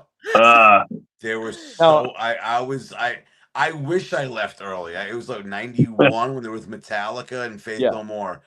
And all my friends left. And I was like, no, I paid for this. I'm seeing every fucking song. And it was just like what, because Axl left the stage to change his outfit after every tune. Slash had to play something just to fill in the space. yes. They went on. When did Metallica end? Around 9. Guns N' Roses didn't come on till 11. They got So up everyone's sober and pissed off now. And I was like, they got what up are around you 7 doing? and went on stage around 9. No, they didn't. No, it wasn't even like the song. They lied in that song. But it was like I remember I might have said this on your show before, Trevor, where Mhm. the next day my friend's brother's like, I can't believe you didn't ask me to go. I want to check out Guns N' Roses. And we're like, John, we saved you the trouble. Don't bother. He was like, no, I'm gonna get a ticket. Fuck that. I'm gonna see him. He went that night, Guns N' Roses comes on after 3 songs. Axl got pissed off, stormed off the stage. Show over. And we're like, we told you, dummy, don't waste your money with Waste this. your money. It was Now- the same tour that they decided to not go on after Hetfield blew himself up with the Oh, yeah. pyrotechnics, and there was Yeah, riots in remember Toronto that. because of it. Yeah. Now, Yeah. I saw Guns N' Roses and left early. I saw Steven Adler's, I don't know if he still calls it Adler's Appetite, Mhm. but his band, and they fucking were phenomenal. You know, it was basically a tribute to like Right. 1988 Guns N' Roses. I You hear know, good but things the though. vocalist was phenomenal. Mhm. The band sounded great, and I was like, you know what? This is about as close as you're gonna get to vintage Guns N' Roses. So enjoy Were it, they- and it was awesome. Were they just playing Guns N' Roses songs? Or they play stuff off his EP. They played a couple of his EP songs. That's a They good played EP. almost all of Mhm. Appetite, and then they played I think they played You Could Be Mine. Yeah, he Okay. played on No, it. Yeah. they probably played a couple, maybe 1 or 2 songs like that were after Mhm. Appetite. Okay. Now, AJ, what was the first tour that you seen GNR? Was it That 91? was Metallica, Faith No More, Really? and Guns N' Roses. Okay. Yeah, at RFK Stadium. I was like fucking, I don't know, 10, something like 11. I don't know. I was young as shit. Now, what was your favorite tour that you seen him? Because you seen him almost on every tour now, right? Yeah. Favorite Chinese tour? Democracy. But I mean, well, yeah, the Illusion tour, of course. But I mean, Yeah. the one where Axel didn't have Slashback. It was like him, and it was like Ashba, Bucket. Buckethead. and that wasn't Buckethead. It was the one he had. He brought in Ashba and Bumblefoot, and I Bumblefoot, saw yeah. them about 5 or 6 times on that tour, and it was, I don't know, it was good. Like Axel was just on his fucking game, man. Like Was that it was Chinese great. Democracy tour? Yeah, you could probably say that. Yeah. Okay. All right. Yeah. Like 2000, was it 15, 14, 15, something like that? Oh, okay. 'Cause Yeah. Democracy came out in 8, right? Or Yeah. Okay. Yeah. All right. All right. Yeah. Do they Dude, I play gotta any say songs that from that November live? in 2008. I gotta say that album is growing on me so much. It sucks. What? Come Better is on. awesome. Better is awesome, dude. Like Oh, actual, I mean, if you get rid of all that like weird production shit on some of these songs, like Axel's voice is still there on those songs. That's what's Listen to crazy. Sorry, and you'll understand exactly what you just said. That's a great fucking song. And Yeah. Axel nails that song. Yes. But do they Sorry. play stuff from Chinese Democracy live now with McKagan and Slashback? Yeah, yeah, they do. They do about 3 or 4 songs from that album. What song? unfortunately. Sorry, There Was a Time, Better, Ooh. and I think what was the other one? IRS. Not just IRS, and they done This I Love a couple Sheckler's of times. Revenge. No. That's No the one song I Madagascar don't either. really like. Rock and Danger still hanging out with us. What's up, brothers? Holy shit. Who was the opening band on Chinese Democracy tour? In Canada, it was Sebastian Bach and Danko Jones from Canada. Hey, I like Danko Jones. Oh my God, yes. That's the one fucking band I want to see so bad. He never Yeah. fucking tours over here. Yeah. Never. Really? Danko Jones is so good. Hell yes. Now, who opened up for him when you saw him in America? Do you remember? Wolf Mother, I think it was. Oh, Or really? something. Yeah, and and Sebastian Bach was another one, and it was what was it, Big Truck or something like that? Was Mm. another band I see him, Shit Big opening Truck. bands like Guns N' Roses does not want, and I kind of get it, but they want nothing to do with being associated with. So they would never be like, hey, let's get some of the old, bands that we used to play with. They would never do that. They're not doing a stadium tour. No. Now I know That's a Nikki shame. Sixx has said lately that he would love to, and I'm sure, because I hate to say it, Motley Crue sucks live. Yeah. Okay, it's just I've true. heard that. And so he's like, it would be the best to have Guns N' Roses. Well, they need another band, because I hate to say it, if Motley Crue goes out by themselves, they'll yeah. be playing, I bet, to like 4, 5, 6,000 seaters. Yeah. That's If they're my lucky, personal opinion. even, like that's the thing. They don't sound good. I mean, people still spend their money to Yeah. go see Vince Neil, which You can. whatever. But when have they gone out on their own headline? It's been a long time. They do all these. They went out Carnival with of Kiss Souls, or not before. They Carnival? went out. Yeah, Carnival of Souls. So Carnival of Souls, right? Like no, 2000. I'm talking about Motley Crue. Yeah, or no, yeah. it was like after that Red, White, and Crew. Yes. It was like a tour of just So I Carnival. think they understand that people are like, they get disappointed hearing Vince try to sing. And I love Vince, but he sounds like shit live. So I think they know, look, anytime we go out, we better be a part of a package, because then we will be able to sell it. You know, we do the stadium tour. They toured with Kiss before. They toured with other bands like that. Right. And I think they would do very poorly selling, you know, tickets if they were the main headline act and they had some kind of relative unknown band with them. Now, I have a what if for you guys now. What if Motley Crue? What if you had a penis? No, I'm kidding. Oh, Wow. yeah, big one. What if we gave a shit about Now, what Guru what says? if John Corabi and Vince Neil would go out on tour with Motley Crue and do like a double, like what Halloween does? Halloween That would had all never three happen. original That's Vince. not gonna. I agree. It's not gonna happen. I mean, Steel's ego wouldn't let him, cross the threshold. Come on now. I would go see the shit out of it because I would love to see that, but no. Me too. Yeah, I know it won't happen, but I think the big headline would be John Corabi blows away Vince Neil on vocals. Totally. Just like it wouldn't even be a close. Everyone would be like, "What the fuck?" Everyone would be bothering yelling. Sticking around. Yeah, everyone would be yelling, "Play the Scream and Union albums." Yeah, exactly. Hey, those Union albums are underrated. I was gonna say I have one of them, but I haven't really listened to it yet. But I hear good things. So you're another person that says just listen to the song "Do Your Own Thing" Mm-hmm. off the Blue Room. That song will tear your balls off. Yeah, okay. For those of you that have them, I'm sorry. I'm just. Oh man, I don't need any more damage, man. Always the genitals with this guy. Sarcasm is my love language. All right, so Craig, messaged us and said, "I think it would be hella fun to meet each and every one of you guys here sometime in Nashville. Nashville's about 6 hours. I'm not that fun. Yeah. Damn it, Brian. Yeah, you are. Yeah, you are. Everyone's not that fun to be around. I can't stand myself at times. Yeah, I can only handle him on Zoom. That's I was gonna say you could just hit end call our shows and then have gotten shorter over time. We used to be pushing 2 hours. Now we're at 45 minutes a clip. Cut it back so much. I used to get done and I'd be like, dude, we were on for 2 hours and 30 minutes. I got to knock 45 minutes off of this. Yeah.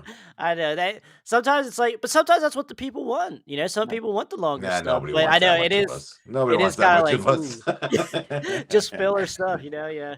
We're just waiting for Sirius XM to call us for our hair metal show that we're Someone said, well, I forget what video it was in the comments. You two should have a Sirius XM show. I'm like, oh yeah, it's gonna happen, right? And I was like, you're right. We should. I was gonna say because Sirius XM Hair Nation plays the same shit over and over. But they've kind of changed in the last year or so. Every now and then you'll hear a live track, you'll hear a deeper track. I'm like, what the fuck? This is not what. For years, you're right. It was the same shit over and over. But yeah, I want to say recently, they just played some live Poison song. I'm like, what the fuck, really? I heard Vinnie Vincent "Love Kills" today. Wow. And usually, like the only Vinnie Vincent song you were going to hear was "Boys Are Gonna Rock." Right. And so, even that would be impressive. Yeah. AJ, don't they have a deep cuts now on certain packages of? Yeah, it's through the app, I think. And they play a whole bunch of shit. Yeah. Yeah, because I was gonna say when you were up last time, it wasn't in my car because they gave me like a free subscription or whatever, and it's not. The deep cuts wasn't in my car. So it's through the app. Okay. Yeah. But that's relatively new too, though. That's like they had that, maybe in the last year or so or something. I've noticed that all of a sudden you're like, oh shit, they're actually playing something that's not fucking Love Bites. something cool. Yeah. Love Bites. Love Bites. Trevor again. usually has his turned on to the 24-hour Starland vocal band. Backstreet Boys. You can hear like Right. Afternoon Delight and shit like that. Yeah. The I break out the high Bananarama vocals channel. on that shit. Oh man, dude, I don't know. Is there anything else we got? I mean, it's almost midnight in our part of the neighborhood. I'm probably gonna wrap her up here because I got to coach in the morning. Coach Joe's Bison, huh? No, I got to coach fucking little kids. Well, yeah, I'm sure they're fun though. The Bison should hire me. I was gonna say I'm all for that. I'll sign a petition on that shit. There you go. So, hey guys, I'm gonna sign off. It's Yes, been sir. awesome chatting with you, and sorry about my crude jokes and stuff. So, All and good, hey, brother. And everybody we who have You should fun. apologize. Thank you. They weren't that funny. Yeah, man. Yeah, take it easy. Yeah, Nice brother. to meet you, AJ. Take All right, care, you Guru. too, bro. All right. Yes, All right. sir. We'll see you guys. Yep. Go check out Anthony, guys, from the Hair Metal Guru channel over on YouTube. Awesome stuff. And you'll see Brian there at least once a week over there as well. They do all kinds of great shit. So, Anthony, thank you so much, brother. All right. Very good. Anything Good. we Thank want to talk about fucking here, God guys? we got rid of that burden, dragging the rest of the show down. Jesus His Christ, feelings that were getting guy. hurt, I think. I heard his I feelings. know. Fucking the glare off his head was bothering my eyes. I couldn't deal with it anymore. Now, okay. Now, Hair Metal Guru did say he wasn't the biggest thrash guy. Now, I think the rest of us are somewhat thrash guys. So we'll do the next what if here of Dave Mustaine. Like, where are you guys at now? I know, AJ, you are a very big Metallica fan. Now, what do you think? Are you a fan of Megadeth at all? Yeah, I told you know my favorite Megadeth album. I got you. Just for everyone else, context there. Now, you're a fan of Megadeth, so Yeah, what would have happened if Dave Mustaine would have stayed with there wouldn't be Metallica? no Megadeth. Would Metallica got Yes. even bigger and better, or would they have just kind of like just stayed in that underground type deal, or what do you think? I don't think they would have gotten that big. You know what I mean? But I think people would have known who they were. You know Still what I a mean? platinum artist? They wouldn't be selling out fucking arenas. Yeah. No, but I think the quality of their later albums would have been better. Yeah, Okay. yeah. Alright. I don't Yeah. think they would have Yeah, had. I was agree that with one that. bullshit album. Oh shit, who was it with? Some big pop star. Lou Reed, Yeah, right? they wouldn't do Yeah, shit that like shit. that. No. Yeah, they wouldn't do that. Mm-mm. I That's think true. they would have kept heavier, and you're right. They wouldn't have sold out arenas, but they would have Right. been. I mean, one of the top thrash bands, as big as the thrash bands can get. Right. But yeah, they wouldn't have been the huge arena act they are these days. Yeah. Okay, I got that. Because like I'm even a fan of like the Megadeth stuff, like Risk, and Mhm. like I think it's not a thrash album. I get that. It's not a heavy metal album, but it's a good like the songs are on there are still quality. You know what I mean? Like good mainstream stuff. But I get why people don't like it. But I do really. I was always a Megadeth guy, even in Yeah, high me school. too. Like don't get me wrong. I played the hell out of Ride the Lightning, Kill 'Em All, and I like Metallica Injustice too, for yeah. All. Like Injustice for All is probably my favorite Metallica album. Hmm. But yes, I know. And there's no bass. There's no bass. I get it. Yeah. Well, not Fuck for Lars. nothing. I mean, that's famous. We get that. But Lars was lowering the bass and raising the drums on all their albums. And I think I said this last week. It's mind blowing. You have Cliff Burton, one of the best bassists in metal, and you're turning his volume down. Like, what are you doing? Yeah. I mean, I think a better what if would be what if Cliff Burton didn't die? There you go. Yeah. Now, He would still be in Metallica, but I think You think Lars would so? have been fired. Lars would have been fired. Okay, I see that. All right. That's all what I point. think. Yeah, that's a good point. Yeah. Interesting. Yeah, because I would certainly say Lars is the weakest link out of the three. Yeah. I mean, yeah. Kirk's an original guy, I guess technically, but I would say Mustaine, obviously. Yeah. But when people think of Metallica, they think of Kirk. You know, he's the face Yeah. of the original lineup. But that's a good point. You know, because like Lars, I mean, is he that good to like? It's not that Cliff good. was Metallica. He was those first three albums. You know, like Yeah, he was the most talented guy in the band, I think. At least that's my Yeah. opinion. his Yep. fingerprints are all over that Yeah. album. And hell, even Dave Mustaine's fingerprints are all over Kill 'Em All. His riffs, the and lyrics. part of Ride the Lightning. Yeah, yeah. And that's weird because like when everyone thinks of like the early Metallica stuff, how great it was, it's like all this different like pieces of a puzzle that of people that aren't really there, like Mustaine and you know Cliff. Then eventually after the first couple, it's like, oh man, like are we kind of overrating Metallica a little bit? And, like, are we going there? Like, because I on the other side of hair metal, I think Motley Crue's overrated. I I there might agree with you on that. there's 40 other bands in the hair metal genre that I would rather listen to than Motley Crue. Motley Crue has not Personally, Motley Crue has not aged well for me, I will say. yeah. I think I love Too Fast for Love, great album. Mhm. Shout out the Devil, that's a hair metal classic. And then I mean, you like Theater of Pain better than I me, but do. there's some duds on that. There's some filler on Girls Just Dr. Girls suck. Feelgood. Yeah. Girls. I keep saying this. That's what happens when cocaine is your co-writer.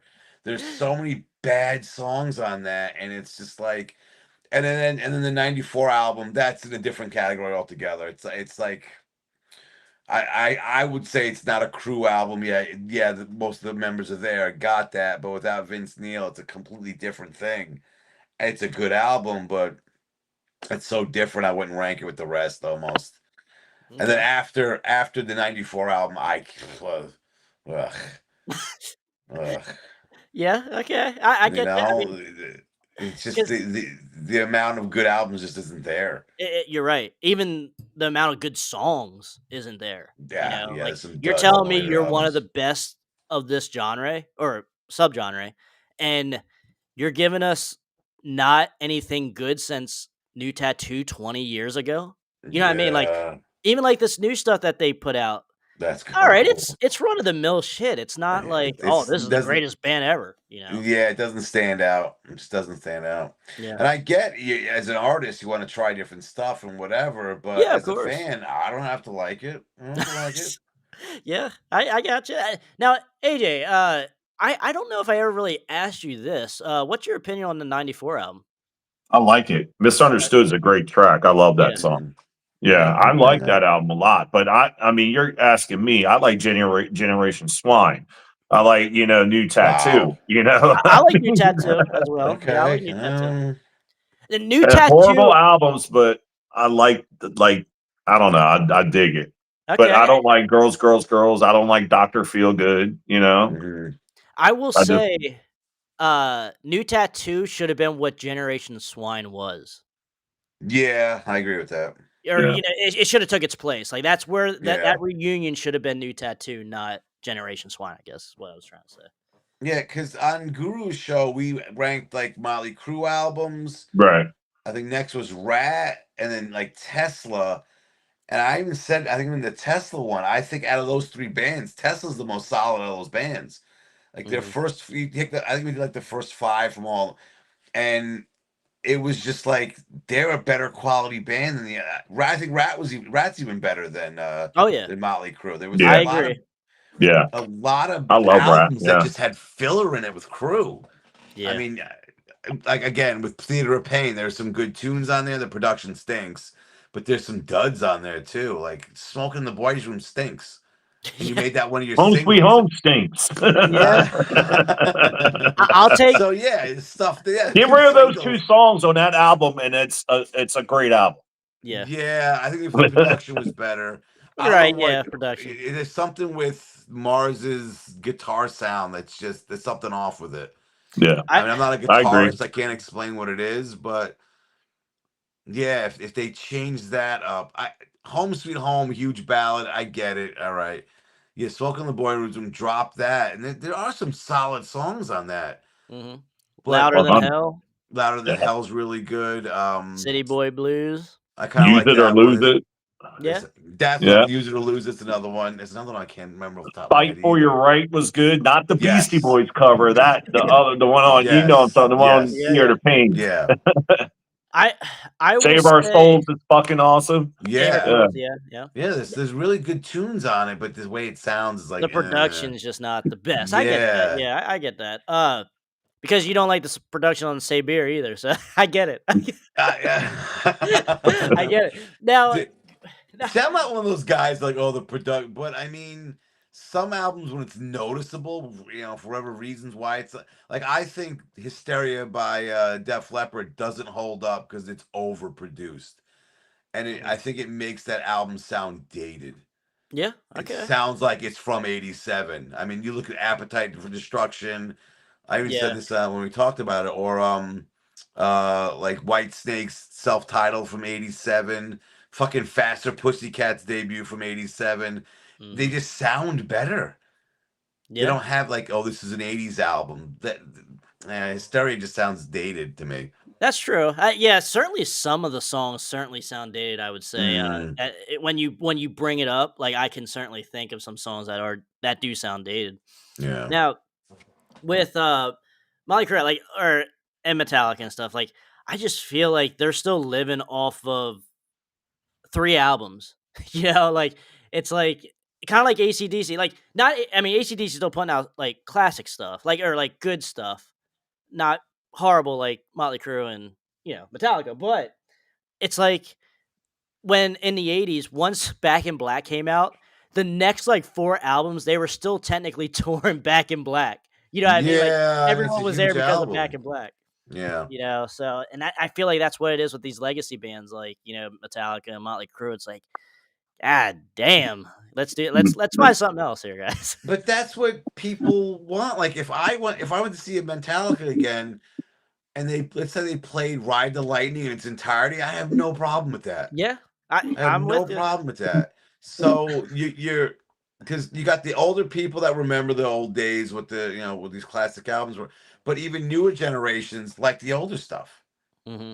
So Yeah, they're still Yeah. going in to hear One or whatever or Master of Puppets. So they still want to don't hear tread that on me. shit. Yeah, What's yeah, that? don't tread on me. That's a Like good one. for I anything, like that any one. of the deep cuts from the Black Album. Like Yeah, that's the thing with I, the Black Album. It's like if you drop, I mean, Inner Sandman, I heard a billion times. I can't listen anymore, and I don't like Unforgiven and Nothing Else Matters. Metallica doing ballads. What are you doing? I mean, the rest of that album's pretty solid. The rest of the album's pretty solid, yeah, I, but that album, like, cause in high school I was like, fuck Metallica, they sold out. You know what I mean? Like I'm Megadeth all the way. But I mean, as time goes the on, the like '92 Megadeth sold out. it sounded a hell of a lot better than the Black Album. Yeah, but But the Black Album made some of those thrash bands go a little more commercial than some of yes, their and bigger that's what I was talking to successes. Guru earlier about, because like you had this thing where hair metal, or grunge made hair metal change their style Yeah. into a harder sound, but the Black Album made the thrash metal bands more commercial. Because you Yes. had Testament doing the Ritual, you had Overkill doing Horoscope. Hmm. You just had these thrash bands going a little bit more commercial, a little bit more better production, and I like it. I don't think there's really anything wrong with that, but it was just weird time, like Yeah, and '90s were very weird for music. Yeah. I mean, I like shit, Simply for Destruction. No, wait, Countdown to Extinction. yeah, I yeah. think it's a good album. There's some good Oh stuff on yeah. it. Also, But Anthrax, this The Sound of White Noise. They're going a little more commercial on that one too. I like that album. yeah. But yeah, And you're now right. They tried to all of a sudden. Oh, Metallica did it. Let's do the same thing. Any genre does that. Once someone does this yeah, yeah. a thing and it becomes popular, everyone else is trying to do it now. But yeah, it was really a lot of those thrash bands thought, all right, this is our chance. We go a little more commercials out of shit. And then they kind of fell to the same fate almost as the hair metal bands then too. Once they did Yeah, that. And it's just so weird. And uh, the early '90s was such a great time for all subgenres of metal. I think it's just absolutely just got blown up by grunge and just the music industry in general. I think, and just absolutely yeah. I crazy. mean, they went hand in hand. Yeah, Exactly. Yeah, I mean, you can't have kind of one without the other. As far as like music industry and MTV, especially the height that it was. yeah, So yeah. But that was now, the thing. The market kind of got big. Yeah, I guess saturated with the word people use a lot. I thought a lot of Mhm. those bands are pretty good. I mean, they were still putting shit out. That the new albums come, new debut albums coming out all the time. But yeah, once you had another generation getting old enough to buy music, they weren't going to buy stuff from 1988. You know, your 14-year-old, to them, that's old. Yes. So Yeah. I think that's why grunge kind of replaced it, because now that's what the kids were at the time. The kids, quote unquote, were into, Right. and that Now, just became the replacement. Brian, I asked you this last week, so AJ, I'll let you answer this first. Grunge obviously brought in a different vibe. It brought in more depressive stuff, more serious tone stuff. And now at the time and a couple years earlier, so let's just say grunge got big in 92. Now, a couple years earlier, you had a thing called sleaze metal, which I know you're familiar with. Spread Eagle, The Graveyard Train, Bang Tango, even, bands like that had an edge, were stripped down, even Jackal were sleazy. They had a sleazy edge.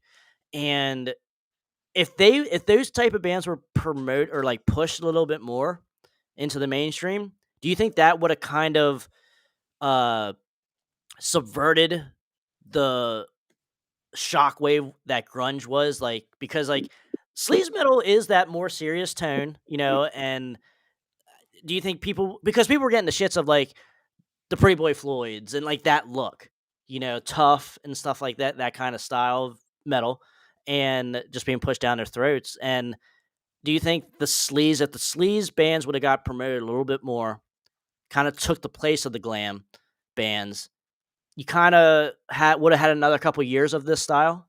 Possibly, but they also could have been thrown in with the grunge stuff too, if that Okay. makes sense. You know what I mean? They could have got in that whole label thing. But I agree. I mean, the glam shit was shoved down the throats, but Mhm. As much as we love I it, mean, but yeah, I as mean, much as I don't get tired of it, but I don't I either. mean, Yeah. But yeah, we I gotta mean, find these answers. I think they could have, like, yeah, they could have had a good 1 or 2 years, but I mean, this grunge just, Yeah, skyrocketed real fast. So that Mhm. was the iceberg, and hair metal was the Titanic. you got it. Yeah. Yeah, yeah. But the record companies kind of made that a reality. They were like, we're done with this genre. We're pushing these bands now, and Yeah. that was it. That was just it. That was their decision. I mean, they could have easily said, "All right, we're pushing both." Who Mhm. knows what would have happened with that? But Right. they were just like, because you and Guru were talking about when Warrant was big and they realized Alice in Chains was replacing them, and like, because I remember hearing 92. a story Yeah. when Cherry Pie was huge. They went to the Columbia. They go to the headquarters. They see the Cherry Pie album, blown up in his big huge poster behind the receptionist. Top dogs. Hey Yeah. guys, how you doing? Come on in. Yep. They went to again, and a few years later, and they see Alice in Chains up there, and the receptionist like, oh, and you guys are, and You no only weigh idea who they were. gold. Yes. And yeah, and that's when they realized, I think this is done. I think we're Yeah. done with running this wave.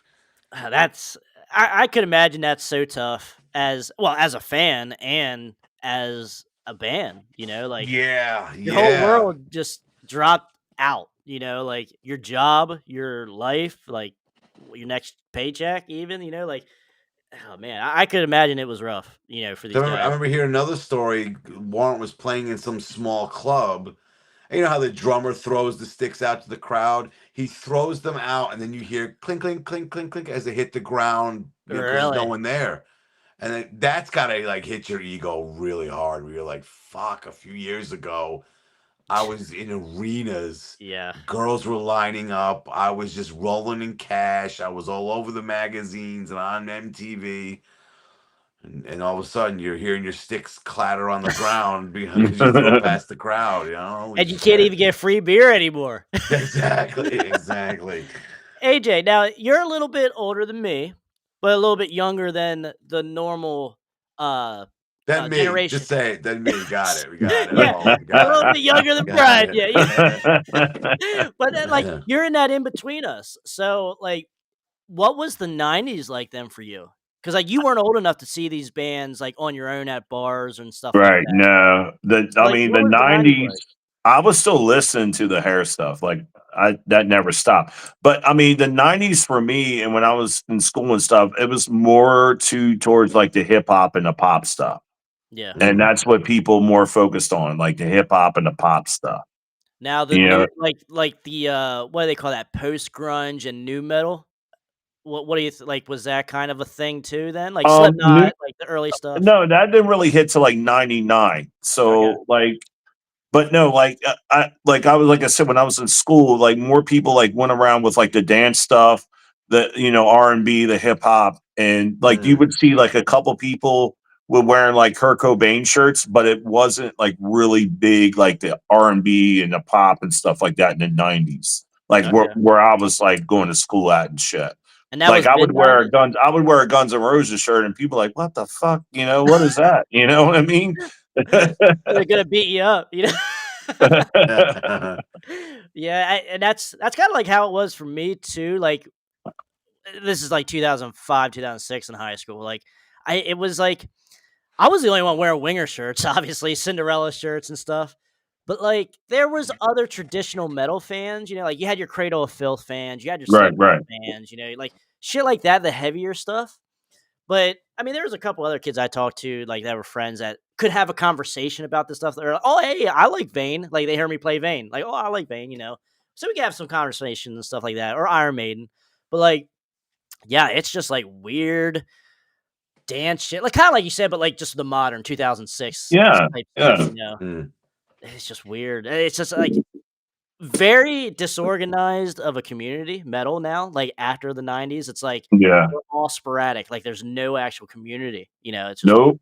weird. Yeah. They all rather watch fucking cover bands. That's it. That's all what they rather do. That's Yeah, it. That is, I and that swear, that's it. yeah, That's you're all they right. want to do. Because every time we try to go to a show around here, an actual original show, there's like a couple people. But then when we go to, if there, we go by like a cover band or something, there's fucking people we never seen the past 20 years. It's like, what the hell is going on, bro? Like, just go out to Wow. your car and listen to the radio if you want to hear these Yeah, songs, yeah, Like, Yeah, but I can see you seeing a live band. It's probably cheaper than the original artists. yeah. You You're save right. some money Yeah, on you're tickets. right. I mean, Well, actually, no. I'll push back on that. As far as in a small club or even a small theater, or something like that, or I don't know. What do you want, AJ? What would you call like an XL live or a double barrel? What would you call that kind of venue? Uh, it's not a bar, really. It's a little bit bigger than a no. bar. Um, I don't know. Like, So because okay, like a so venue, like that's yeah, what I okay, would call it. but not a theater though either. So it's like a No, little it's bit. like it's just a venue. Okay. That's it. Yeah. So, but generally speaking, the tribute bands cost more money, Brian, than really? original acts. You know, like if we Okay. want to go see an AC/DC tribute band, like one of the best ones on the East Coast here, like that's at least $20. But See, if Wild Street comes to the bar down the street here, $10. this is the thing. People, even if you're a tribute band, people know what AC/DC music is. They know the Yes, songs. yeah, that's the thing. Yeah, And yeah, and there's supply and demand there. If people want to see that, they're gonna pay more for it. The price is yep, Wild Street, most people don't know. exactly. Yeah, you're right. That's the thing. And That's just the and thing. us music. That's what drives us music nerds crazy, though. You know what I mean? Like, I Yeah. know you understand, Well, Brian. Like, Wall Street, they get tired of fucking lineup changes, so uh, That's another that's thing another thing. too. Or there's That's three versions of the same band, and it's like I can't. I have to see Great White 4 times. I get to see all the members. It's ridiculous. Who wants yeah. to deal with that? I know. Until they realize, wait, we make more money if we cut this shit and tour together, and then it's like, I can't deal with this Steve shit Riley's anymore. L.A. Guns. Yeah, Billy Child's Brittany Fox. Like yeah, exactly. You got so two versions of Queensryche. I think for the most part, is only one. Is there one or two versions of LA Guns now? Because I know Lewis is well, back with. Steve passed away, so yeah. but Yeah, they're still okay. doing rallies LA Guns though. They're still doing that. Oh, Okay, really? that's still a Yeah. thing. Mhm. Oh shit. Okay. I thought there was something else. There was a couple of versions of it. I know Great White was one of the more famous ones earlier. But yeah, it's just like they can't stick together. I get it. I mean, you've been touring with a guy for 30 years and you can't stand him anymore. And Yeah, you're like, yeah, it's like, I can't do this. I can't be in a van with you again, playing small clubs. I'm sure there's frustration yeah. there where it's like, Not we're enough not money as big either. as we used to, not making not as much money, dealing with all the bullshit you dealt with when you were still struggling to get signed. I Mhm. can understand you eventually just like fuck the bass. I can't deal with this asshole anymore. Or whatever. I need a break, and the break is like I get to stay home and not have to deal with shit. Like And all just the not make bullshit. $5, you know? Yeah, exactly. Because Uh, what is it? Hair Metal Mike had Ron Taylor from Lillian Axe on, okay. and he was like, "Is there ever a chance like maybe you'll get together with the band again?" He's like, I got a good job. I'm good where I'm Yeah. at. I'm too old to deal with the touring thing anymore. So I'm in a good place. Why would I change that? Yeah, yeah. You know? It's a net negative for him in his life, Yeah, you know? Yeah, yeah. And yeah. I completely understand that. Yeah, I That's get why it. I have a full-time job now instead of touring with this Yeah. shit and trying to make money. And, you know? Yeah, it's just a side gig now, you know? That's Yeah. Yeah. basically what it comes down to, and that's kinda what the live scene is turning into as well, Yeah. even for, like, new artists, you know, like, new artists, even for, like, country bands and stuff, like, there's the live scene is dying down in general, but Yeah. obviously in the metal, it's we feel it way more, you know? But Casey says here, enjoyed Push Come to Shove from Jackal, which is great out. Jackal put a great string of albums out Yeah, they did. through the 90s. What do you think the secret to Jackal was, guys? Like, because Jackal's like one of these bands that just said, fuck you, we're going to do what we want to do. And they still went gold. You The know, like they're. chainsaw gimmick. It was the chainsaw gimmick is I think it was. Maybe. I mean, but now, Well, you missed that he's mentioning "Pissed" by Dangerous Toys. yes, That's a yeah, good album. yeah. That is a Now, good album. They had a I string of prefer the 3 first albums in. 2, I will say. I will What's pre that? I prefer the first 2, Yeah, but yeah, I do too. I mean, Piss does have good stuff. Promise the Yeah, Moon, you know, yeah, Pain Train, I think. Yeah, there's solid stuff on there, but you could certainly tell they were going a way harder direction, and even the next album, artist yeah, formerly known as Dangerous yeah, Toys, it's a great album cover. It's playoff Prince, but, yeah, hey, man, dude, I have it and I listen to it. I try to spin it as much as possible. Man, every time I do, it's like, holy hell, what am I yeah, listening to? You know, yeah.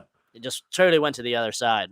Because the title track off "Piss" is a good song too, Yeah, and yeah, it's got title some track. heavy. It's got a heavy riff in it also.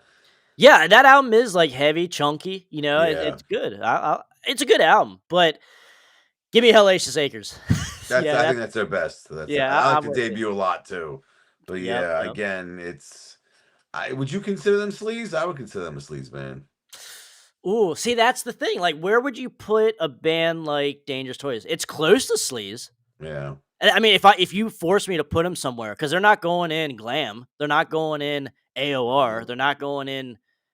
I mean, would you just I categorize them would put just him as in hair? sleeves. I would put him in Yeah. sleeves. Okay, that's probably the closest subgenre. Like same with Tesla. Like just throw Tesla in the hair metal genre. Like they don't really fit a subgenre within the hair metal. Like it's No, they just one of don't. those bands that are just there. Like because like blues metal spans decades.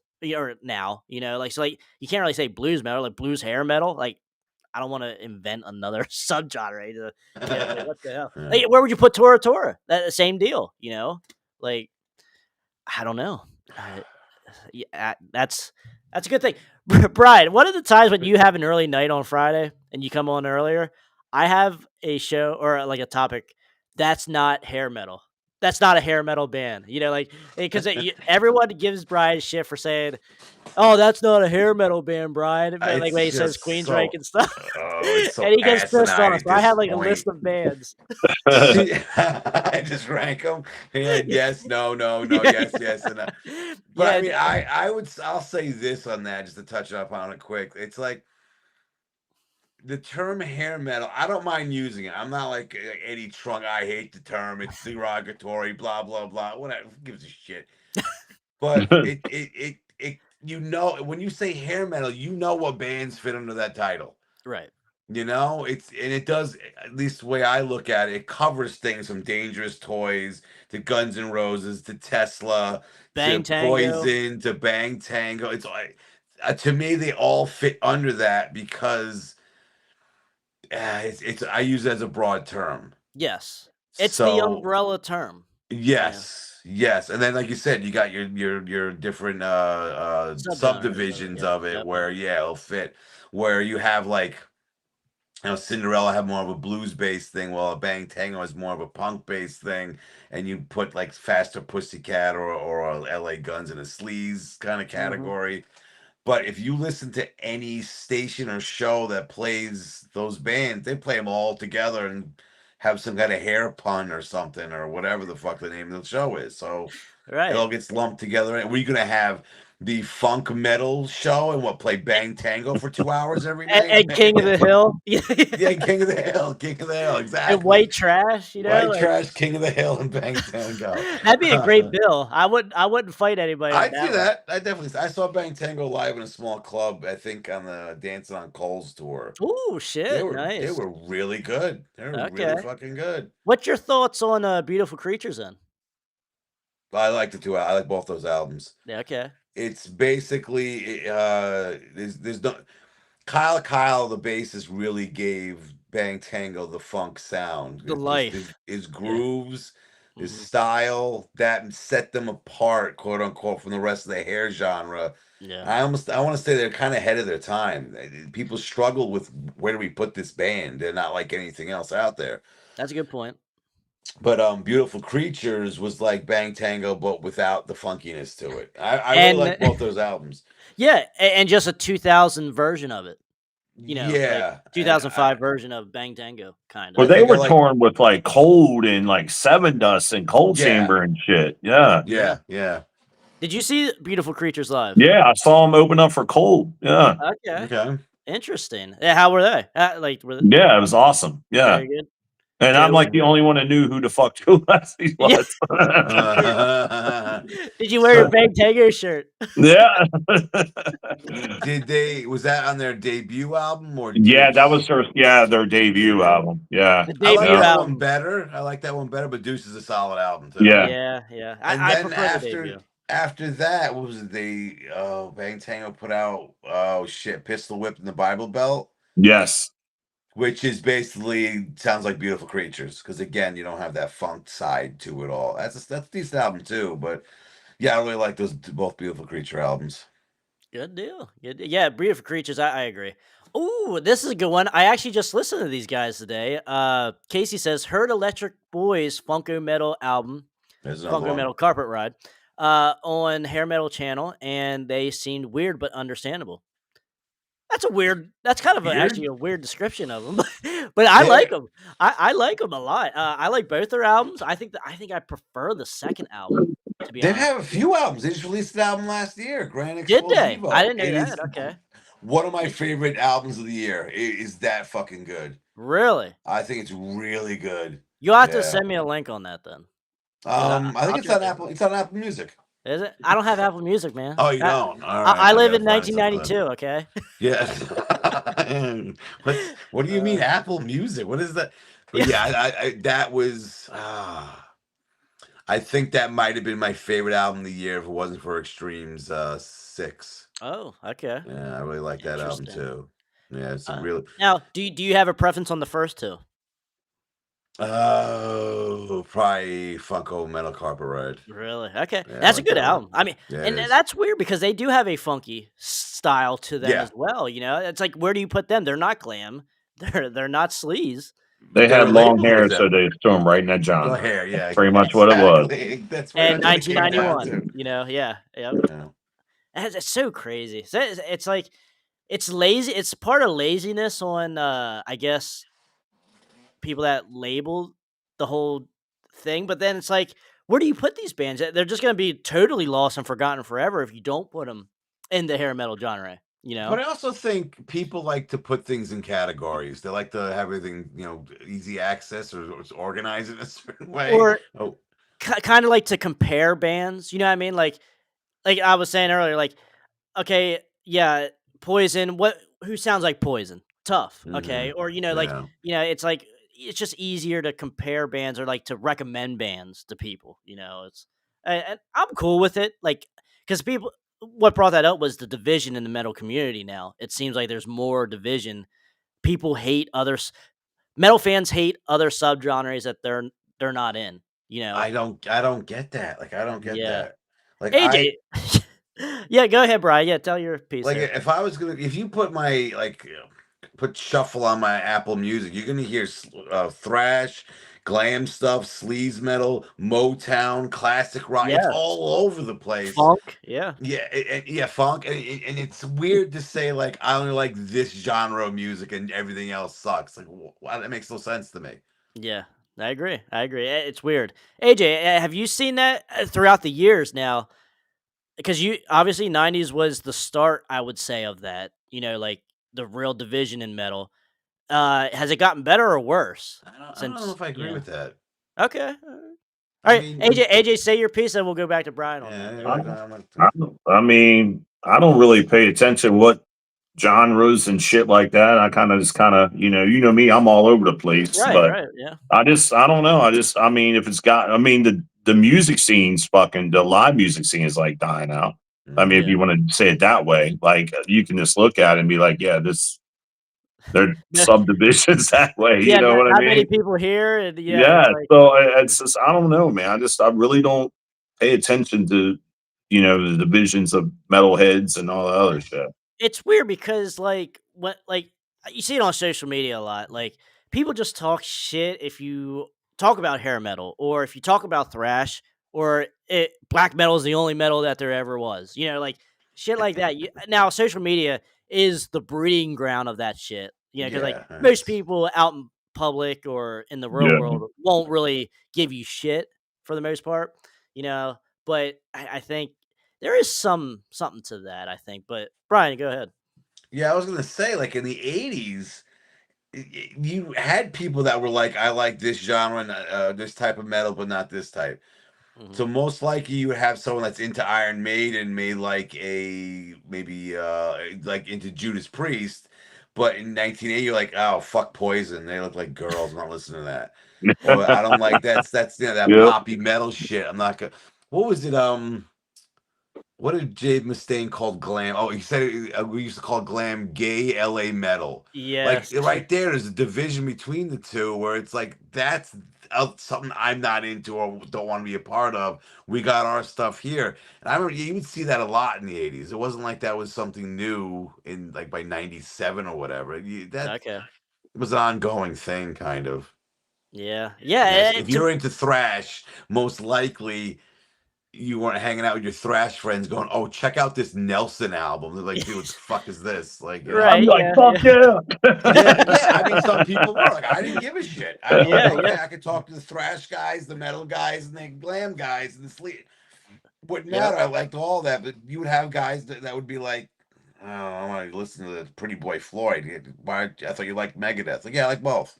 Yeah, yep. So this stuff was like that, back then. And I think my conclusion is it depends on the person too. Yeah, It's just the person that makes it, and there's obviously people like that out there that are just aren't open minded or whatever, whatever the deal is, and I there's used to just be people that them. yeah. Oh, Yeah. yeah, I Not know. open minded. Yeah, Yeah. well, I was gonna say because I remember we always got in fights over XYZ. I was like, "XYZ is fucking awesome. If you don't like XYZ, AJ, what the fuck?" And then you're like, "All right, I'll give it another chance," and you ended up loving it. So there, Yeah. so that's my accomplishment for you, AJ. There, I was happy about that. But no, yeah, we always recommend different bands to each other and stuff. It's like, sure, right now I might not like that, like Lillian X. Brian, ask me in 5 years, I might be like, Lillian X is a top 20 band now for me, man. Like shit yeah, changes over time, yep, So yep. plenty of examples for that. But I mean, guys, it's 12:30. I think Yeah, we it's Yeah, should. time to roll out. I'm I getting was gonna hungry and yeah. say it's I've getting been up late. since 4:30. I know, me You too, beat bro. me. I've been up since But 5. we're good. Man. This is fun, good shit. But guys, thank you so much for coming on the show. Thanks Come for back having me again. on. Yeah, come back Yeah, again. thanks, man. Good AJ, meeting you, you're AJ. you're home here, man. Since you don't come But up this way much anymore, you gotta come on here. all right. All right, brother. All Thank right, you man. guys so much. Brian, Have a good before you night, head guys. out, See you. all right, see you, Take brother. care. Brian, before you head out, tell everyone where they can find you again, man. Oh yeah, you can find me on X, formerly known as Twitter, at HB Basement. Always talking music there. Every Friday night before they come on here. Apparently now, that's the Yeah, thing. I was gonna say, yeah. I'm on Station Head. Download the app, put in Hairband Basement, and I play deep tracks from this genre of music. Good deal. Brian, thank you so much. Go guys, go check out Brian. Check him out on Twitter as well. Good stuff. We talk metal all the time on there, and it's just absolutely awesome. Always fun. So Brian, next time, I'm not sure about next Friday. I'll let you know about next Friday, but this is gonna be a normal thing though now. So definitely, Okay. yeah, always open invite to everyone here. So definitely gonna be fun. But Brian, thanks so much, man, for coming Cool. on. Thanks for having me on. Have a good night. Yes, sir. You too, brother. And all All the right. listeners, all two of them, whatever left, Yeah. whatever's left I at was, this I was gonna point. say, yeah, it's getting late in the night now. Yeah. But All right. Have a good good one. deal, brother. All right, man. All right, guys. So that pretty much wraps up another late Friday night. Good stuff here. Good stuff. But guys, thank you so much for watching the Crash Course Metal Show here, and all the guests here. Go follow them, go give them props, go comment, go like, go subscribe, and just keep this stuff alive. That's what we want. We want to keep these unknown and forgotten bands alive and still kicking. We don't want this stuff to be forgotten. So, guys, let me know. I'll let you know about next Friday. I'm not sure yet. There might be some things going on next Friday, but if nothing's going on, I'll be here, and I hope that you're here as well. So, until next time, I guess for this upcoming week, I do have a forgotten albums episode coming out. I wasn't able to edit it last week, so it didn't come out this week. So it's coming out next week. And I have a couple other videos in mind as well coming out this week. So keep an eye out for that, guys. So I will end us here with a song from one of our guests that comes on the show here, Chris Elliott from 86 Bullets. We are going to finish with the song called Unity from 86 Bullets. And guys, until next time.